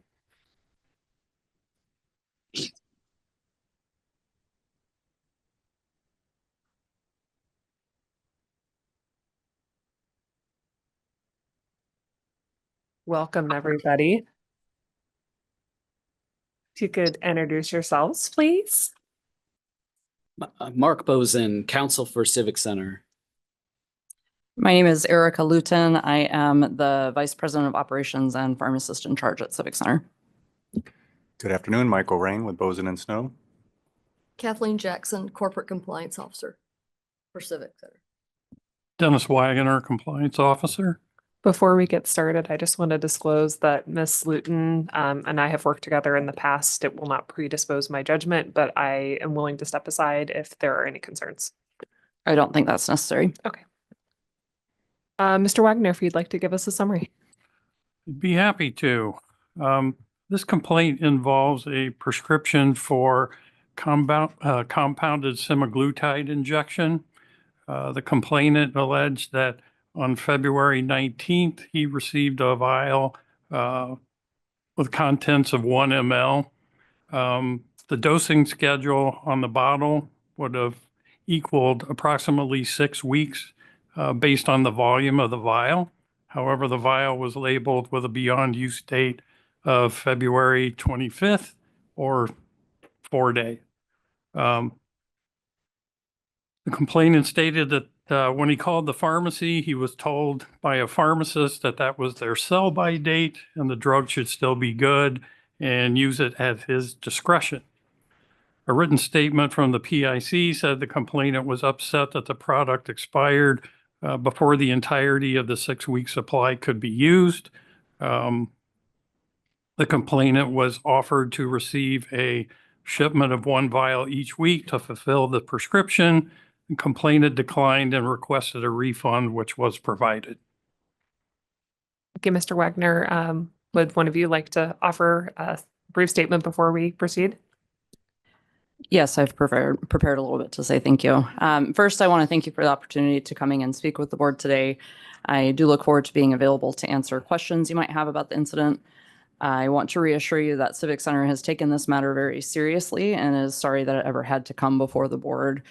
The Civic Center has thoroughly reviewed our compounding activities and customer service protocols in light of this issue. We've implemented immediate corrective action in the form of both staff training and a complete review of Civic Center's sterile formulary for transition towards compliance with updated USP 797 guidelines ahead of Arizona's eventual implementation. At the heart of this complaint, there are 2 concerns identified by the complainant. 1, the 4-day BUD assigned to the product, and 2, his interpretation of being told to use the compounded product after the BUD had passed. I want to be unequivocal in saying that at no point was a recommendation made to use the product past its BUD. The pharmacist's explanation that ultimately we can't control what a patient chooses to do with any product once dispensed, and that this product, absent sterility testing, could only be labeled with a 4-day BUD was interpreted by the patient as an admission to continue use past the BUD. In her statement, the pharmacist acknowledged that they explicitly told the patient that they could not use the product past the BUD. They could not recommend use of the product past the BUD and attempted to provide a variety of solutions as options for the patient. Nevertheless, Civic Center recognized that the communication regarding BUDs could be clearer to patients and held an training in service for all staff, including myself, to educate about appropriate ways to discuss BUD in a more conclusive and concise fashion, with the goal of eliminating even insinuation of using the product past the BUD. The pharmacist was very distraught that their discussion with the patient was interpreted as a recommendation to use the product past the BUD, and along with the entire Civic Center team, has committed to a more definitive communication regarding BUDs since this incident. Regarding the 4-day BUD, the product was correctly labeled at the time of dispensing as a Category 2 sterile compounded product with refrigerated storage, absent sterility testing, according to the updated USP 797 guidelines. Prior to being able to send any given batch of compounded sterile preparations for sterility testing to be able to provide a longer BUD, an antimicrobial effectiveness test, or a USP 51, and a container closure test, a USP 1207, must be completed by a third-party company. These tests are costly and time-consuming to complete. For context, Civic Center Pharmacy was purchased in November of 2023, and a hold was put on large financial expenditures until completion of the transitionary period around February 1st of 2024. After February 1st, the management team met to determine a plan and budget for transitioning our sterile formulary to compliance with the updated USP 797 guidelines. The formula for semaglutide was noted as needing the 51 and the 1207, and requests for those tests were submitted to the third-party facility on February 13th. It takes nearly 2 months for those tests to be completed to then be able to send individual batches for sterility and endotoxin testing. During this transition period, to maintain continuity of care for our patients during the semaglutide shortage, we applied the 4-day BUD until the required pre-testing was approved. The 51 and 1207 were completed for this formula on March 28th, and all subsequent batches have been sent for sterility and endotoxin testing to be able to apply the 45-day refrigerated BUD that is currently listed on the product. In summary, Civic Center has taken corrective actions in response to this complaint, and again would like to express remorse for the fact that this complaint has come before the board today. I hope my comments have addressed any concerns, and I look forward to being able to answer further questions regarding this incident. Thank you for your time. What options were given to the patient at the time? So we offered a full refund, which is what he ultimately chose to do of the original purchase they had. We'd also offered to ship him new vials every week that he could use as a single dose and discard within that 4-day BUD. At the time we were making it weekly, with that 4-day BUD so that we had a new batch every Monday, Tuesday, and Wednesday that would be available for that 4-day window afterwards. And that's generally what other patients were having to do at the time. Correct, Getting while we the were getting that single testing dosing. done. Mhm. I have a question. Was the quantity that this patient received versus those once a week dosing, was that a different quantity? The formulation, the within way the that we vial? make it is a 1 milliliter vial. It's very difficult to compound something and put it in a vial with less volume than that. Plus, it's difficult to draw up into a syringe with much less than a milliliter in there, especially for patients who aren't comfortable with drawing doses potentially. So it has always been a 1 milliliter vial that is the minimum amount that we can make and dispense. Thank you. Ms. Luton, can you tell me about the methylcobalamin semaglutide prescription order form it's on page 4868 of the board book? I'm not sure where it is, but you reference a 3-day BUD from the date made. Where's there's a conflict between what you're saying with the 4-day and then what you have here on the pre-printed prescription order, 797 that we have jurisdiction over, 797 that we don't have jurisdiction over, and you kind of picking and choosing which one you're going to use. So tell me about this form. So this form was created when before we were doing any of the testing, trying to transition to the updated USP 797 guidelines. And that was a form that wasn't updated when we had made the change to the 4-day BUD. And that was noted in our response to the original complaint saying that, yes, we are updating that form, which it was updated during that time. It was only about 2 to 3 weeks between the time of the complaint before we had the longer dating of the 45 days refrigerated. But during that window, it was updated to say 4 days. It was a missed point of documentation from prior. So high risk compounding because your semaglutide's raw API, right? So it's high risk. So you only get 3 days refrigerated on 797. I don't know where your 4 days is. On the updated USP 797 guidelines. Correct, but you said that you're working under the former 797. So which one is it? When this form was originally created, we were operating under the prior 797. We made a choice to transition to the updated 797, which we are trying to do with all of our product to become compliant with the updated 797 prior to Arizona's implementation of that.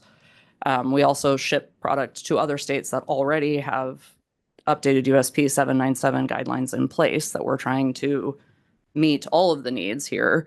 So that dating was changed and this form was missed for that dating. Tell us why. So what rationale would you have to dispense a 6-week supply? And I understand that the volume is an issue for a patient when it could never be used. So that's this patient's concern, is that they got a 6-week supply of medication and they can't use it. They're paying for it. The price is based on the 1 milliliter vial of the product. Per vial is a per cost. I'm not sure where his 6-week interpretation came from.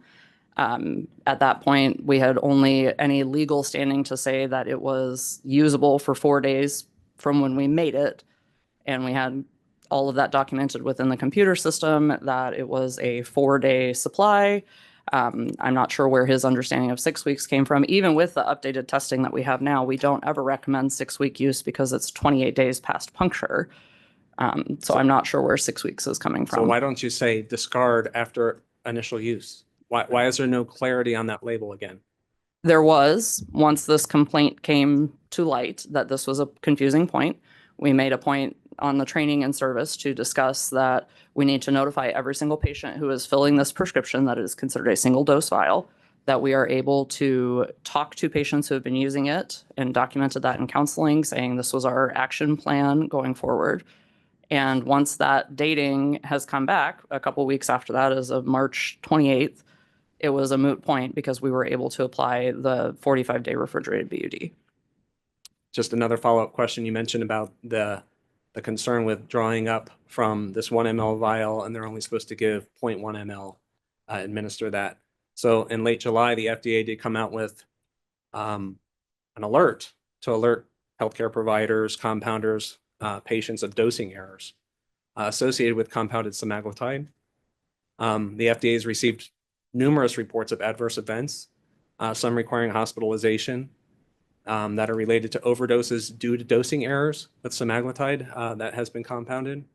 Dosing errors that have resulted from patients measuring and self-administering incorrect doses, very similar to the vial that you are preparing. And as a hospital pharmacy director, I've talked to my toxicology pharmacist, and we are totally aware that this has happened in our community. And we've treated many of these patients at my hospital. The FDA reports that in July, in that July alert, that compounded drugs should only be used for patients whose medical needs cannot be met by an FDA-approved drug. So can you share with the board how this compounded product that contains semaglutide and methylcobalamin better meets the needs of a patient over commercially available semaglutide? So there's two issues here. One is what is different about our formulation. The methylcobalamin helps to offset nausea. People who take semaglutide often are also deficient in B12 as part of the reason that we have used to add that into our product. Secondly, semaglutide is listed on the FDA national shortage list, which allows compounding of product during that shortage, which is what we are doing.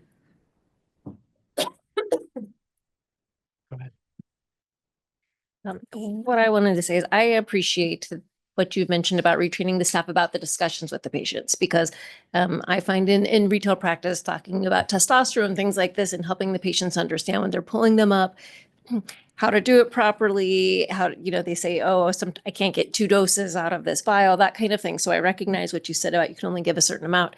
And I think that the communication with the patient is key in helping prevent errors and helping things. So I do definitely appreciate the retraining in that discussion aspect of how to make things clearer for the patients, because I think that will be key to preventing errors and misunderstandings too. So I appreciate that you guys were doing that. And I do want to let you know that counseling is a big part of our practice, especially when it comes to injectable medications. We have, sample vials that are empty that we show people how to remove the cap and to fill the needle and turn the vial upside down. There's many things that to a pharmacist who's dealing with this all the time seem totally obvious, but the number of patients I've talked to that don't know that they have to turn the vial upside down, simple things like that can be easily missed. So that was one of the things we talked about in the training, is making sure that we're looking at different perspectives and different levels of understanding of pharmacy knowledge. Regarding the dosing errors, we are very clear on our patient label to indicate a volume, what that equals on the syringe. We dispense insulin syringes to go with it, which are dosed in units, as well as the milligrams of drug that the patient is using regarding semaglutide, so that there is no confusion, because there are lots of different formulas out there. There's lots of different compounding pharmacies that have different strengths, and it can be very confusing to patients. So we have a very standardized approach to our counseling, but also our labeling on the patient label for that product to provide as much information so that it's clear whether they're talking about milliliter volume, milligram dose, or units on the syringe, and how they're measuring it. Have you looked into making pre-filled syringes? We have not. From my understanding, there's not really good data about storage of the medication in a plastic syringe. So we have found that we're more comfortable with the vial that is filled into a syringe and not storing it in a plastic container.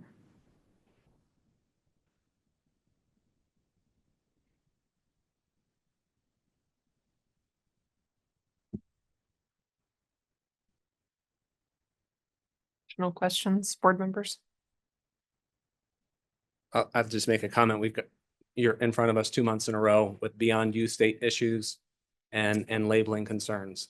And it's concerning to me. I'm very pleased with your plan of correction, and very pleased. It is a robust plan of correction, and pleased to hear that you're moving towards 797, the more modern version. And I'll leave it at that.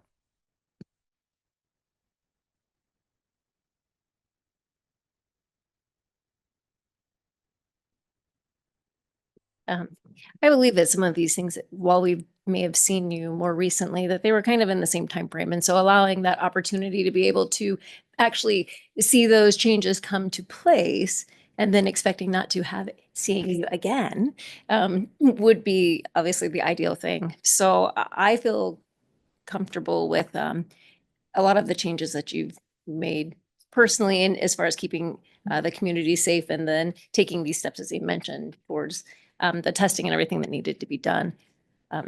So I'm in favor of dismiss, depending on everybody else. Mr. Bozen, did you have something you wanted to say? Saw you grab the mic. No, Director Lehan mentioned it, that although we're here in consecutive 2-month periods, these could have been agendized at the last meeting because this complaint was about this, well, it's a different time frame, but the corrective actions that were discussed at the last meeting had nothing to do with this. This precedes the last meeting. So and you picked up on that. I would be in favor of a letter of concern. I think that, as said already, the corrective action plan is great. I appreciate what you've put in place. And just document what happened, and that this is potential for being an issue. But we are happy with what the corrective action plan you put in place. Ms. Nair, I agree, because the corrective action does not absolve them from what they had been doing. So I think the route you're thinking, I'm tracking as well. Well, I'll go ahead and make it my motion. I second. I have a motion and a second. Any discussion? All those in favor? Aye. Any opposed? Hearing none, motion carries. Thank you. Thank you. Thank you. All right, let's go to 25B. Community Clinical and Brandon Hendrickson. Yes, I'm here by phone. Thank you. If you could please introduce yourself for the record.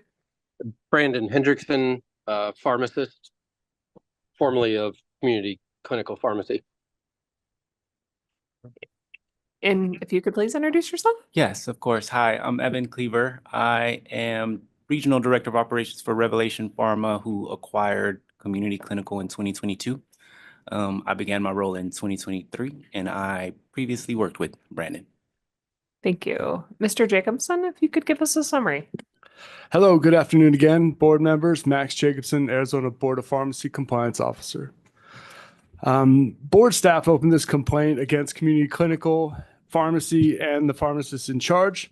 The complaint is due to the high-risk nature of their operation and several repeat findings on inspection.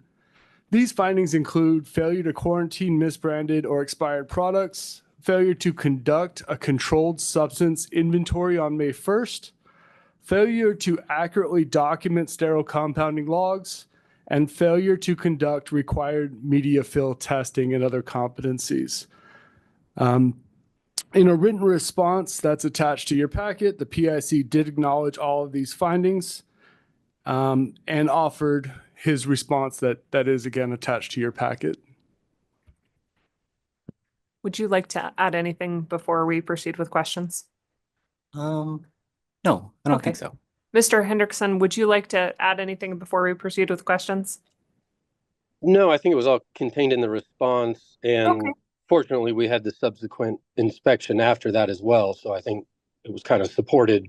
Our actions were supported in that subsequent inspection. Thank you. Board members? Mr. Hendrickson, you had mentioned that you're formerly with Community Clinical Pharmacy. When did you leave the organization, and can you share with us why you left the organization? Yeah, I don't have the exact date in front of me, unless Evan does, but it's actually related to a new complaint that I'll be having to address here coming up.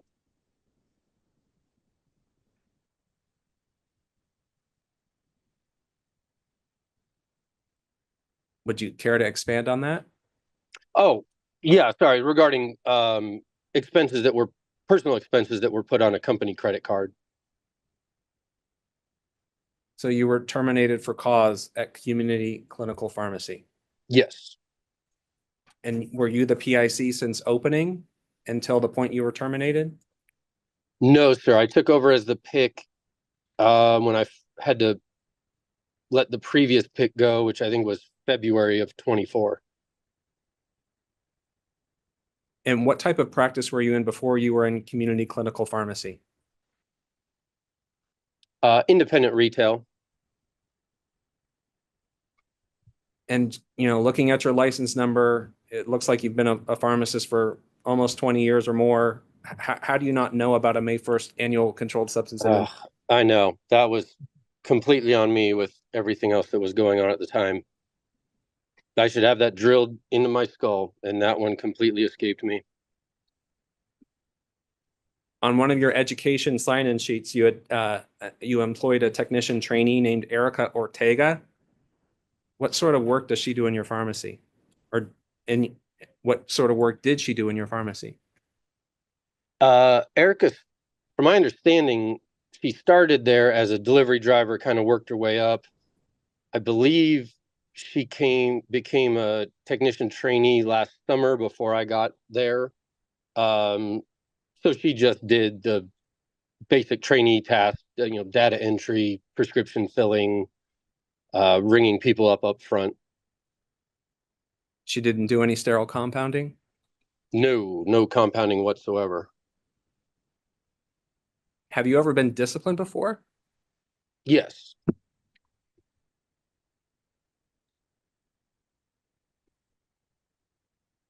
Can you share with the board the nature of the discipline? During the change of ownership, I realized that you guys hadn't been notified of previous instances with other boards. So I think it started with a delay in applying for a new license of a pharmacy that I was taking over.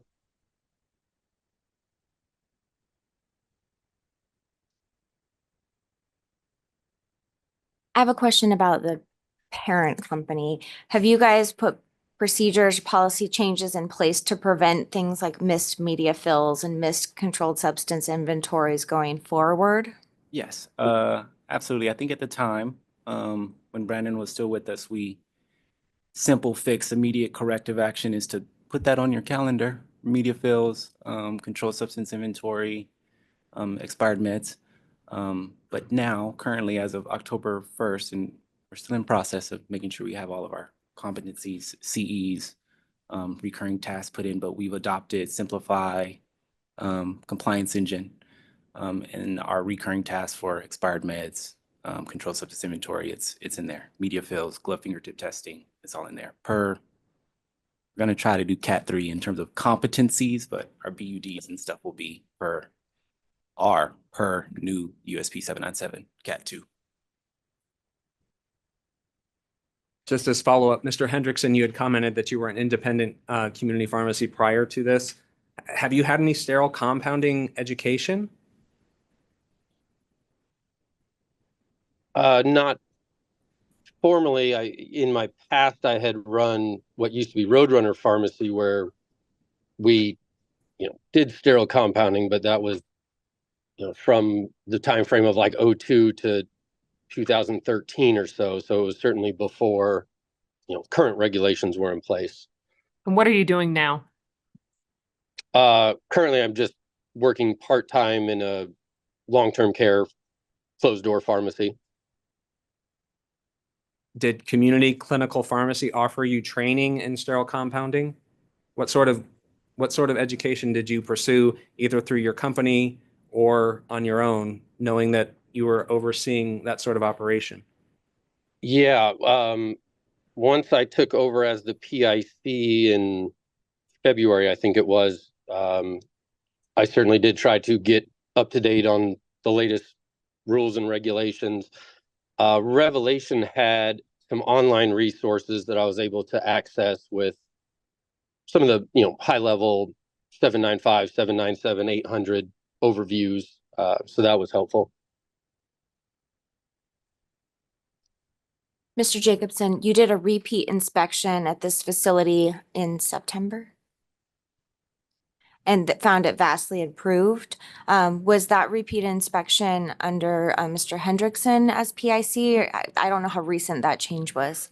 Yeah, the follow-up inspection that was directed by this board after initially learning of these repeat violations was done in August. and it was under Mr. Hendrickson as the PIC at that time. And the outcome of that inspection was a vast improvement from the repeat violations that were discovered on the previous inspection. Do you have any significant concerns that remain? I don't. They really did a good job cleaning up what we found on inspection, and it seems like they put protocols in place to make sure this doesn't happen again. I guess the one concern I do have is that we've heard this before from them. I did an inspection there in 2023. We identified these same problems. They said they put in similar protocols to make sure it didn't happen again. I came back in 2024 and the same problems were happening again. So now here we are in 2024. They say they put in protocols to make sure it's not going to happen again. And I guess my concern is just moving forward, especially considering they do high risk, compounding, sterile compounding, and from non-sterile to sterile compounding even, which is category 3. Was Mr. Hendrickson the pick that entire time? No. So the first inspection in 2023, there was a different pick at that time, and he actually came in front of this board and received his discipline at that time. Shortly after that board meeting, I believe he was terminated and Mr. Hendrickson took over as PIC. And remind Sorry, me when the just change to of ownership- clarify, there was one in between me and the one that got cited previously. Yeah, that is correct. There was one in between the previous pick and Mr. Hendrickson that I had not conducted an inspection during that short time, and I didn't have any issues with. And remind me, when did the change of ownership occur? So the change of ownership, the community clinical was owned by a private individual, I believe under an LLC, and Revelation Pharmacy bought them sometime in 2023, late 2022 maybe, but did not officially take over the ownership until just recently. They've, in fact, just very recently officially applied for the change of ownership. So as far as I know, the ownership is still currently under community clinical, not proper Revelation Pharmacy. So can you comment about how we're not going to end up in the same situation? It doesn't sound like you guys were under control during that entire period of time, but how are we not going to end up here again? Yeah, I agree. I think our previous actions and our current action doesn't absolve us from our plan moving forward. But I think on the corporate side, the issue that we're tackling and I think we're making really good progress on is visibility within the pharmacies that Revelation owns. So the simplified compliance tracking system, we have corporate visibility, our quality department, our clinical department, me as director, for tracking these competencies or recurring tasks and continuing education. Also, all of our pharmacies, including community clinical, in the next quarter will be moving to a cloud-based pharmacy management system. So again, we have more visibility over your MFRs and the BUDs that you're placing. So visibility is the way that we're planning to address it, and accountability from the corporate. How many pharmacies does Revelations operate in Arizona? That's a good question. Me as director, I oversee 5, and I don't want to misspeak, but I'm pretty sure it's 16 currently. Okay. We have 1 in Arizona, and crossing my fingers, we may have 1 more up the street in Scottsdale coming soon. I'm sorry, and you are the pharmacy director? Regional Director of Pharmacy Operations. Okay, so are you a pharmacist? Yes, yes. Okay, it's in Arizona, state of Arizona. And... Yes, I'm a proud ex-Phoenician, but I'm based in Dallas. I'm multi-state licensed. Okay. Previously compounding sterile, mostly compounding pharmacist. Thank you. So, and have you worked with compounding pharmacy previously? Yes. So that's your Level 3A experience. and B, that's my. It sounds like there's more oversight than there was before when there was these gaps with Revelations taking over. So I feel better about the level of oversight since do you regularly visit the pharmacies? Yeah, at minimum, it's twice a year. I think I'm at visit 5 for community clinical Okay. this year. So, And what are some of the things you do when you visit the pharmacy? Yeah, so I started a year ago. So the bulk of my visits, at least now, are foundational in terms of compounding compliance, pharmacy practice kind of compliance, SOPs, connecting people to the right resources in terms of training, hands-on, whether that be didactic. So I like to think of myself as the pharmacist in the sky, the assistant to my picks, the servant to them so that they can be successful. Can you pinpoint how the corrective action plan previously, how that fell apart, or what were the gaps there? You know, I wish I could. I started with Revelation in September of 2023. I think the pick of record during that corrective action period was no longer with the company after I started, so I'd hate to infer. But 30,000 foot view, I think we lacked a mechanism for ensuring that those corrections were made and that those preventative actions or modalities were actually implemented. You only know until you set foot every quarter, every 6 months to check on it. So I think we're better virtually now in that way. Mr. Hendrickson, I have a question for you. Were you aware of the violations when you took over as the PAC?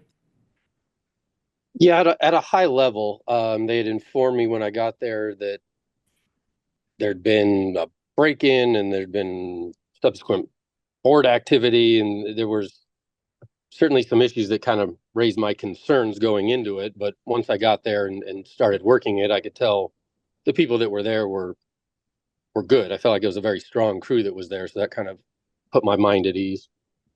So if you were aware of these violations that are repeat violations, how did we get here? You are sounds like an experienced business owner, an experienced compounder. How did this happen? Yeah, unfortunately, I put too much of my trust and reliance on the existing staff and kind of that communal knowledge that was in place there at the time. Most of the staff had been there for upwards of 10 years for the lab manager, 20 years for like the front end girl. And so, you know, the idea was kind of, Chris always did such a good job, let's keep it going like he did. But I think unfortunately some of that knowledge kind of fell through the cracks with the changes that happened with the sale and things like that. I should have taken a step back and said we need to make sure we've got everything documented and in one place and you know, reconcile all of that. But I think I trusted too much on, you know, the existing processes that were in place.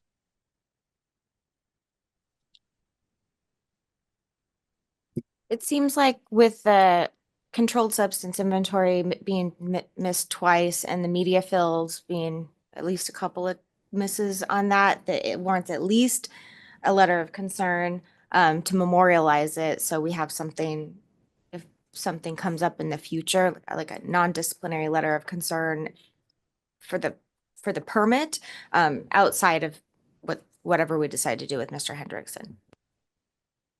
I would be in favor of discipline. I mean, there's a corrective action plan in place. It wasn't followed. It's a repeat violation.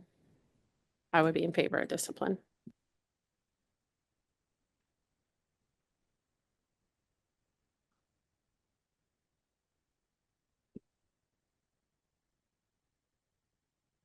They had a re-inspection at their cost. Is that correct? Or was it just a regular inspection? I don't believe the most recent inspection that was satisfactory, I don't believe that was at their cost because they were not notified of the complaint committee. It was at the complaint committee's will that inspection was done. I agree with you.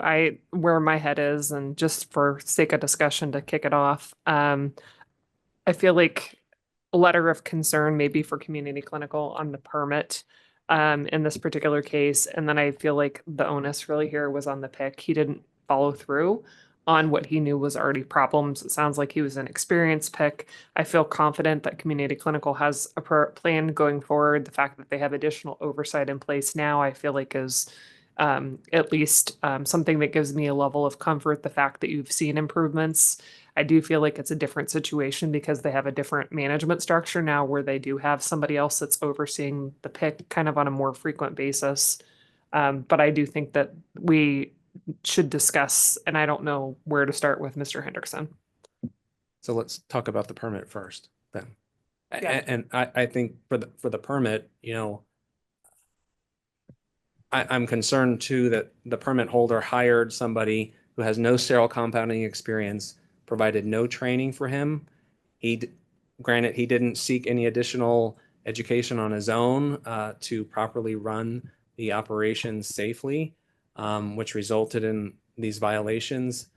So I'm concerned with the former owner of Community Clinical Pharmacy on how they made that hiring decision to put a leader in there who really was a fish out of water and running that sort of pharmacy operation. I do think he had sterile compounding experience working for Roadrunner. And I mean, I don't want to, I can't speak for the permit holder, but And if I could, I'm sorry. Brandon was hired in October or November of 2023. That may not have been what our ownership structure said on the State Board of Pharmacy website, but Revelation had spent the money to pay the old owner. So Revelation hired Brandon. We'll take accountability for that. And Madam Chair, I do believe that the new PIC coming in is an in-house promotion. So I'm hoping that she has the experience and wherewithal to be on top of this stuff moving forward.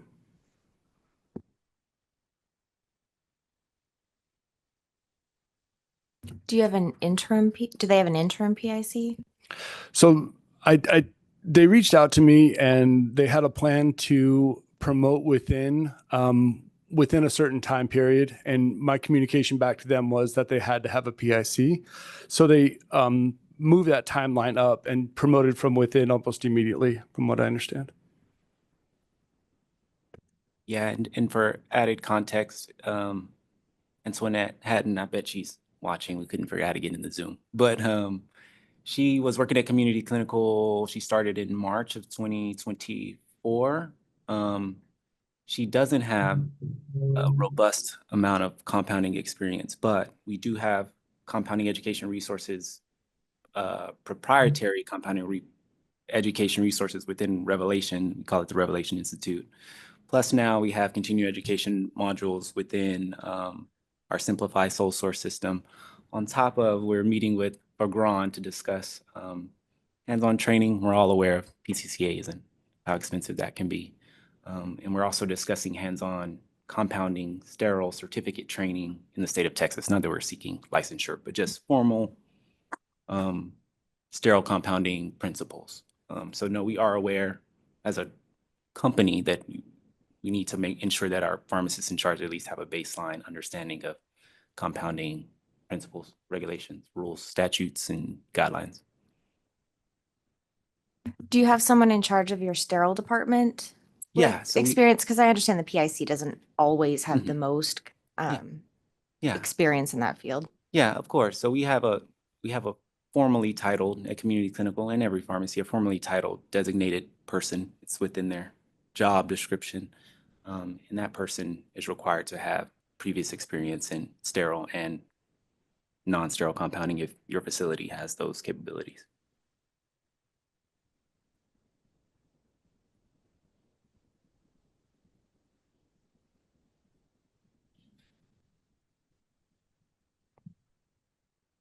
so thoughts on the permit holder?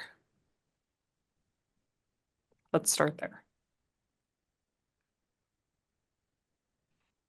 I'd make a motion for a non-disciplinary letter of concern calling out controlled substance inventory and media fill deficiency specifically for the permit holder. I'll second that. Do you have any discussion? All those in favor? Aye. Any opposed? Hearing none, motion carries. Moving on to Mr. Hendrickson.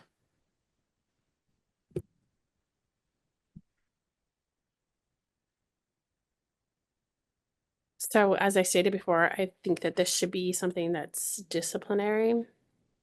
I'll make a motion to do $100 per repeat violation. There were 4 violations of disciplinary fine for the Mr. Hendrickson?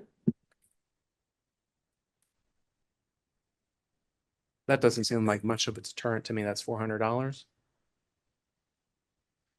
I don't know if that gets at the root cause of the problem here. I think perhaps he lacks some of the foundational knowledge to be IPSC and also the level of responsibility in this particular case. So I'm thinking perhaps some sort of formal disciplinary requirement around education and maybe not being a PAC for a period of time would be an alternative way to go. I don't know that I think a monetary fine to me accomplishes what we need from him, which is to understand what his responsibilities are if he's going to be in charge of the pharmacy. Do you have a program that we could order? I've got some thoughts. So for the mechanism for us to not allow him to be PIC is probation, right? Is that the only way we can do that? Or it could be a practice restriction. But you would typically set that for a time certain, so it kind of turns into probation. I mean, there are certificate programs I know through ASHP for sterile compounding that I think would be very beneficial if he wants to move back into being a sterile compounding leader and understanding what needs to be done to keep Arizonans safe. I know that there's an ASHP certificate program for compounded sterile products. My thought is at the very least, I think that there should be some sort of law requirement or something to that effect around, some sort of a law CE requirement and then something relative to sterile compounding. I don't know if it needs to be a certificate program or not. I'm open to ideas, but I think that these are pretty massive failures, which he knew were already concerns coming in as the pick. I like the idea of a training program, a structured training program. That's more meaningful than what I was suggested previously, so I do rescind that.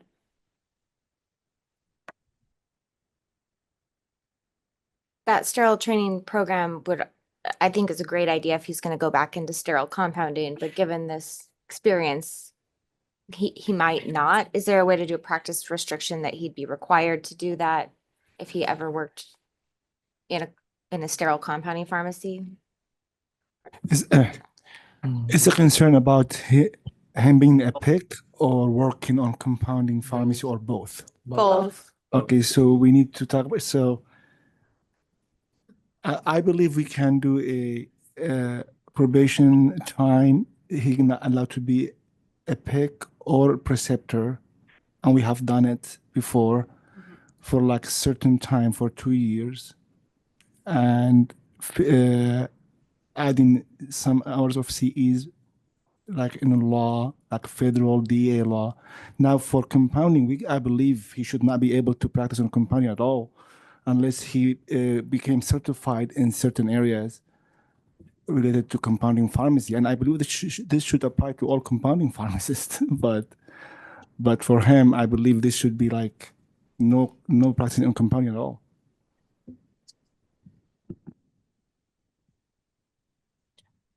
So I'm assuming that you are finding violations as outlined in the investigative summary. Is that correct? For Mr. Hendrickson? Yes. Yeah. Okay. So now that you've determined there are violations, staff can inform you of the previous disciplinary action that has been imposed by the board. That was on Mr. Hendrickson? Yes. Okay, yes, that would be helpful, I think.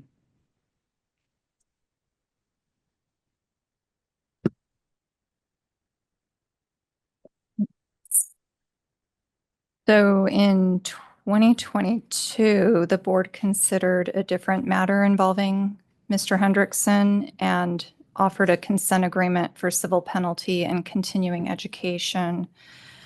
That order involved 3 hours of pharmacy, 6 hours, 6 hours of CE and pharmacy law. And what were the facts that led to that?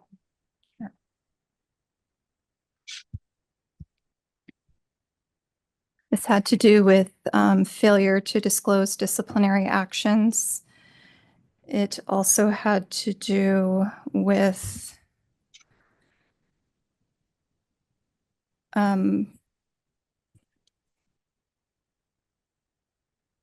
looks like probation in another jurisdiction. And a failure to timely notify staff of an employer or that he had assumed the position of pick.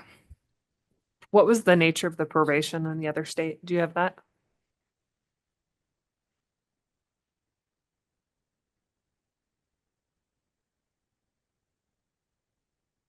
It appears based on the findings of fact that he did not renew a license in that state. And that there was potentially a failure to disclose a revocation. Which state was that?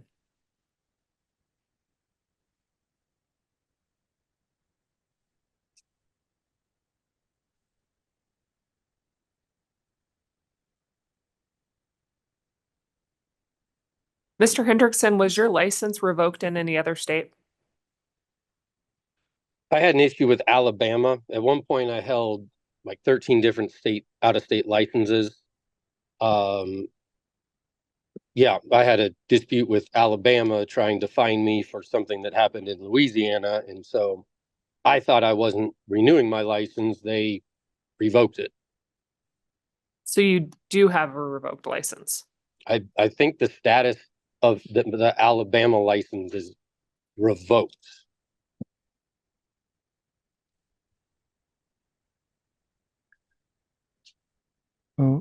I'm sorry, what led to the revocation of your license? The Alabama one? Yeah. Oh, yeah, any- basically there was an issue in Louisiana that we resolved and was fine. And then Alabama wanted to fine, and I don't know, again, based on what happened in Louisiana, which I didn't agree with. So I was in dispute with them over that and didn't need that license anymore. So I didn't renew it, but apparently in the meantime, they revoked it. And what was the Louisiana discipline? Back when I was running a pharmacy in Dallas, we had a license. The Louisiana license expired. We put a holdout not to send anything, but I think 3 things got through that were sent on autofill. So we went to Louisiana. We self-reported it to Louisiana. We went there, we took care of everything. My Louisiana license was fine, but then Alabama wanted to, I don't know, punish me again for that. I personally think based on these facts that moving towards probation with a restriction on being a PIC and a preceptor is at a minimum a good idea. Exactly. I'll try to formulate a motion here. Offer a consent agreement to resolve the complaint to include a period of probation of at least 3 years, may not serve as PIC, must complete an ASHP CE certificate program for compounded sterile preparations, must complete CE on pharmacy law 6 hours, and that all these programs must be completed prior to making a request for probation to be lifted. Second. Can I ask a question? I have no intention or interest in going back into sterile compounding whatsoever. I'd prefer not ever to touch it again. Can the requirement to do a sterile compounding course be only if I were going to go back into that area? How would we track that? I don't know. He's got history of not reporting his employer. So I don't know how we're going to track it. Mm-hmm.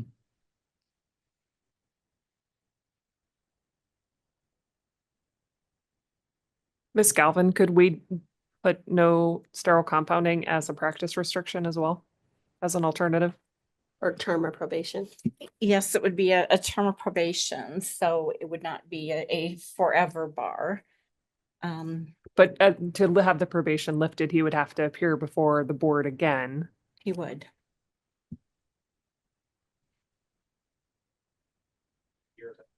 In 3 years after completing the probation, he could move back into sterile compounding. Or we could say, what are you doing? You need to complete this training at that point before he could be lifted from probation, right? Ms. Galvin? Correct. Or the part of the order could be that if he returns to sterile compounding, he would have to notify the board.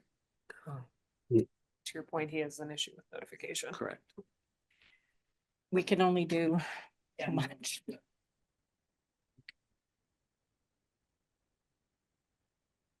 I mean, if he's not going to do it, I don't think it's necessarily, but I think if he's going to return to compounding, sterile compounding, he needs to complete some sort of a training. I don't know if it has to be if it has to be ASHP or equivalent as approved by the board staff, something to that effect.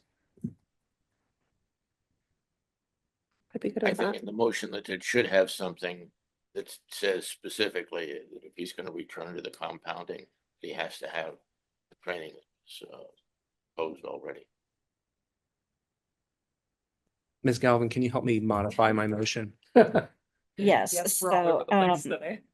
under the proposed motion, he would not be permitted to practice sterile compounding. If he desires to return to sterile compounding, he would have to appear before the board, get permission, and complete a board-approved compounding course. And I'd have to get the initials from you. I would just like add to the verbiage, not only sterile compounding, only like inpatient pharmacy that will, right? Like sometimes they do like chemotherapy, like mix or something. I don't know if inpatient pharmacist has any concern about that. We do. Yeah. That's a I think any type of legitimate sterile point. compounding. Yeah, any type of, any Board type. approved is probably broad enough. ASHP or equivalent as approved by board staff. That gives them the staff latitude to work on it, I think. But it's a certificate program, so it's much more than just a 3-hour, 6-hour program. Power It's pack or something. it's going to be pretty intense. Plus the CE on pharmacy law And the other restrictions. and the other restrictions. Since there's no certificate program requirement, do we want to consider a civil penalty with this too? As a I deterrent think or? what you have is sufficient. Okay. And I'll second. Ms. Galvin, can you repeat back the motion on where we're at with our swirling self? And Seriously. I'm sorry, you told me Okay. to be nice to you So and this- we're not. This will be a consent agreement for probation for minimum period of 3 years, during which time he's not to serve as PIC or preceptor. He is to complete 6 hours of pharmacy law during that time of probation.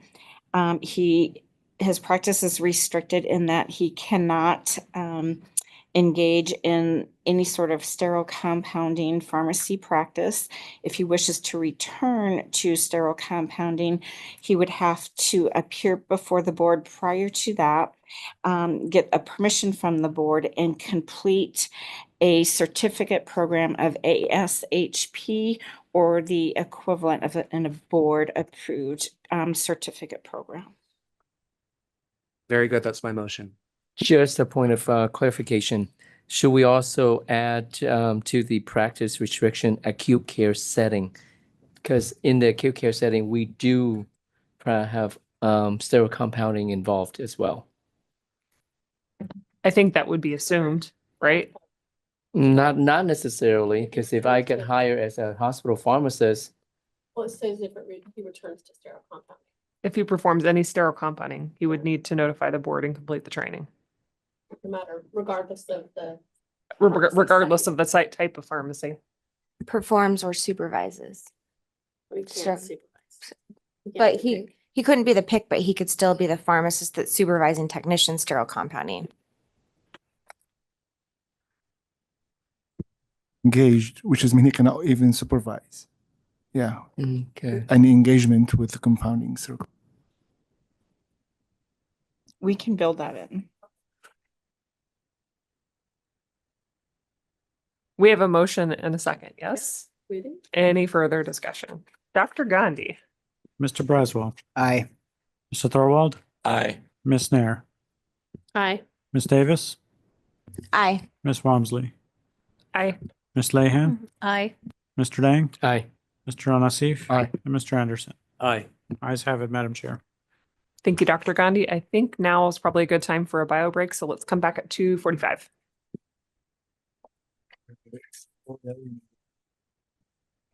I have like a million.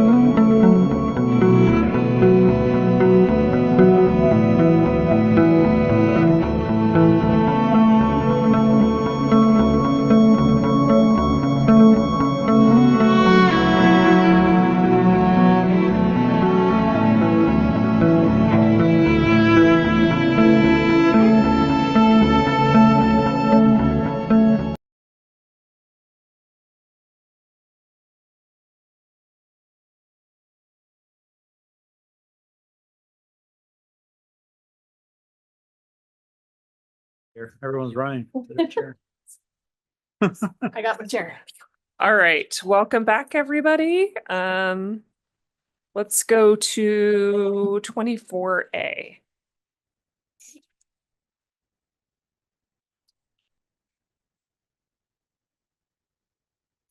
Is complaint number 22-0565 Happy Valley Pharmacy.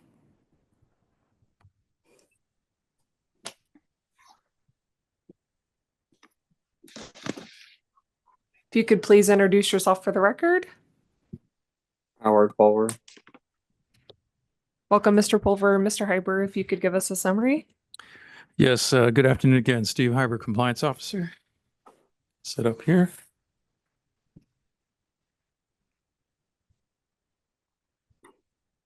All right. This case is a little old from the case number, and the reason for that is there was a consent agreement that the board put forth, and it was agreed to and signed by the permit holder in July 25th of 2023, subsequently approved by the board in August of 23. The consent, just to briefly recap what was in it, the consent placed the permit on probation for a minimum of 1 year, where it currently remains today. In addition to the probation, the permit holder was ordered to retain an outside pharmacy consultant to inspect and assist the pharmacy with the goal of improving compliance. The board also ordered the permit holder to provide the board with a copy of the consultant's findings. And lastly, for the pharmacy to be inspected at the permit holder's expense. So March of 24, copy of the findings and recommendations was sent to the board. And it was the actual inspection was performed a few months before that in September of 23. And then the actual report indicated on it, quote, resolve the issues that the board had cited. So what they're referring to are the sites in the original inspection that was held of the pharmacy. And then in April of 24, two compliance officers went out and performed a complete inspection of the pharmacy. And then observations made during that inspection, resulted in 9 violations being issued at that time. And then the responses to those violations were subsequently received from the pharmacist in charge. And those responses are on page 3570 all the way through 3607.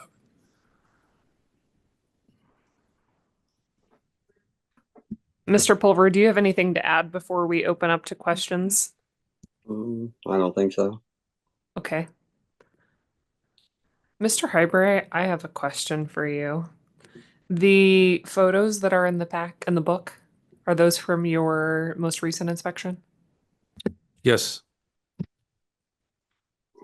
That's what I thought, but I wanted to confirm. May I clarify something with Steve? So the consultant's report on 3/24 said that the findings of the board, the issues were resolved that the board had cited. Is that correct on 3/24? March of 24. No, I'm sorry. In March of 24, the consultant issued a report that said the issues that the board had cited have been resolved. I'm just trying to get my dates correct. Yeah, I just want to go look at it again. I put it in parentheses. That usually means it's a quote.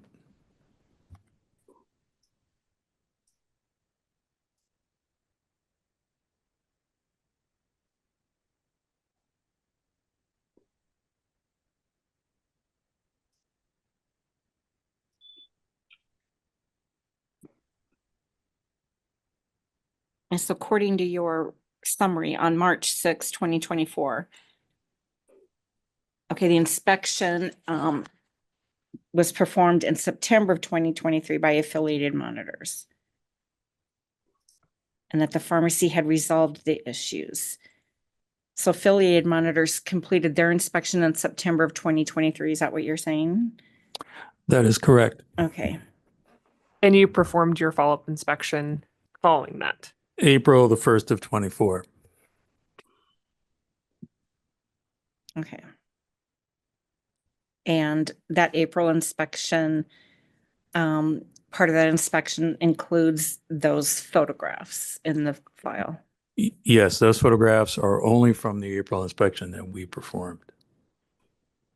So if improvements were made up into September 2023, whatever improvements were made did not continue. One could make that assumption. I don't want to speculate on whether those areas were degraded during that outside review. But it was obvious that when we went in, there were some violations. There was only 2 overlaps, though, I'll be honest. So some of the areas were improved from the original inspection citations. The overlaps were in the controlled substance audit, and I believe the other one was expired drugs. So those 2 were repeats. Mr. Pulver, could you explain to the board kind of the methodology that the consultants their methodology for their site visit with you and how they helped you, according to them,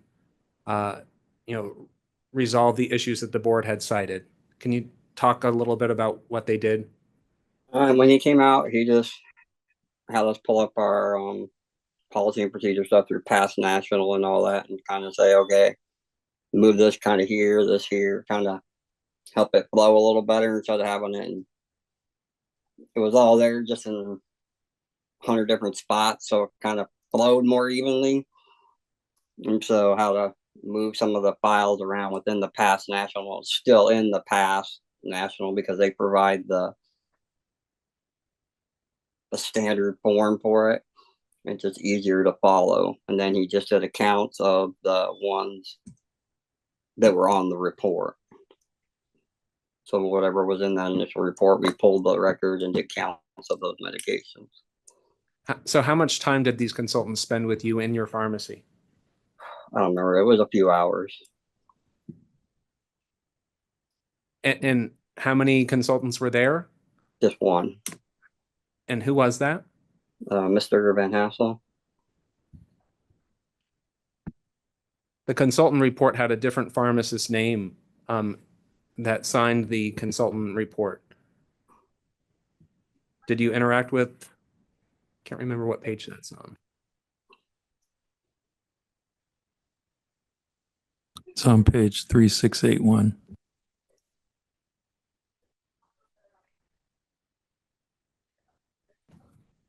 Did you interact with Ms. Catherine Cordy? I think she was the one who organized it, but I never directly interacted with her. She was the one at the company that was organizing and having the person come out.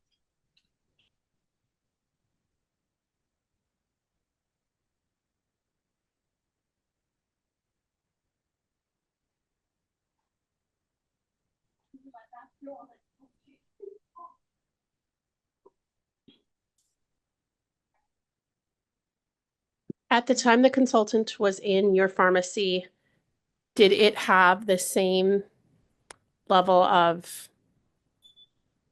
untidiness? We were trying to move some stuff around because from what I had understood and what Sandy had told us at the time, that we had to keep all the records. So we had all his old records and everything for 7 years. When she came and I did talk to her, she's like, no, anything that has his name on it, we didn't. So we had been trying to move some of that around because we had a bunch of stuff that he had just shoved in boxes when he left that was mixed and matched. And so after she told us that, which was awesome because I was able to fill like 2 dumpsters full of crap that we'd just been trying to move around to make space for. Did you put PHI in a dumpster? No PHI, just like invoices and things like that. Mr. Pulver, the pictures that Mr. Hyber had submitted that in his inspection in April are pretty egregious on the conditions and the clutter in your pharmacy. Were the consultants, did they see that sort of clutter in September, or did something happen between September and April with the tidiness of your pharmacy? We had pulled a bunch of stuff out of one of the back room that had stuff in there because I was getting it ready because we knew that the 7-year period was coming up. So get it out of there so we could move some stuff in so we could create more room so that we could receipts and all those things that he had and stuff that he left it because he had a restaurant also before that he had left here that we just got kind of stuck with and I didn't know what to do with so that we could just start getting rid of stuff.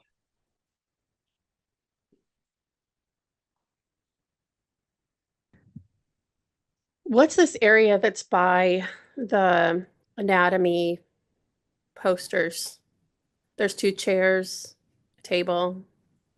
It's just like a little sitting area, a little TV sits on there. So if somebody wants to watch TV while they're out there waiting for their prescriptions, they can watch the TV. Okay. Just was wondering if it's consultation. So. No, it's not a consultation area. It's just part of the general waiting area. I am still very concerned about the state of this pharmacy. Just to kind of start off some sort of discussion here, I'm very concerned. I wish we had Mr. Van Hassel here to ask him some questions. What is the ask? Is he asking for probation to be lifted, or like what is this action on action today? Just a follow up from the repeat inspection? Just before you answer, Steve, I just want to ask Mr. Pulver. Mr. Pulver, you were represented by an attorney last time. Is she still part of? No. Okay. In answer to your question, I don't see on the agenda where the request to have the permit removed to probation is on the agenda, so I'm not sure it made the agenda or even an attempt was made. Pharmacist Pulver might be able to enlighten us in that regard. But today was the readout that the board had requested after the inspection, and this was the earliest meeting after we assembled all that information. So it took a little while to put it together. This does not give me a level of comfort.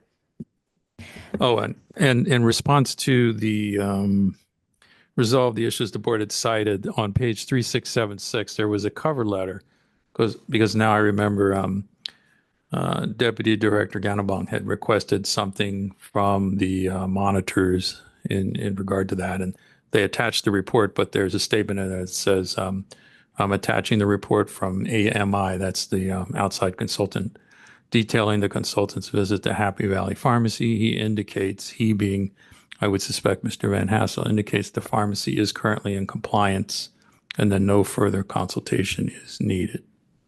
Mr. Hyber, I'm hoping our pages sync up. There's a photo on page 3623 in the book. Are those vials of blood? And it looks like perhaps some sort of, I don't know what all this other stuff is on the floor. They're batteries? Yeah, I think it's just a battery. I really wasn't too concerned about the batteries.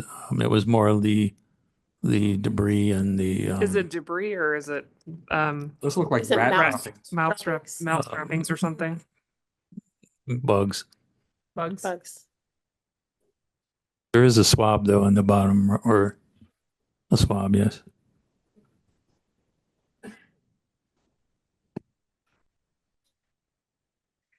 So, Mr. Pulver, you said that you had been moving a lot of things in these photos that may have been taken in April or reflective of that.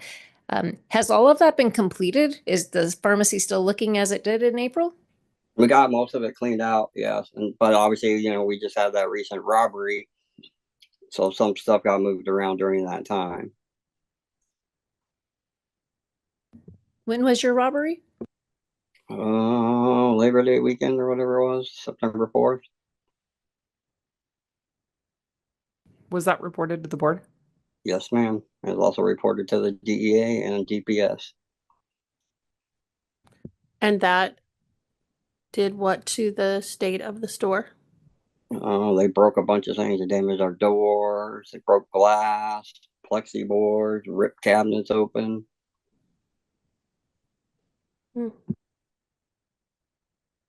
All the pictures and copy of the video was submitted to Mr. Patel.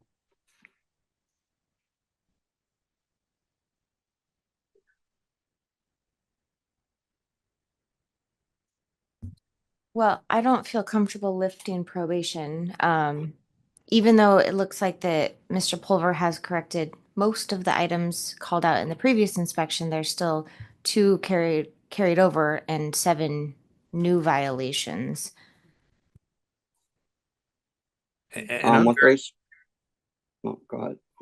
I'm very concerned with the quality of the consultant and the report and the affirmation that everything's been resolved. Because I'm just dismayed by the violations that are listed, the pictures taken, and the consultant said that everything was fine. I want to add something. It may not be apparent, because of the huge load of information. But we have a controlled substance losses, at least insofar as our audit. And one of the responses indicated that there was data that was lost. Therefore, the information to be able to do an audit was inaccurate. And, I did put the site in there, all permit holders who utilize computer systems are required to have a daily or some type of backup. So to just lose records like that, it's almost as bad as a robbery. What was the reason for the data loss? Just Server software went failure? down. Say that again? And so our server went out. And so when we called RX30, they instructed us to go buy a computer and they would install do a virtual system. And when they put the virtual system, initially they had forgot to put the backup in. So for 3 days, every prescription we ran, whether it was control, non-control, nothing got recorded in the system. When somebody notified us, we contacted RX30 and they were like, oh, okay. They went in and fixed it. They also put in where I sent him the ticket numbers where it went way up the chain of command, and they tried to find it and they were like, their exact words are, you're because we can't find any of your data in our cloud system for 3 days, because when they install the virtual system, however they do their coding, not know anything about coding, didn't get put into the system, so nothing got saved or stored in our system for 3 days. That's why they gave us those ticket numbers to show that them, and they tried everything on their end too, on the virtual side. Madam Chair. Do you happen to have the police report for the recent robbery? Yes, and a copy of that was also sent to Mr. Patel. Can I make a motion for legal advice? Definitely, I will. Before we do that, Mr. Pulver, are you on a mobile camera on your phone? I'm on a tablet, yeah. Can you walk around your pharmacy? We kind of want to see whether or not things have been corrected. Can you walk around your pharmacy with your camera? I can try. My signal's not very good. Every time I move, I get staticky.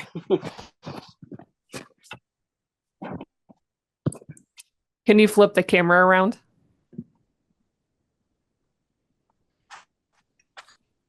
Oh, I'm trying. I don't know how to do that. I'm trying. Sorry. Turn your device. If you can't flip the camera, just turn your device around. There we I got go. it. So we have some stuff over here where we put up our little curtain area that we just put up for our little vaccine privacy area. And so our new glass it just got put on, and we just got the film put on it today. So we have a few boxes today. There's a box today from when we just put it on that we got to throw away. This is our container. Our 2 backup printers that just came in case one of our printers goes out again. Our little waiting area. Can you please lower the view? Sorry. Is that better? Mr. Pulver, can you show us the prescription only area?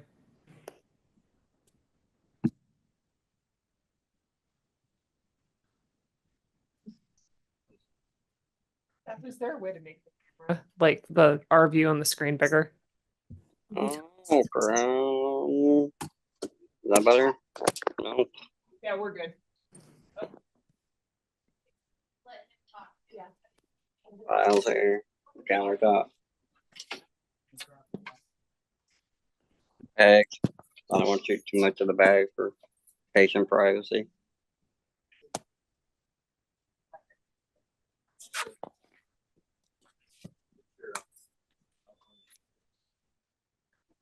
Mr. Pulver, do you perform compounding, non-sterile compounding at Nope. your We don't location? do it. We don't do any compounding. But you perform immunizations. Yes, ma'am. That's what this little area here is for. Can we see inside of there? Yep. Including down towards the floor?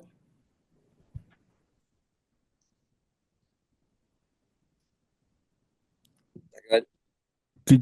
Could you show us the sharp container for the syringe for vaccination? Thank you. That room's not secured, is it? It's open to the public? Well, Out in the open? I guess if you came in and moved the curtain, but the curtain kind of covers it.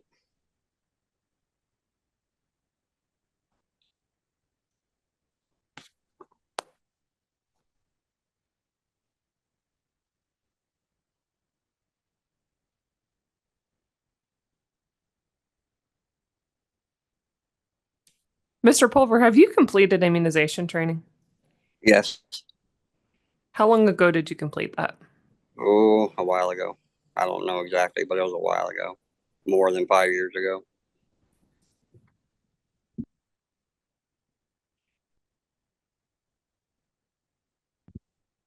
Could you show us the hallway?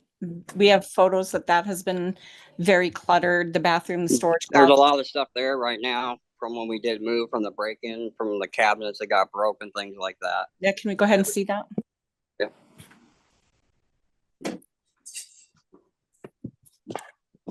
But we tried to stack it off to the side so people can walk through. We don't have a good view of the floor. Sorry. That better?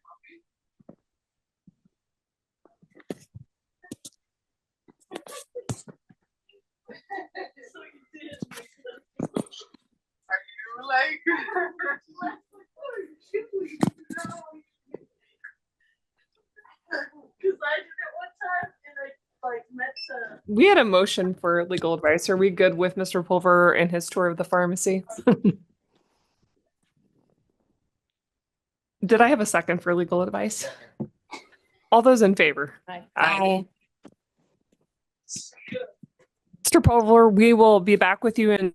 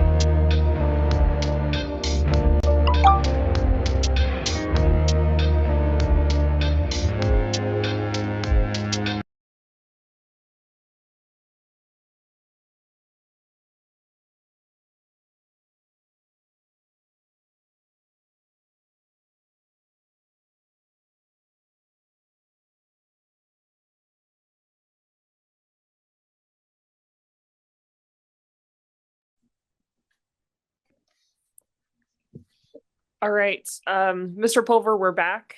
We're gonna go ahead and deliberate after getting advice from our legal counsel. Board members, additional questions for Mr. Pulver or thoughts on a motion?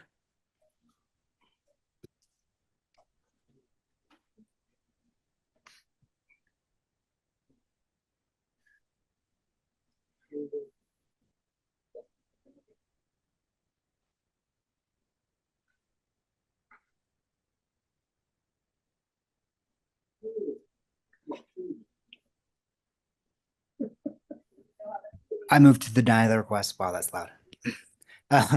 I move to deny the request to in probation. I'll second that. I have a motion and a second to deny the request for to lift the probation. All those in favor? Aye. Aye. Any opposed? Hearing none. I would also like to take a couple of other steps here. I would like to move this forward for hearing. I think we have a preponderance of evidence that Mr. Pulver is not in compliance with the board's interim order, and I am concerned about the safety of Arizonans at this point. This has been going on for some period of time, and I'm not seeing what I think is sufficient evidence of improvement to warrant this. Mr. Pulver, that hearing may include and be up to and including revocation of your license as for the facility. So you may wish to consider if there are other options, including maybe voluntarily surrendering your license, but just to jump off, that's kind of where my head is. Additionally, I would also like to open a complaint against Mr. Pulver. The immunization documentation that is included in Mr. Hyber's most recent inspection to me shows blatant disregard for patient safety, and I'm very concerned about his personal actions as a pharmacist. What documentation, may I ask? We're in discussion right now, Mr. Pulver. Sorry. Yes, that's my motion. Move to hearing and open a complaint against Mr. Pulver. Also, I just want to note that because we're moving towards revocation, there is the option for you to surrender. I think Ms. Walmsley mentioned that possibly, but I just wanted to put that out there as a possibility. If you are wanting to not go down this route of a hearing, that is an option, is to surrender and not move forward with the actions and possible more expense for you. So just to clarify, this revocation applies to the permit, not his license. Well, it would be potential revocation. We'll have to hear whatever additional.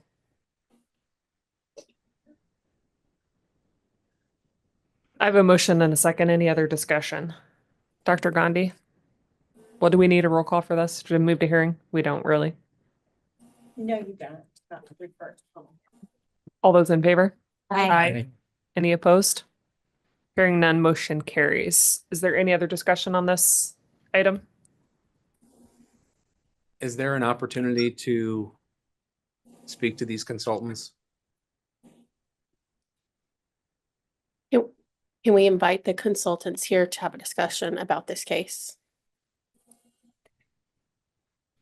You would have the option to call the consultants in, not necessarily as part of the investigation into this matter. You've made the referral to formal hearing, but to discuss their examination of the pharmacy and its operations. Could we delegate that to staff so that it could occur prior to the hearing? You may delegate it to staff. I don't think the timing of it matters with respect to formal hearing. But the individual who completed the inspection, performed the consulting, is under your jurisdiction. So we can invite them to the next board meeting. A future Or board meeting, a yes, future or board if you want staff to handle that discussion, it's up to. I would rather us be able to be part of the conversation here, be able to ask questions.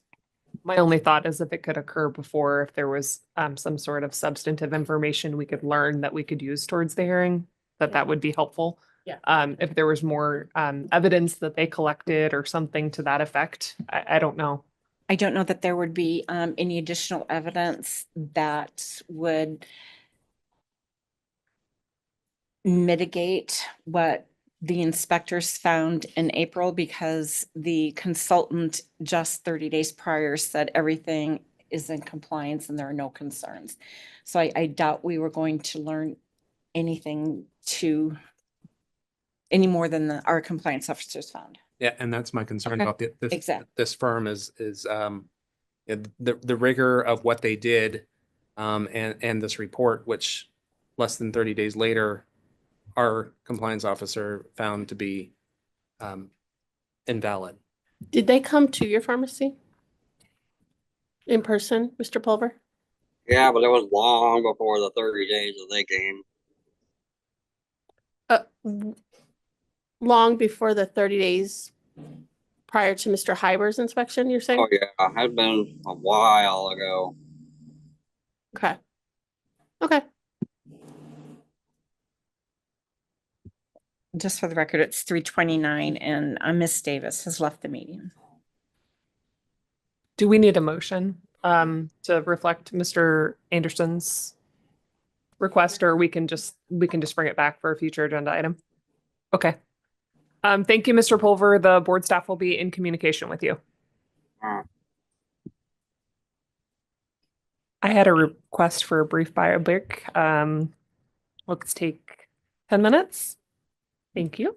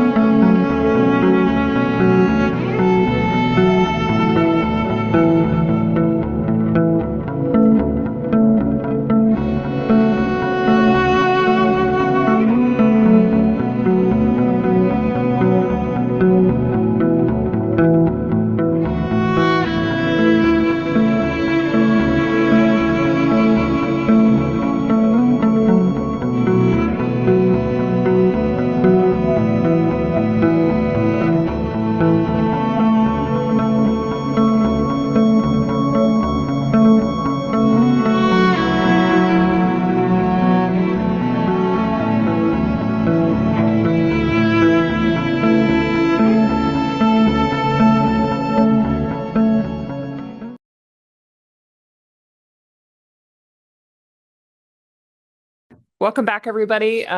Let's go ahead and come back to order. Let's move to item 24B, complaint number 24-0394, Aaron Joseph Webb.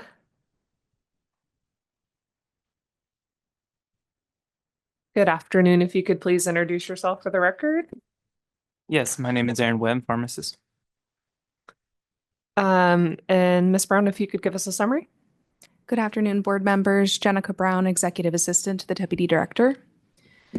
Aaron Webb was issued a pharmacist license on July 8th, 2020. His license expires on October 31st, 2025, and it is currently suspended. In July of 2024, Mr. Webb self-disclosed that he worked in a pharmacy while under the influence of Xanax and Kratom on July 8th through 10th of 2024. He denied diverting medication from the pharmacy, but reported having diverted medication from family members in 2021 and again at some point prior to the incident in the pharmacy. He also admitted to taking medications for which he did not have a valid prescription. Mr. Webb took leave from employment and reported that he sought treatment on July 10th and was discharged on or about July 15th, 2024. On July 17th, board staff opened a complaint against Mr. Webb's license and offered him an interim consent agreement and order for substance use evaluation with fitness for duty component and an interim suspension of license. The board considered and approved this consent agreement during the August 2024 board meeting, and it became effective on August 23rd, 2024. Mr. Webb underwent an evaluation in August, and a copy of the evaluation report is included in the board's files for review and consideration. Mr. Webb contacted the board office on September 4th, 2024 to inform staff that he was participating in a 90-day intensive outpatient program with an anticipated completion date of October 14th, 2024. He indicated that upon completion of the program, he intended to pursue an additional 90-day aftercare program. Mr. Webb provided a copy of his PAPA agreement and additional information related to his outpatient program after the report for this case was prepared for today's board meeting. The documents were added to the board book at the end of Mr. Webb's file for the board's review and consideration. This case is before the board for discussion, consideration, and to determine how to proceed. Thank you, Ms. Brown. Mr. Webb, was there anything you'd like to add before we go into questions? Pardon me.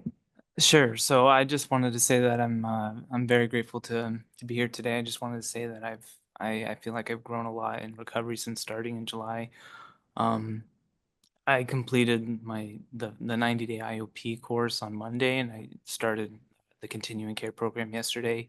And just being in recovery has meant a lot for me and changed me a lot. I like said, I also already signed my PAPA contract last month. Honestly, I never imagined I would be in this position, and I have been thinking about, the shame, embarrassment, and regret that come with it. But I found a lot of strength and confidence in the awareness of, my struggles and the power I found to address it now. Also, my employer's been very understanding. I'm hoping to return to practice with them as soon as possible. And they've been hoping to have me back, and that's all I have to say for now. Thank you for sharing. Board members' questions?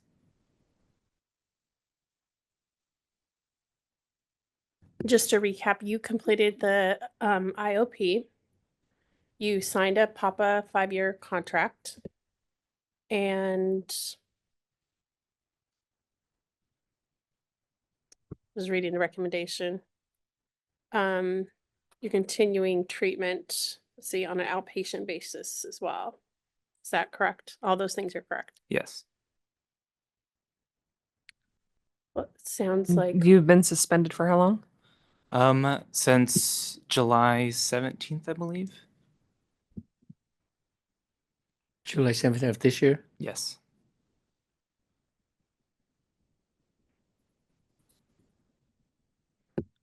so. Our ask today is to approve the contract and move forward. Maybe to lift the suspension and maybe put him on probation. That's what's the request. Oh, suspension. Okay. Because he's right. You like him to suspended. Yes. Yeah. I would expect to be on probation, but yes, that's the request.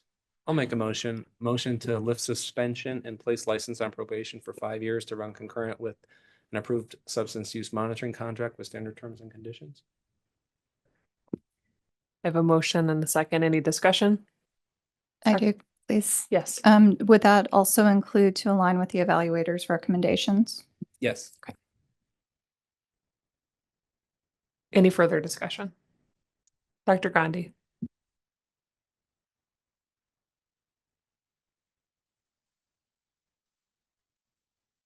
Aye. Sorry, Mr. Braswell, Aye. Mr. Thorwald, Aye. Ms. Nair, Aye. Ms. Davis. Is Gone. recused? Gone, that's right. Ms. Walmsley, Aye. Ms. Lahan, Aye. Mr. Dang, Aye. Mr. Al-Nassif. Aye. Mr. Anderson. Aye. Ayes have it, 1 no vote, Madam Chair. Thank you. Absent. Thank you, Mr. Webb. Wish you the best of luck in your continued journey. And hopefully we won't see you until it's time to lift your probation. Thank you. Good luck to you. Thank you. Appreciate it. Item 30A, Miguel Angel Garcia.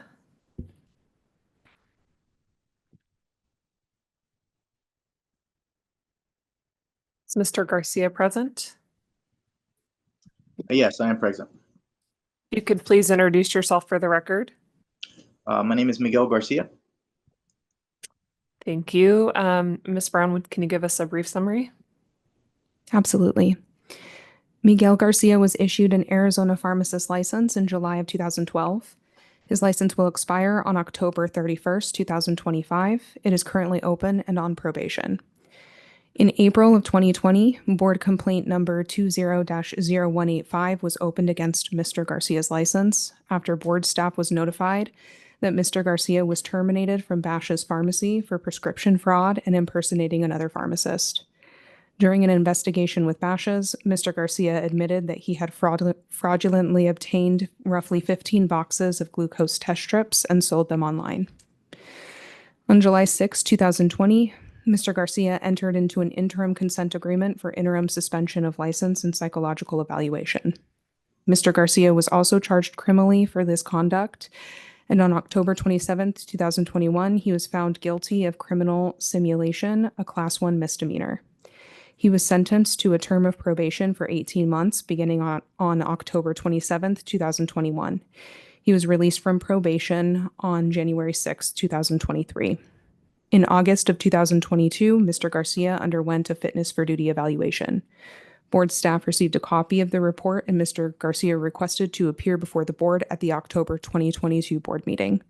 During that meeting, he requested a postponement to consider the matter. The board granted his request. Mr. Garcia appeared before the board during the February 2023 board meeting for consideration of the evaluation and next steps related to his interim suspension.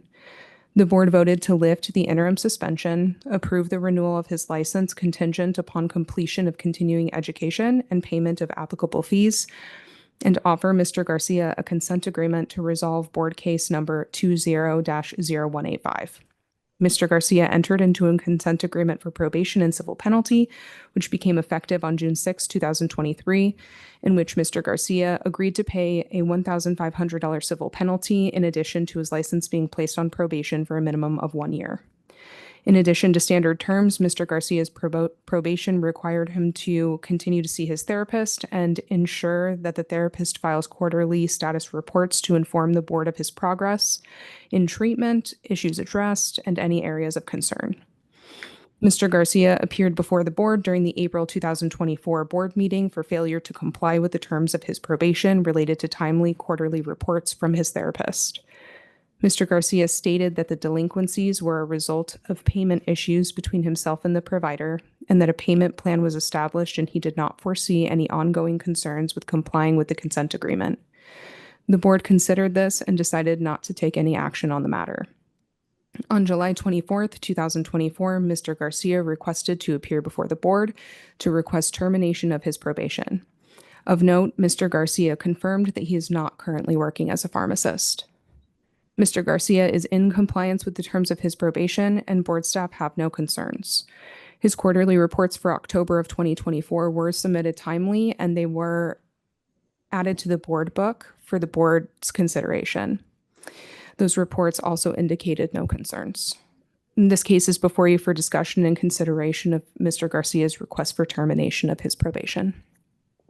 Thank you, Ms. Brown. Mr. Garcia, is there anything that you would like to address with the board preliminarily before we open up with questions? No. Thank you. What did you learn from this? I've learned a great deal of humility.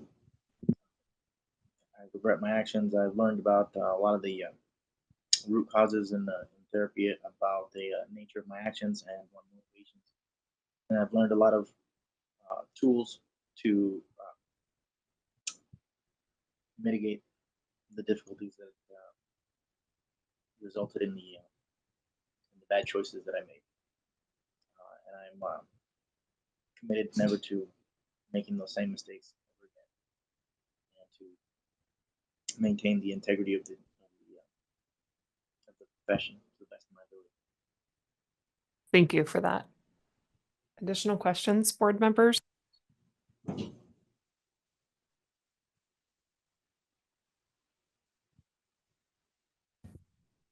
So the request is to lift the probation, and he's been a year on probation, right? More than, okay. At this time, I don't have concern. I feel okay to accept his request. So, and this is my motion. So I move to lift the probation and his probation. I'll second. I have a motion and a second. Any discussion?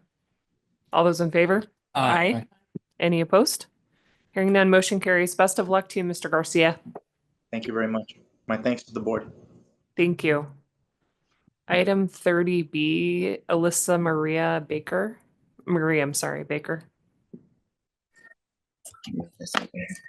Hello. Hi there. If you could please introduce yourself. Hi, I'm Alyssa Marie Baker. I'm a pharmacy technician. Thank you, Ms. Baker. Ms. Mitchell, can you give us a summary?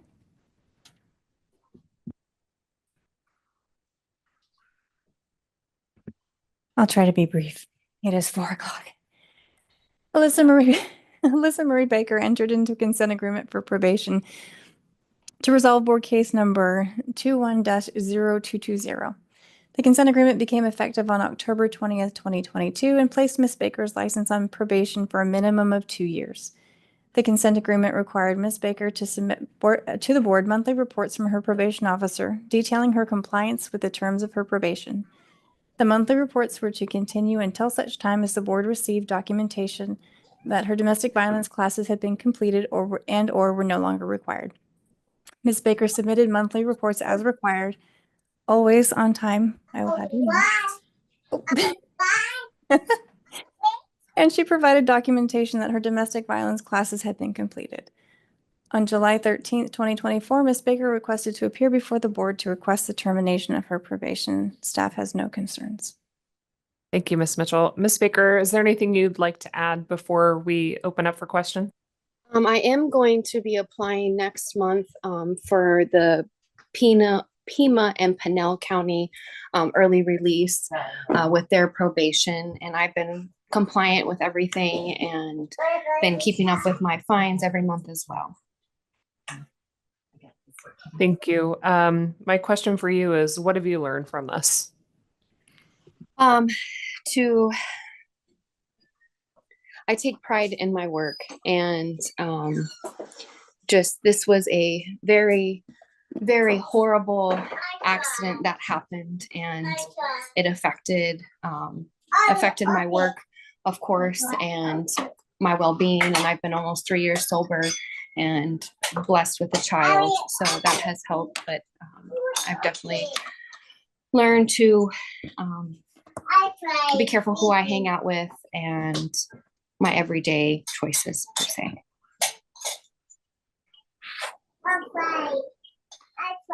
Thank you. Board members, additional questions? I'll make a motion to lift the probation. I second. I have a motion and a second. Any discussion? All those in favor? Aye. Motion carries. Thank you, Ms. Baker, for being present. We wish you the best of luck. Thank you. I know that they'll follow up with me because my license does expire at the end of this month. Is that something that I can follow up with them in a couple days or? Yes. Okay. Thank you for your time. All right, guys, we are at 4 o'clock. I think we're doing pretty good on the agenda. Do we want to take any of the director's reports today, or do we want to move them to tomorrow? I'm open to either.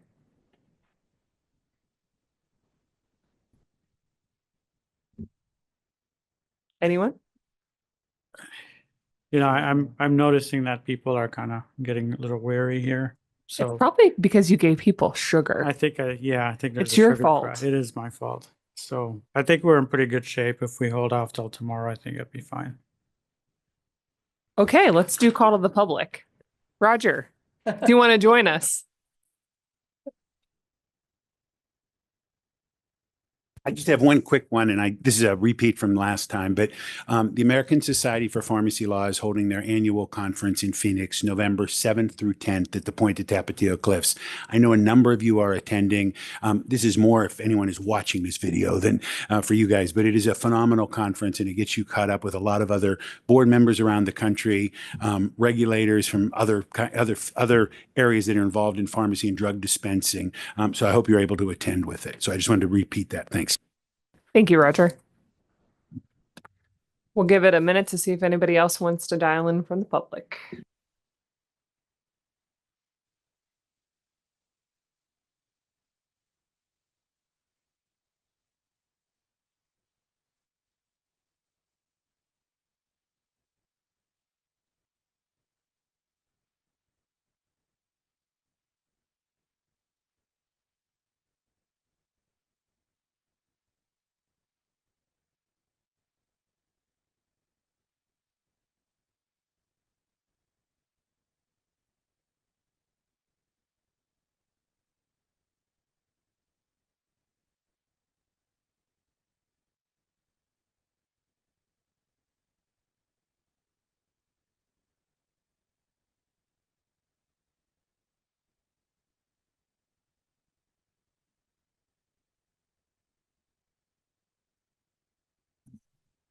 I think we're good to go, Madam Chair. All right, well, we will recess till tomorrow. See everybody tomorrow.